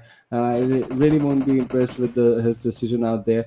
But let's see. Meanwhile, Pinkman goes down. Venom official making sure that he gets the better out of him, and R2R is now in this fight right now. Let's see what Xerox is going to pull off there, because he's got some teammates near him, and they are looking to capitalize over Venom official, but still multiple players from Venom official still controlling that compound out there. Well, they are trying to control the compound, but Xerox is right next to them. The lad tosses one grenade, and this is going to be a bad fight for the side of Venom. But R2R, they can't take a firefight because the position of Venom for a firefight is actually better. They have one player knocked out, no revive, I believe, without any utility. A Molotov being tossed by Xerox. He's going to toss it indoors, and he is going to burn himself alive. Yep, that is it. And he's going to fall down to his own molly out there, as you said, and burned alive. Xerox, he's gone out of the game. Let's see what his teammates are going to do. And I believe he's the last player now surviving from this team in this vicinity. So, not a good position to be in, pretty honestly. But still, he has a good cover for himself. He would be hoping the next zone would come towards him, and he could survive for a little while longer. Maybe. I mean, he's going to try and survive for as long as he can, but 18 minutes in. Oh, that nade on Achilles. That would have hurt. That's going to hurt really bad. Definitely. That is going to hurt the chances of NOXiOUS really bad, because they were looking good in the first two games as we were speaking. But an exit here this early, this is going to hurt their chances significantly, and they would now need to maximize whatever they can out of the three games that they have remaining. Not on this day though, but they really need to be prepared for those games now. But let's talk about 71 Esports. Once again, we find them in action inside the mid game. And we saw them capitalize over a team in Sanhok over the southern side, but this time they are heading towards from the southwest side towards the southern part of this existing zone. They are trying to control the higher ground over this part of the map, and looking in a good situation for now. But the warmongers have been spotted by them not quite far away, and let's see how this fight goes ahead. Well, it is going to be an interesting fight nonetheless. I mean, look at that. High ground versus low ground. Mactavish forcing the situation in TFS. They are trying to run away. The buggy inside the smoke, that's not going to be a good idea. You're going to make a lot of noise. But with TFS backing off, Mactavish has the opening. But that was just a trap. Excellency knocks one down, lays him down on the ground. Wiz, he's in a 1v1 situation, runs out in the blue zone, is taking damage from the blue zone as well, has the barrel in hand. But is he going to be able to survive? Oh, this is going to be quite tricky. He's making a run for it. He's trying to get away. The truck, is that going to work out? I'm going to keep an eye on the kill feed. One player, Excellency, falls down to the play zone. But on the other side, AES Esports, they get wiped out. Punch OP is going to take out Virus.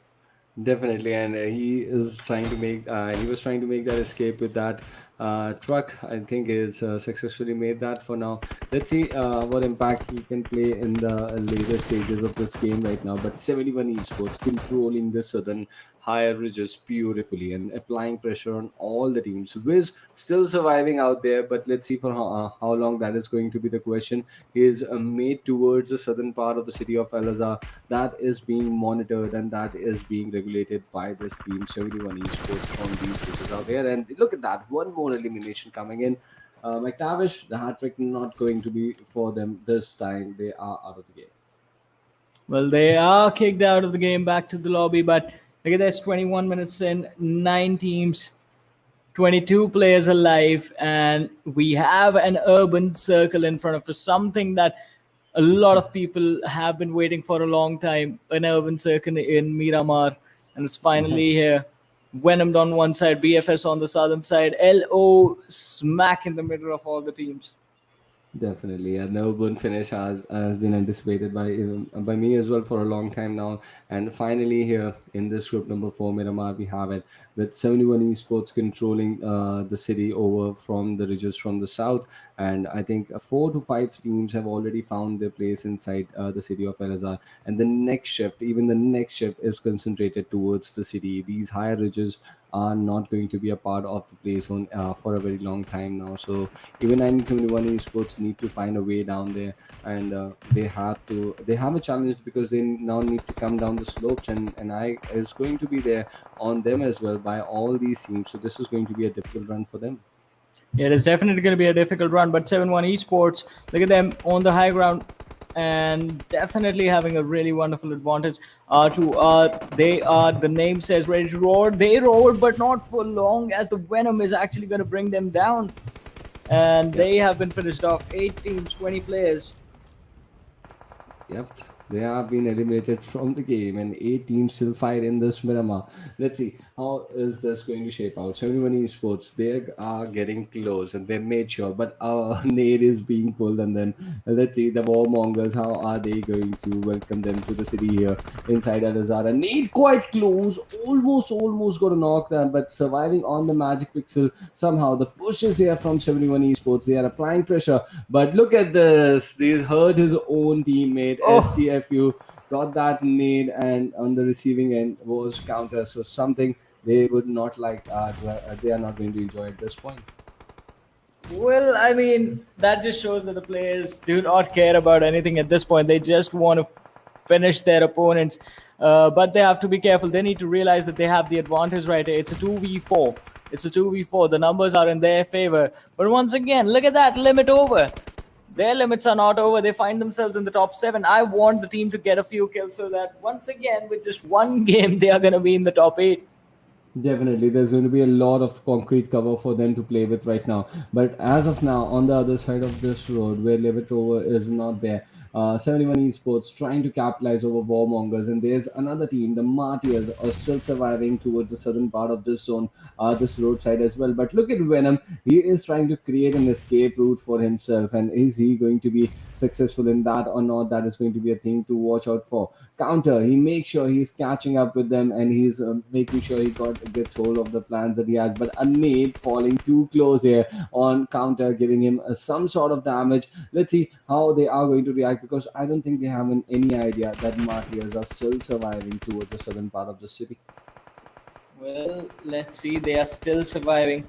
But how long is the team going to be alive? 71ES in a lot of trouble as they are trying to stay out in the open. Oh, MARTYRS, you took their name and one man has been knocked out, and I think the team has been finished. Yes, that's a squad wipe, but counter with an 8 is going to drop down Defiant, Venomed, and 71 Esports. They run in. They're going to try and go for the finish right there. Definitely, but still Warmongers using all the utilities that they have, trying to buy some space. And look at that, he got one shot on fire there. He might just get that knockover one shot as well, but now they are retaliating with those utilities as well. A nade is being cooked there for DICTATORS Jr. Let's see what is DICTATORS going to do. Yeah, he is surviving here, but the Molly pretty close to him, still not touching him. He's still surviving here. So difficult situation, and the TPP angle being used by one shot. They might just rush in as the Molly finishes over there, and DICTATORS, he's making sure that he's giving enough challenge out there. He's got a knock there. He would be looking to capitalize on it. The info goes on the reload. Another player coming in. Can he get another knock? No. Yes, he does, but there is cover with this knock as well. So that was STFU who got hold of DICTATORS with that M762. Oh, one more finish right there. MARTYRS Soham taking a risky route from the blue zone, loses some HP but makes it on the other side. Oh, it footsteps are heard. He does not have the guns out and he's going to be finished off. 5 teams, 14 players still surviving. Limit Over is one of them. Quite surprised. Well, I'm not surprised. All right, I'll be honest. I'm not surprised with this team being in the top 4. They still have 2 players out of 3 they started the game with. All right, 3 players they have right now in this match. Let's see if they can finish things off as well. But now these 4 teams in a square formation, 7-1 in one side, MARTYRS on the other. Venomed lose out on one of the players. That means Venomed Snow is going to be the last player for the team. It's going to be difficult for 71 Esports because by the looks of it, I believe they need to move out of that part of the zone and they need to cross it. This is going to be difficult there. So I hope just they have a lot of smokes out there because the crates that they made were using up utilities. Like DICTATORS was using nades and mollies, but he had, I believe he must have had some smokes as well in his crate that 71 Esports might just use right now. Let's see. And there's an MK from Limit Over in the final circle. So we are witnessing what we missed for a long time now. The loadouts, the drop weapons being used. It's an urban finish right now. 71 Esports stuck towards one side. Limit Over holding the major part of the zone right now. MARTYRS Esports, they are also concentrated towards one section. Let's see how they are going to react to it. Alrighty, so again, the teams are taking their time, do not want to make any mistakes. Limit Over Faisal, really low. Trojan, he is down to around 50% HP. Faisal is going to be knocked out. The damage being dished out by the players of MARTYRS means they actually used a Molotov to get that knock, but they knocked out. They got one of their own knocked out as well as 7-1 ES is coming in from the backlines. Oh, the trades happening left, right, and center. It's a 1v2 situation. MARTYRS, just one player surviving. XOX, is he going to take the fight? I believe he is going to get charged upon. Is the revive going to come before? Oh, the revive does come in. He has one more teammate now to support him in that final situation. But this is going to be a really chaotic finish because while those 2 teams... all right, so I did not notice that up until this point, but 7-1 ES, they have split up. They went for a 2-2 split and they're going to finish both the teams at the same time, or at least that is what they're trying to do.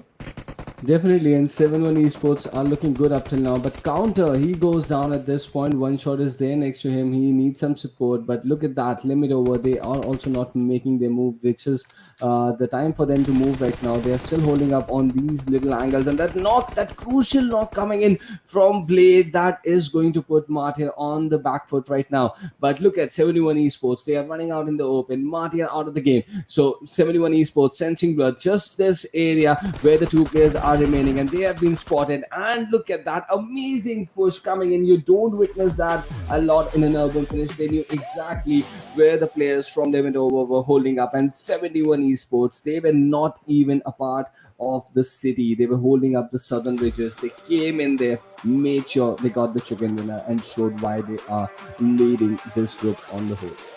Well, definitely amazing performance from the lads. And Miramar, we always say we want those urban circles. Finally had one, and it did not disappoint. Urban circles do result in those interesting fights. and the fights were interesting. Did not expect 7-1 Esports to go for that 2-2 split, but hey, I mean, the team likes to be aggressive. They're not scared of anyone. That is what they were trying to prove, and they definitely did prove it. Definitely. They definitely did prove that they are a strong team here, and why they were leading the overall just before the day, and kept their position intact even after game number 5 of Sanhok. So a decent game coming in from 71 Esports, and not a dominating game, I would say, and they would be really happy with it. Just making sure that they are going to be part of that top 7 is what they ensured in this last and final. Let's see. On the other side, limit over. What are they? I want to know what this team is trying to accomplish. Play one map every single day, and that's it. That's what they do. Leave it over on an exciting campaign themselves. Let's see how they are going to perform, and let's see if it's going to be the same thing when they come in the last time as well, on the last day as well. If it's going to be the same thing, I would be really interested to see where they are in the overall with this sort of campaign that they have. Same. I mean, what's this team overall standings going to be like? But before we move on to the overall standings, we have to look at the standings for this match and see exactly how many points the teams have accumulated from themselves, including the kills and the finish. I believe limit over, they are going to be not in the top 8. They're going to be just outside of the top 8, and that should be the wake-up call for this team to show up for all 3 games the next time. Definitely, that is going to be the thing. And this game specifically, if we talk about how Limit Over played, they had the majority section of Al-Azhar, right? Yes. And the teams needed to cross their way towards this part. Be it Martyr, they were successfully able to stop them, but 71 Esports should have been stopped as well, because they had to cross the roads, which they did in a split. So there were chances for Limit Over, which they did not capitalize, and that is why they did not get the chicken dinner here. Yeah, completely agree with you on that. But forward, I mean, tomorrow again we are going to be having the games for Group 5 and 6. So a lot of interesting teams over there as well. Now, I mean, one thing that you could try and do is just compare the top teams from every single group and just try and get an idea of how things are going to fare up once these lads make it to the other side of the tournament. But that's just going to give you half the picture. But talking about pictures, let's have a look at the standings for this game. 7-1 Esports, amazing finish with that 2-2 split. So 26 points secured, Limit Over 16 points with that second place finish. They always do really well. They play one game, but they play that one game to perfection. Definitely, they are looking very impressive in the results in this game. Yeah, let's see in how they are going to pose in the overall right now. But MARTYRS 1971 making sure they were there in the final circle, and Venomed official finally getting double digits out in the game. So they would be really happy. Team NOXiOUS would miss out here. They made sure that they were in the top 7 after the first 2 games for the day. But now, with just 2 points out of this game, it's going to be tricky for them if they are going to still exist there. Yeah, definitely. I mean, it's going to be really tricky. Quite surprising to see BIP Esports out of everyone else take an early exit in this game, and that is a squad that has been really consistent. But hey, I mean, if you are going to get too aggressive in every single game, then you are bound to fall down. So have to be ready for these matches as well, and then be prepared to bounce back up. Let's see if they will be able to bounce back up in the last 3 matches that they're going to play. But for now, I guess the thing that's going to be up next is the Oppo F19 Pro moments of this game. Definitely, we got to check out Oppo F19 Pro moments for this game, and a lot of fights that we see, and especially talking about BIP Esports.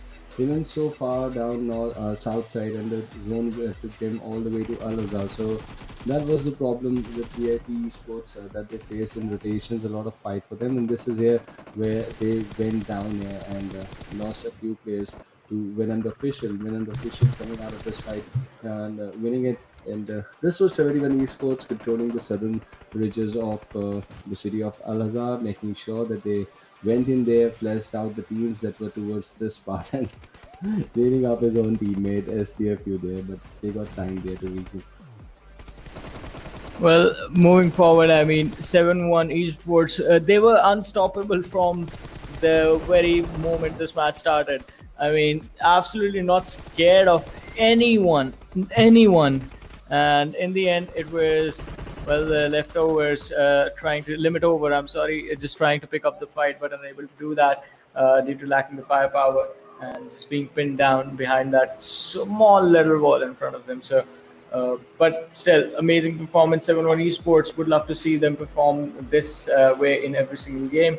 But now, at the end of the day, the overall rankings are here, and 7-1 Esports, look at them. Oh my god, 105 points. Mactavish also find themselves in the top 4. Definitely, and just out of 6 games, we have got a century. And look at the point difference they have created over BIP Esports. And yes, Mactavish in the top 4 there with 60 points, but look at that, limit over there with 42 points right now in the top 8. So a decent position for them as of now. But MARTYRS 1971 holding up the 7th position. That means that NOXiOUS slipped to the 2nd page. So they are there at the 9th position right now, 39 overall total points for them. But there's RNS also inside the race, and I would feel there's an outside chance for Ready to Roar as well if they still get the best out of the 3 matches that are remaining. And look at that, Venomed have a chicken dinner, and still they are struggling at the 11th position. Yeah, I mean, Venomed don't know what's happening to them. Just the early exits, getting not enough kills. Look at that. 5 games, 22 points. On the other side, Ready to Roar, as you mentioned their name, I mean, they are doing really well with how they take their fights. It's just that the team needs to learn how to survive to the later stages. Their fights are really chaotic. They overcommit to certain situations instead of holding on and just backing off sometimes. So as soon as they have control of that, as soon as they understand the trigger points of fights, all right, this is a good time to go in, this is the time we need to back off, this is the time we need to hold and just try and use the utility to delay a push. All that stuff, I believe the team is destined for success just because of their attitude of not being scared to take fights. Definitely, that's brilliantly put forward by you, and we'll track these teams all how they are going to go into the next stages of the tournament, how they are going to perform, and once big teams like they enter, the invited teams, when they enter, how are those teams going to react to these teams who are like looking good, shining from the underdog stage. That is going to be a thing to check out for, because it is always beautiful to see new faces coming into the scene and taking up that challenge of playing in the expert lobby and performing. If they perform, if they are able to keep their nerves at calm stage, that is there's nothing better sight than watching new players take over. Yeah, definitely. And I mean, it has been a wonderful day so far. But once again, ladies and gentlemen, we are not done with our matches. I mean, tomorrow that's going to be Group 5 versus Group 6. So make sure you guys tune in for that as well. Until then, if you guys liked our work, you can follow us on our socials. And we'll be back again tomorrow. So take care. Good night. Bye-bye.